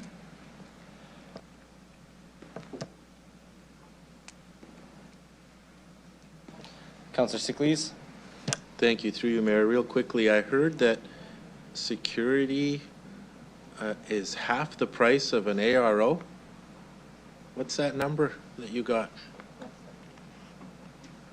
Through the chair, I'll just, excuse me, ask Mr. Looning to provide that information again. Go ahead. Yeah. Through the chair, I don't have the figures in front of me, but some of the difficulties that RPS expressed with us that they wouldn't be to efficiently cover off our hours of service that we have. They would have to bring in another watch commander, from what I understand, in addition to the AROs that would be out and about. So that increased the cost for them on that in that regard. So when we looked at it from an economic standpoint, the peace officer solution was more economical to go forward with. And not to mention, this is typically where transit systems start off with, where they don't have police or AROs doing this work. It's a transit supervisor or peace officer that starts off. Thank you. Councillor Mancinelli.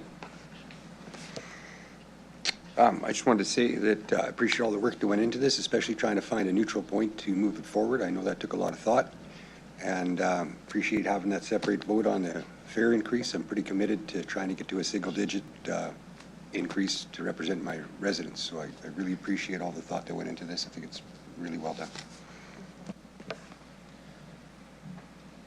Councillor Radens. And so I apologize on that response from RPS. They did indicate that it would be important to determine if these transit officers will result in more or less calls to police. And so it would be it would be good maybe if we could keep data on something like that, then we at least know going forward. Thank you. Okay, seeing no other questions, Councillor Zakidniak, you can close debate on your amendment. How long do I have? 3 minutes. 3 minutes. Okay. Okay, so as noted, this is something that I worked with administration very closely on. These safety and security enhancements have been requested by transit operators. Curtis Doney mentioned briefly about CUTA, that's the Canadian Urban Transit Association. These recommendations are based on best practices from municipalities across the country.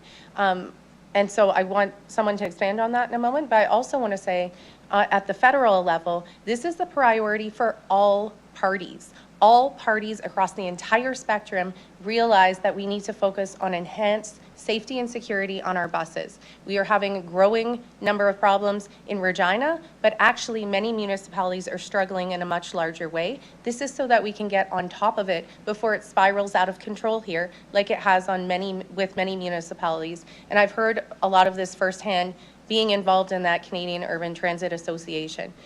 Can somebody, perhaps it's Mr. Looning, speak to what are some of the municipalities who are doing these security enhancements? How is this based on best practices? And remind council that this is something that transit operators themselves have requested. Mr. Looning, please. Go ahead. Yeah, through the chair.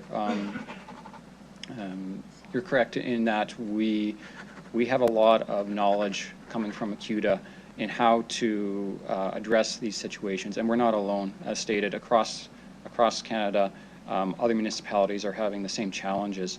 And we are trying to follow a model where success has already been proven.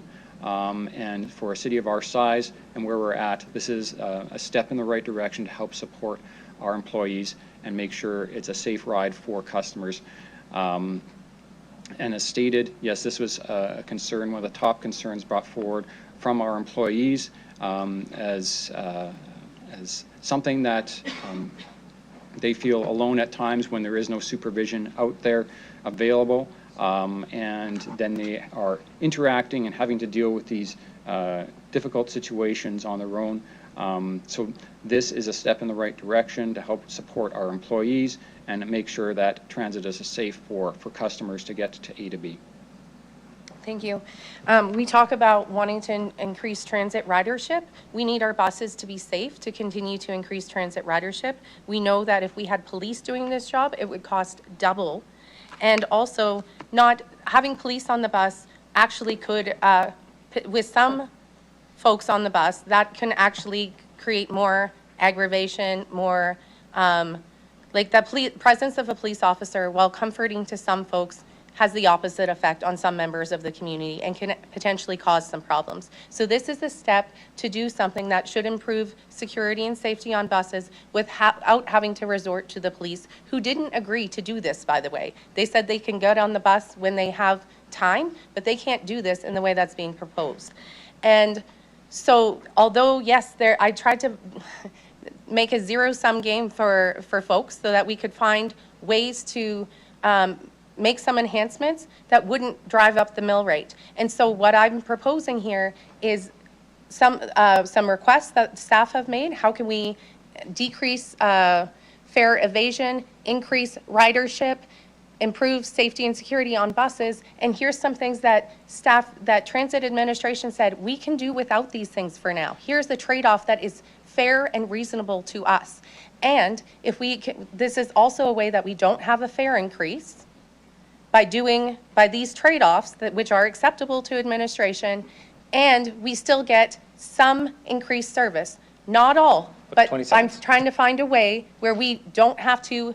Folks said they didn't want to choose between increased fares and increased service. Fine, you can have both. We will keep fares the same, and we will also increase service. So this is a way that we can make sure that we are not costing people more money and that we are still increasing service.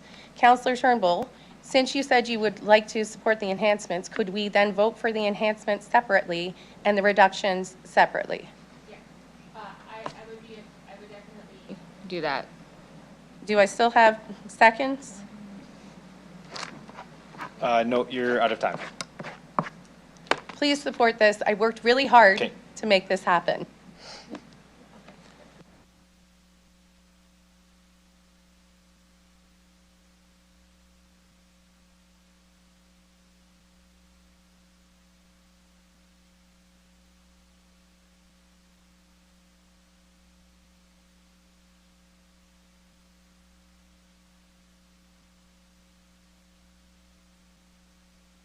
Just give us one moment. We need to get the separate votes sorted out.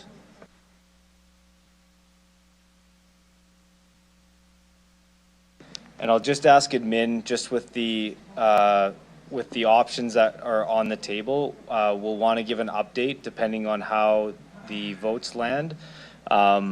If the enhancements, if the separate vote on the 10% fare increase is not included, we'll have to know what that looks like in terms of a mill rate decrease, and then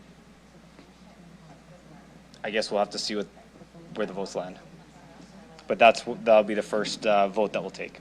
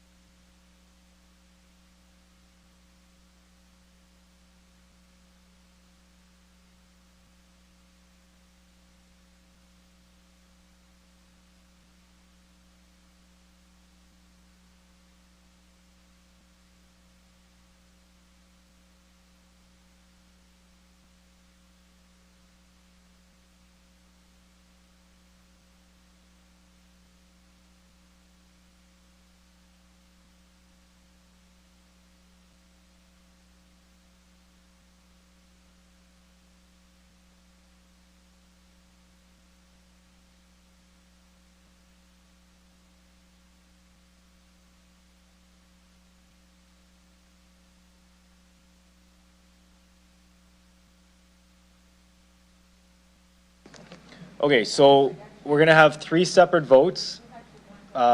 In table one, the first vote will be items 1 and 2, and then a second vote for item 3, and then the third vote will be for the entirety of table 2. So I think it would be important to know what the impact of each of those, if each of those votes were to fail individually, what that impact would be on the mill rate.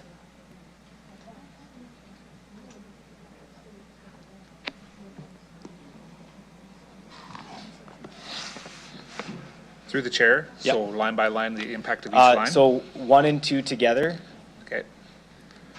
on table 1. 1 and 2 together, the impact to the mill rate So would be? folks, can we just, we'll need to pay attention because this is going to be informing your vote depending on which way you're going, because this will give you the mill rate impact. Go ahead. 1 and 2 together, the impact would be an increase of 0.21%? Or 44 cents per average household per month? And that's if it passes. That's if it passes. Yeah. The fare increase, if that's removed, it would have an increase of 0.17% to the mill rate, or 37 cents per month to the average household if it is rejected. And then the entirety of table 2. The entirety of table 2 will have an increase of 0.38% to the mill rate, a decrease of 0.38% to the mill rate. Yeah, a decrease. Or 80 cents per month for the average household. Okay. Councillor Burton? So the 10% fare increase is just totally separate from mill rates. I'm not getting why we're saying that's an effect on. No, it's not separate from the mill rate. It's the 10% fare increase does affect the mill rate. Yes, through the chair, if you remove that increase, you would have to replace it to balance the budget. You would have to increase the mill rate by $580,000. But that is a separate, in this table here, but in the budget documents, that already was in there to increase fares 10%, separate from all the other things going on. Sorry, Councillor Burton, it's probably because I moved to include the 10% fare increase as a starting point. So that reduction is already in there. So this is removing that reduction. So we're not, to not increase fares by 10%. So it's because that reduction, I already had that as a part of the original motion. Right. So this is reversing that. Okay, that's what I need here. Yeah, it's that's why it's backwards. Okay, but they just changed it to no. Thank you. Yeah. Just to be, that's okay. Through the chair, that's correct. Make sure I got that right. Do you have a clarification, Councillor Mancinelli? So yeah, if I want the fare increase to go through, I have to vote no to number 3. Correct. That's correct. Okay, 3 votes. We'll start with table 1, items 1 and 2 together. I'll ask the clerk to start the vote.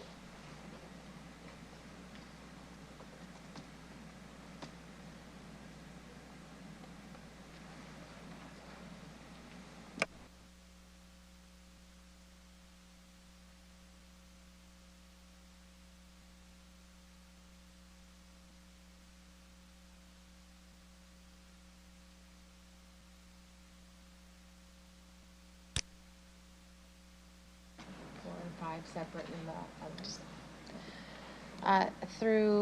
Through you, Mayor, the vote on table 1, items 1 and 2 is carried in a vote of 7-4. Voting results are as follows. The following members voting in favor are Councillor Fro, Mancinelli, Turnbull, Radins, Zakidniak, Flores, and Mayor Bashinsky. Those voting against are Councillor Sickles, Bezo, Burton, and Rasevich.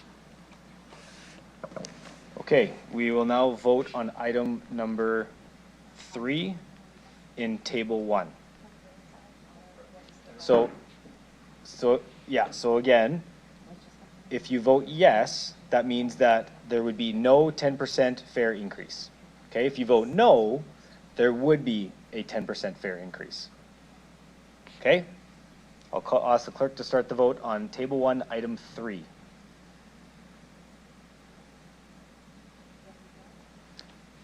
Yes is no increase. No is an increase.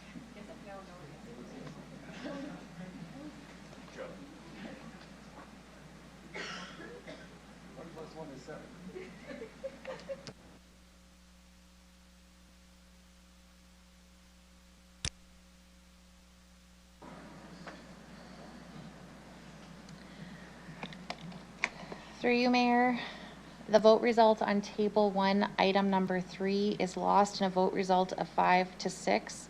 The following members voting in favor as follows: Councillor Fro, Turnbull, Zakidniak, Flores, and Mayor Bashinsky. Those members voting against were Councillors Sickles, Bezo, Mancinelli, Burton, Radins, and Rasevich.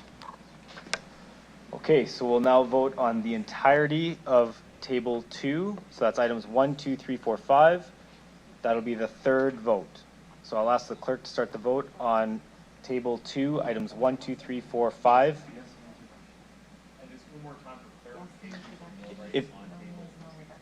Okay, I'll ask Mr. Black, can you just indicate one more time what the mill rate reduction would be on from Table 2?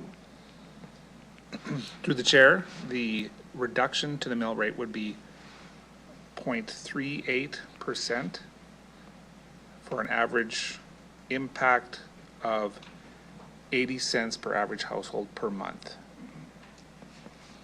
Okay, thank you. So I'll ask the clerk to start the vote on Table 2, items 1 through 5.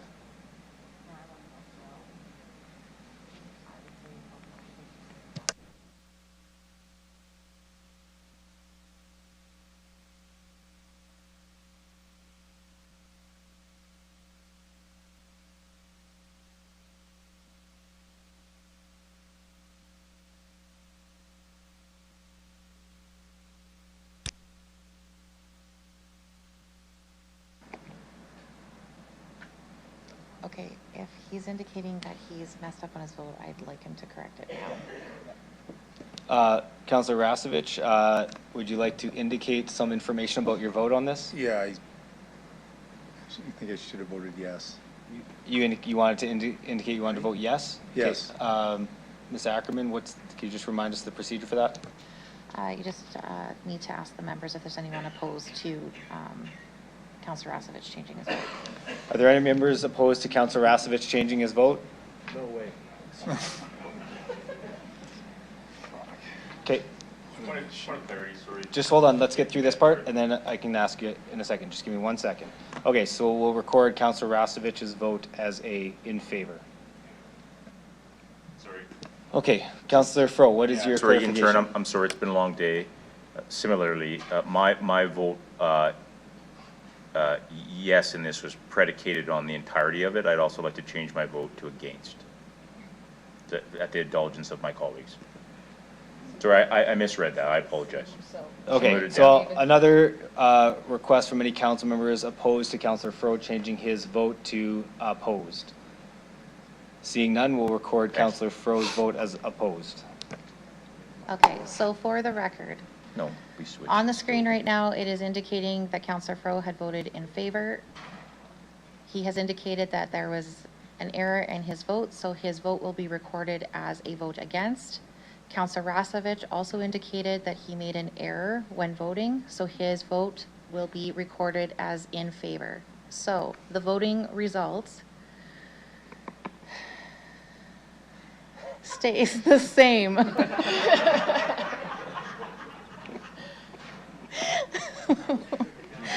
The following members voting in favor as follows: Councillor Sickles, Bezo, Mancinelli, Burton, and Rasevich, and Mayor Bashinsky. Those voting against are Councillor Fro, Turnbull, Zakidniak, Radins, and Flores. Okay, I'd like to, because I want to indicate we are going to stop as close to 5 o'clock as practical. We're going to target that for end time today. I'd like to make a motion to forego our 15-minute break and just get through the next half an hour. Councillor Sickles, seconded by Councillor Burton. Thank you. Any opposed? And carried. Thank you. Yeah, we'll ask, can I get an update from administration based on this last vote of what the new mill rate would be at this point? So, through the chair, based on the last vote, the updated mill rate would be 10.55%, assuming that table 2 is accepted or passed. Yeah. Okay, thank you for that.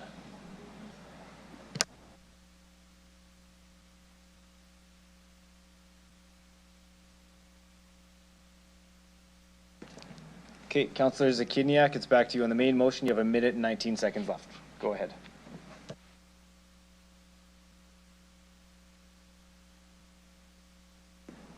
Thank you. Well, that was interesting.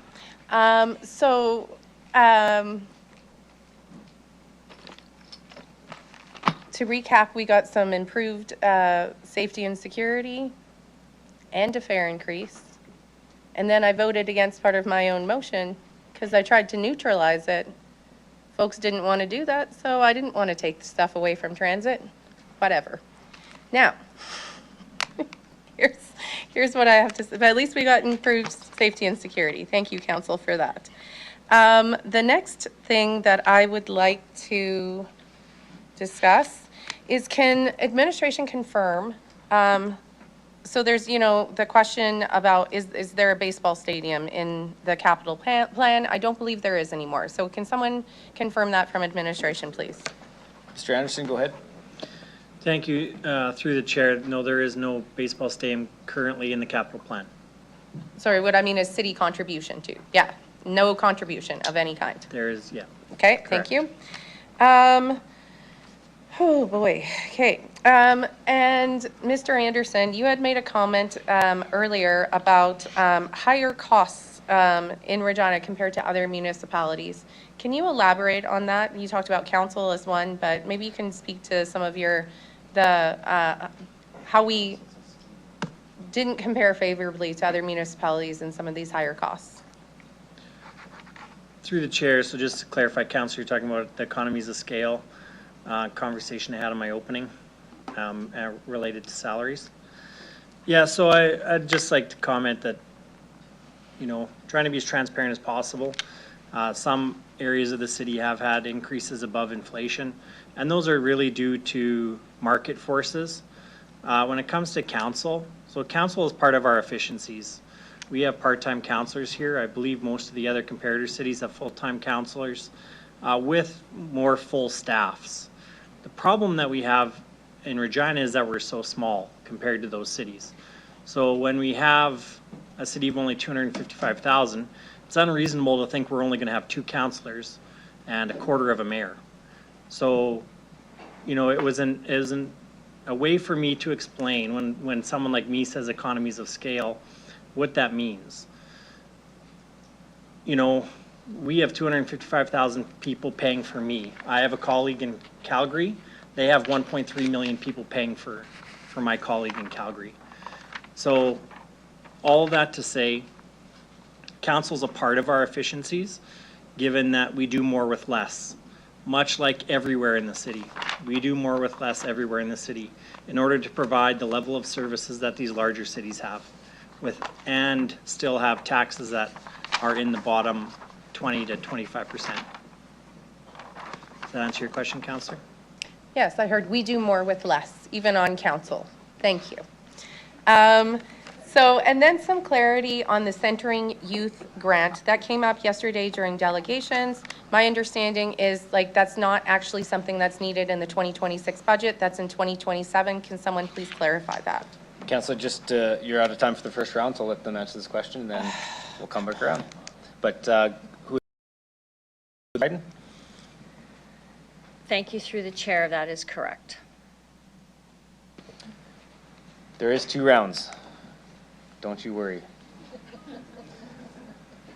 All right, Councillor Fro, go ahead. Yeah, thank you through the chair. I have 5 amendments. I'll start with probably the easiest one. I just have one comment I'd like to make, and I won't add anything in the second round, which is, I think it's clear, right? We've been driving a a car without an oil change for years, and this is a get-right budget. And so if we manage it right, future budgets will be reasonable, but if we play around the edges, next year will be like Groundhog Day, but not funny at all. So I encourage us to not play around the edges and to fix this budget once and for all. So my first motion that I'll introduce through the chair, Martha, if you could pull it up, it's the one on debt. I think that's the easiest one, just in the interest of time. And Amber, as I introduce the motions or the amendments, I'm sorry, does that count towards time? Just being mindful. Okay. I'm going to stop talking then. Okay, so we're all aware that we have a finite debt limit as a city. We are aware that we're a growing city and there are increased needs for critical infrastructure associated with Regina's growth, and that our critical infrastructure is costing more. In order for us as a council to make smart decisions requiring debt, it is my feeling, and I believe the feeling of others, that we need to change how administration and council works together to understand what our priorities are and to plan accordingly. And so what this motion will do is it will remove any items from our so-called debt list that administration works with that are not a council-approved capital item, meaning administration will no longer have to plan for things like a downtown entertainment facility or a baseball stadium until this council approves it. Secondly, when we pass debt, when we get a debt facility, council will walk us through what that decision, how that decision impacts other council-approved projects requiring debt and our critical infrastructure needs. We have found in this budget, as a result of capital prioritization, that we don't have enough debt currently for the wastewater treatment upgrades and central library renewal. So the last part of this motion directs administration to come back to us in February with a report on what available debt would be there for central library renewal. And it gives this council an opportunity to vote on that debt, to allocate it, to provide central library certainty. So in summary, I think this mostly just cleans up and simplifies in a transparent way how we deal with debt. I think it helps administration and council work more collaboratively and smarter when we approve debt. And I think it provides the library clarity as to what debt limit will be available to them for their project. Thank you, Councillor Fro, and I'll second this motion for you. And with that, you have another minute 30 if you have any further comments to make. I think I'll stop here and see if folks want to ask questions, and maybe there'll be time to introduce one more amendment. Yeah. No, go if you want to. Okay, I'll check with my colleagues for any questions. Councillor Bezo, go ahead. Thank you very much, Mayor and Councillor Fro. I'm going to ask if you would mind putting a friendly amendment into, I'm going to say, point number 2. And part of that was that EDR discussion along as well too, because I'm going to say on the debt side of the equation, there's a lot of economics impact that we need to look at as well too, and have our newly acquired, hopefully, economist help us out with this review.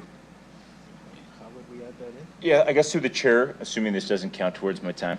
My question through the chair of the clerk's office would be, I'm fine with that, clerk, but I guess the question would be, might we not just offline talk to EDR and then also look at amending their UMA? Like, I wonder if it has to be in this. I suspect they'll be amenable to that. I'm just wondering if we adjust their UMA as opposed to put it in this motion. But I think what you're saying makes sense. I'm just not sure it belongs here. Yeah, I think the administration will, if that's okay. I think Mr. Anderson, go ahead. Through the chair, so number 2 is just cleaning up our list of what we have coming up to use with debt. So once, that only happens after the project plan and funding sources have received city council approval. I don't think we need to add anything to that. If council requires economic information in order to approve the plan, then that's good. It doesn't need to be part of this motion. Good enough. Thank you. That's all I got. Thank you. Thank you. Councillor Zakidniak? First of all, I'm not, I'd like some clarity on how this actually relates to the 2026 budget, which is what we said we would be sticking to, and maybe there's parts of it that do, but this feels like an awfully lengthy amendment that is definitely not all related to the 2026 budget. So if someone could clarify that, that would help me as a starting point. Mr. Anderson, go ahead. Thank you, and through the chair. In our processes right now, we have a disjoint, I guess, between our planning for debt and our capital plan. So as part of this budget process, council is approving a capital plan. And so all we want to do in this motion is make sure that we're aligned so that we don't have things on the debt plan. So when we come to council and we talk about what we need for debt, that needs to now be aligned with our capital plan that's approved by council. And that's why it's tied to the budget. Now, so I understand, so that's 1 and 2, right, from the motion? That is correct. One could argue, I'm not saying I will, that points 3 and 4 are not related to the 2026 budget. Mr. Anderson? Well, through the chair, point 3 would just be updating you on the impact of that once it's approved. I guess we wouldn't need to necessarily put it in there, but administration would have no objection. Point 4 is just clarifying to come back and discuss the central library specifically because it does not have a capital project in the capital plan currently. So for this amendment, I don't know who this is to, but Councillor Fro, did you work with Mr. Anderson on it? Yeah, thank you through the chair. I think it needs to stay as written. I think, one, we need the information. That wasn't my question. Sorry. Did you work with administration Oh, I on your apologize. amendment? I misheard you. Yeah, I absolutely did, extensively. Yeah. It's not that I don't support it, it's just that it's a lot in the midst of our budget. Like, it's a fairly lengthy amendment, and I get, like, so was my table, but I tried to, working with administration, come up with a net zero game that was very specific to the budget. There's pieces of this that aren't necessarily, and that is my concern, because I really want to stay laser focused on the budget. So I don't want to do this late in the day, but I'd like to make a motion to move in camera to have a quick discussion on this with council. Can I have a seconder to go in camera? Councillor Fro, any opposed? Thank you. Okay, we'll go briefly in camera. Well,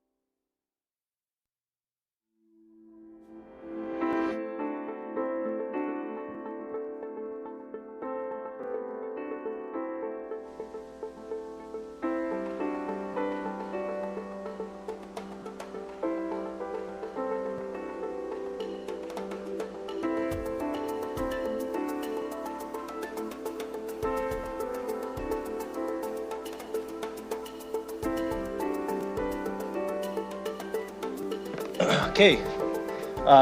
We went in camera briefly to receive confidential information regarding our debt limit and no decisions were made. Okay, back to you, Councillor Zakiniak.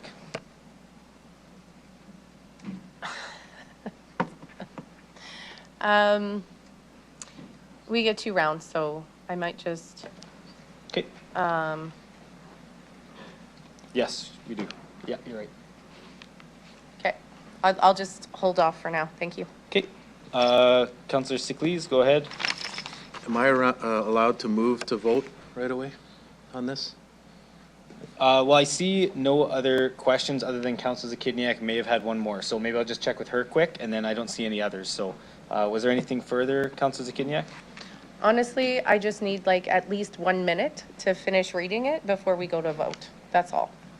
Okay, no problem. We'll just pause for 1 minute and 30 seconds. I'll let you finish reading it, and then just give me a thumbs up when you're done reading. As requiring future debt but not yet approved for funding by limit forecast is requiring.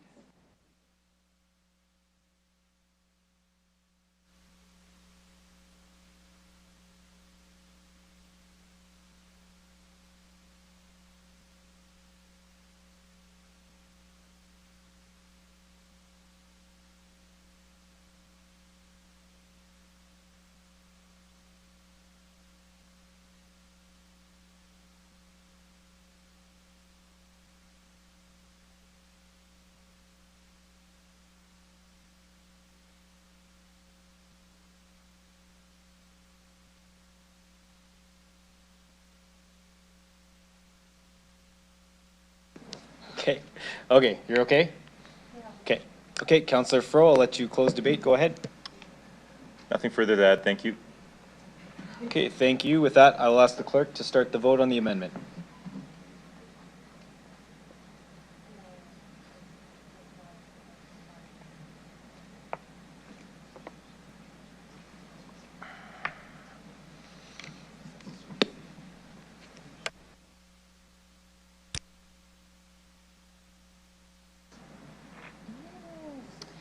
Through you, Mayor, the amendment is carried unanimously. Okay, thank you. Councillor Fro, back to you on the main motion. Thank you. I'm confident that all my amendments will pass unanimously. The next two I'd like to bring up in a block if I could. Folks may want to separate them, and that is an enhancement as it relates to the General Reserve Fund and the Asset Revitalization Reserve. Give you some time to bring it up.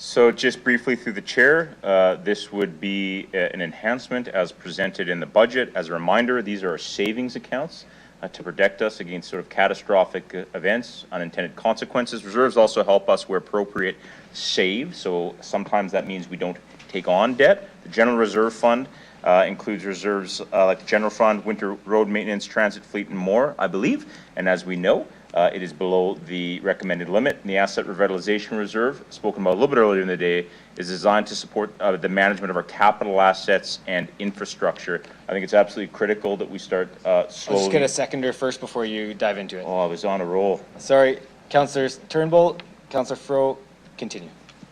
It's critical that we get our savings accounts back in order. It's a strong message to the community that this is a get-right budget. There are lots of things we're saying no to. These are two of the very most important things to say yes to.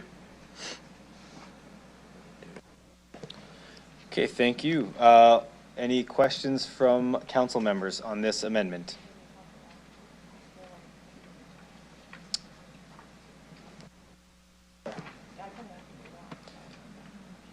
Councillor Mancinelli? Thanks. So basically, this is in addition to the mill rate to start saving back into the reserves through the chair? Mr. Anderson? Through the chair, yes, that's how I would read this amendment, is that it would go on to the mill rate. Thanks. Could I just get administration to talk about their updated planning for reestablishing the reserves? I know they have a little bit of investment plans, and they've been doing some analysis on how we can build those back. Is that something we can share right now? Through the chair, yeah. So we had come to audit and finance and then through to council on different options for funding for replenishing these reserves. I would say this falls in line broadly with some of the options that we put on there and would support us starting to build those reserves back up.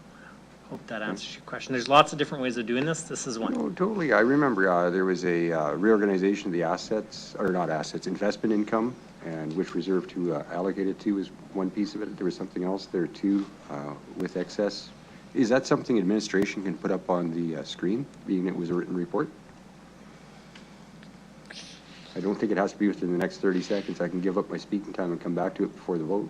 Through the chair, so we had discussed quite a few different options. Do you want all the options on there or the ones we've recommended? Yeah, well, I'm just thinking before we go increasing the mill rate to start replenishing reserves, maybe we should look at what administration planned and what they had intended and how we can work with administration through their plans to achieve that, and just instead of a mill rate increase right away, if we could put that up. I don't think we can rehash all of kind of the A&F decision, but I think I had asked that from Mr. Anderson, kind of if he was to rank his top risk reserves, maybe that would be helpful if you just reiterate that. Would that be acceptable? Sure. Yes, so thank you for the question through the chair. I would say these, so I had identified and still believe these are the two reserves that require the immediate attention. All of our reserves require attention, but in ranking them, I would say these are the top two. And both of the methodologies we had discussed were mill rate funded for these two reserves. Okay. We do currently have half of the investment income over budget going to these two reserves. And we will have to discuss that further in changing that going forward. There's still a lot more to be discussed around investment income. Okay. I appreciate the concept of building the reserves back up. I'm not in favor of growing the mill rate higher to achieve it in this year. I look forward to finishing our job as budgeting. I think we can find maybe other ways to allocate some money by the end of the day. So I won't be supporting this right now. Okay, Councillor Rastovich, go ahead. To the chair. So what's our mill rate at right now? 10.5? Go ahead. Through the chair, it's 10.55%. 10.5, so it's up from when we started originally? It's gone down since where we started. So we're up. Okay, we haven't gone down yet. Okay. No, Councillor Rastovich, we started at 10.73 and now we're at 10.55. Oh, okay, good, okay. So is there anything in that mill rate right now for reserves? No, there's no enhancements, there's no additions right now. Nothing right now? Correct. Okay. Okay, I guess that answered my question. I know we need to build our reserves, but to add on to another 10, we're only at 10.5. We got to find some more cuts before I'm going to support this to add on. Yeah, I'll leave it at that. We got to make some choices. We can only have so many services in this city. We can only support so much. So people, we better make some good decisions.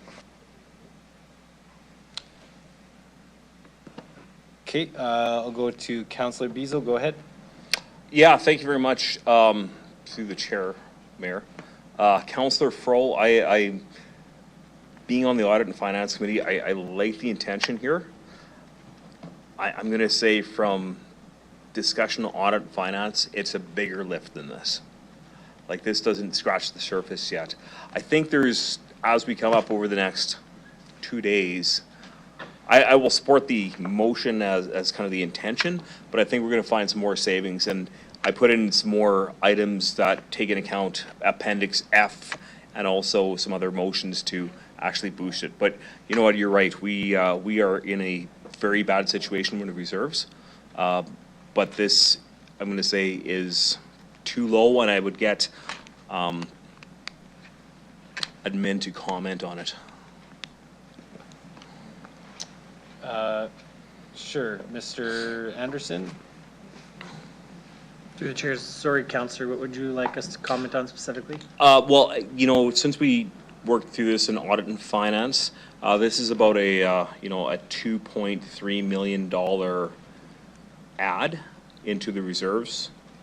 Each one is 1.32 and 1.01 the next 10 years into the reserves.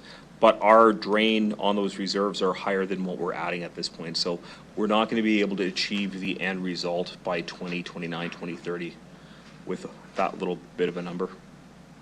Can you guys confirm what we actually need? Pause. Yeah, I'll just pause for 1 second, let them sort that out.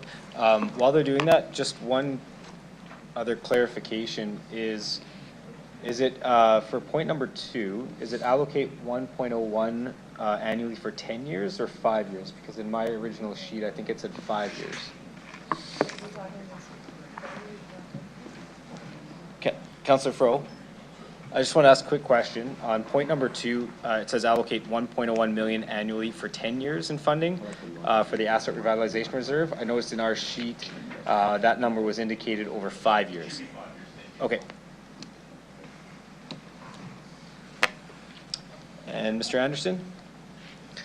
Thank you. Through the chair, I'll just like to clarify. So in this motion, Councillor, are you saying that we'd put 1.32 million in this year and then an additional 1.32 million in next year, et cetera, for the next 5 years?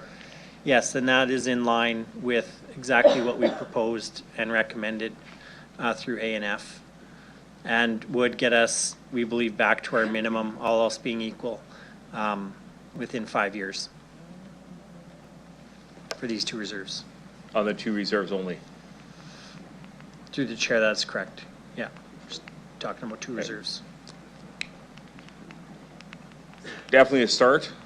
I will support this because it is a start, but just as a cautionary tale here, there is a lot more to the reserves than the 2. For sure. Yep. Thank you, Councillor Bezo. Councillor Zakidniak, go ahead. We had said that with each of the amendments, we would just talk about the mill rate implications, so I just want to make sure we're doing that with all of them. Yeah, we can, if we want, we can get confirmation on what each of those points would be. Go ahead. Through the chair, item 1 would have a 0.4% mill rate impact, or 83 cents per month for the average household. Point 2 would have a 0.3% mill rate increase impact, or 64 cents per household per month. Okay. Point 1 would have 0.4, 83 cents per month for the average household. Point 2, part 2 would have 0.3% impact, which is 64 cents for the average household. Yes? Okay, thank you. I'm going to support this. I just want to make sure we're actually treating, that we have this information for all amendments. I think it's a good process, and we should make sure we're doing it so that we can try and keep track. I think that it is important, and I think that, like, as folks have said, like, if you're wanting to find a way to offset that, you can still support this and do that throughout this budget process. It doesn't both have to happen at the same time. As you saw, when I tried to do it at the same time, you all didn't like that. So maybe it'll go better if it's separated. Who knows? We'll find out. Thank you.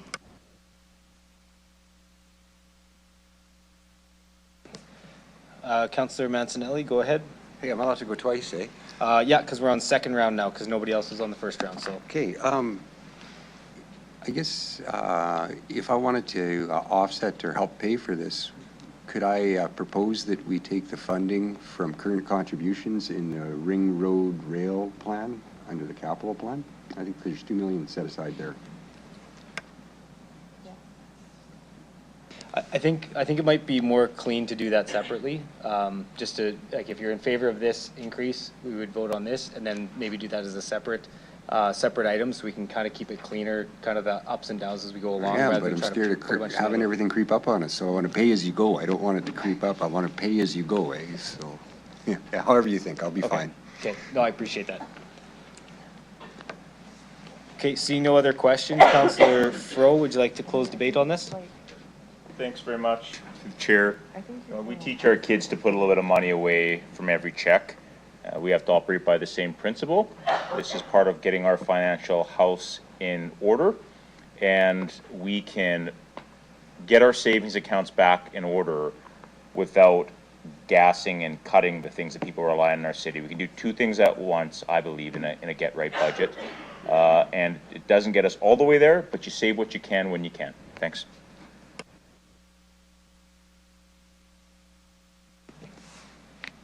Okay, with that, I'll ask the clerk to start. Oh, Councillor Mancinelli?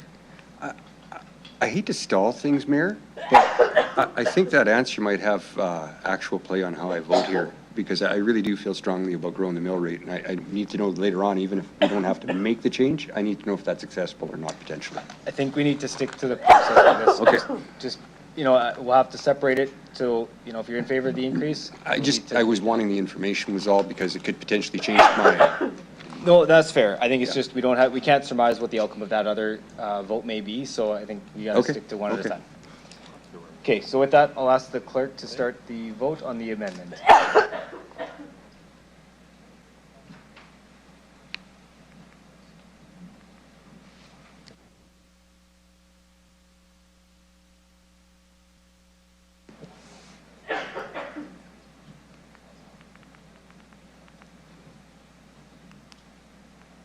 Councillor Siklees?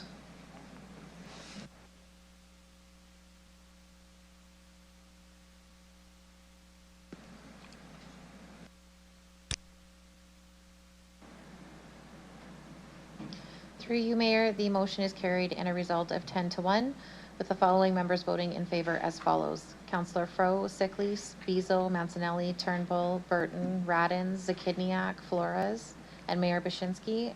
And the member voting against is Councillor Rasevich.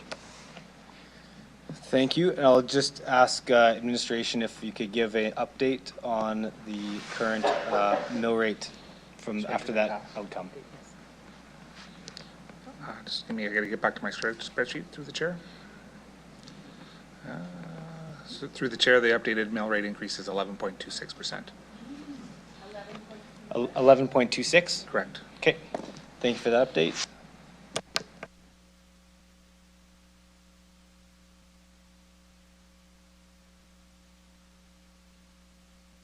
Okay, I'd like to have a motion to recess the meeting to tomorrow, Thursday, December 18th, until 9 a.m.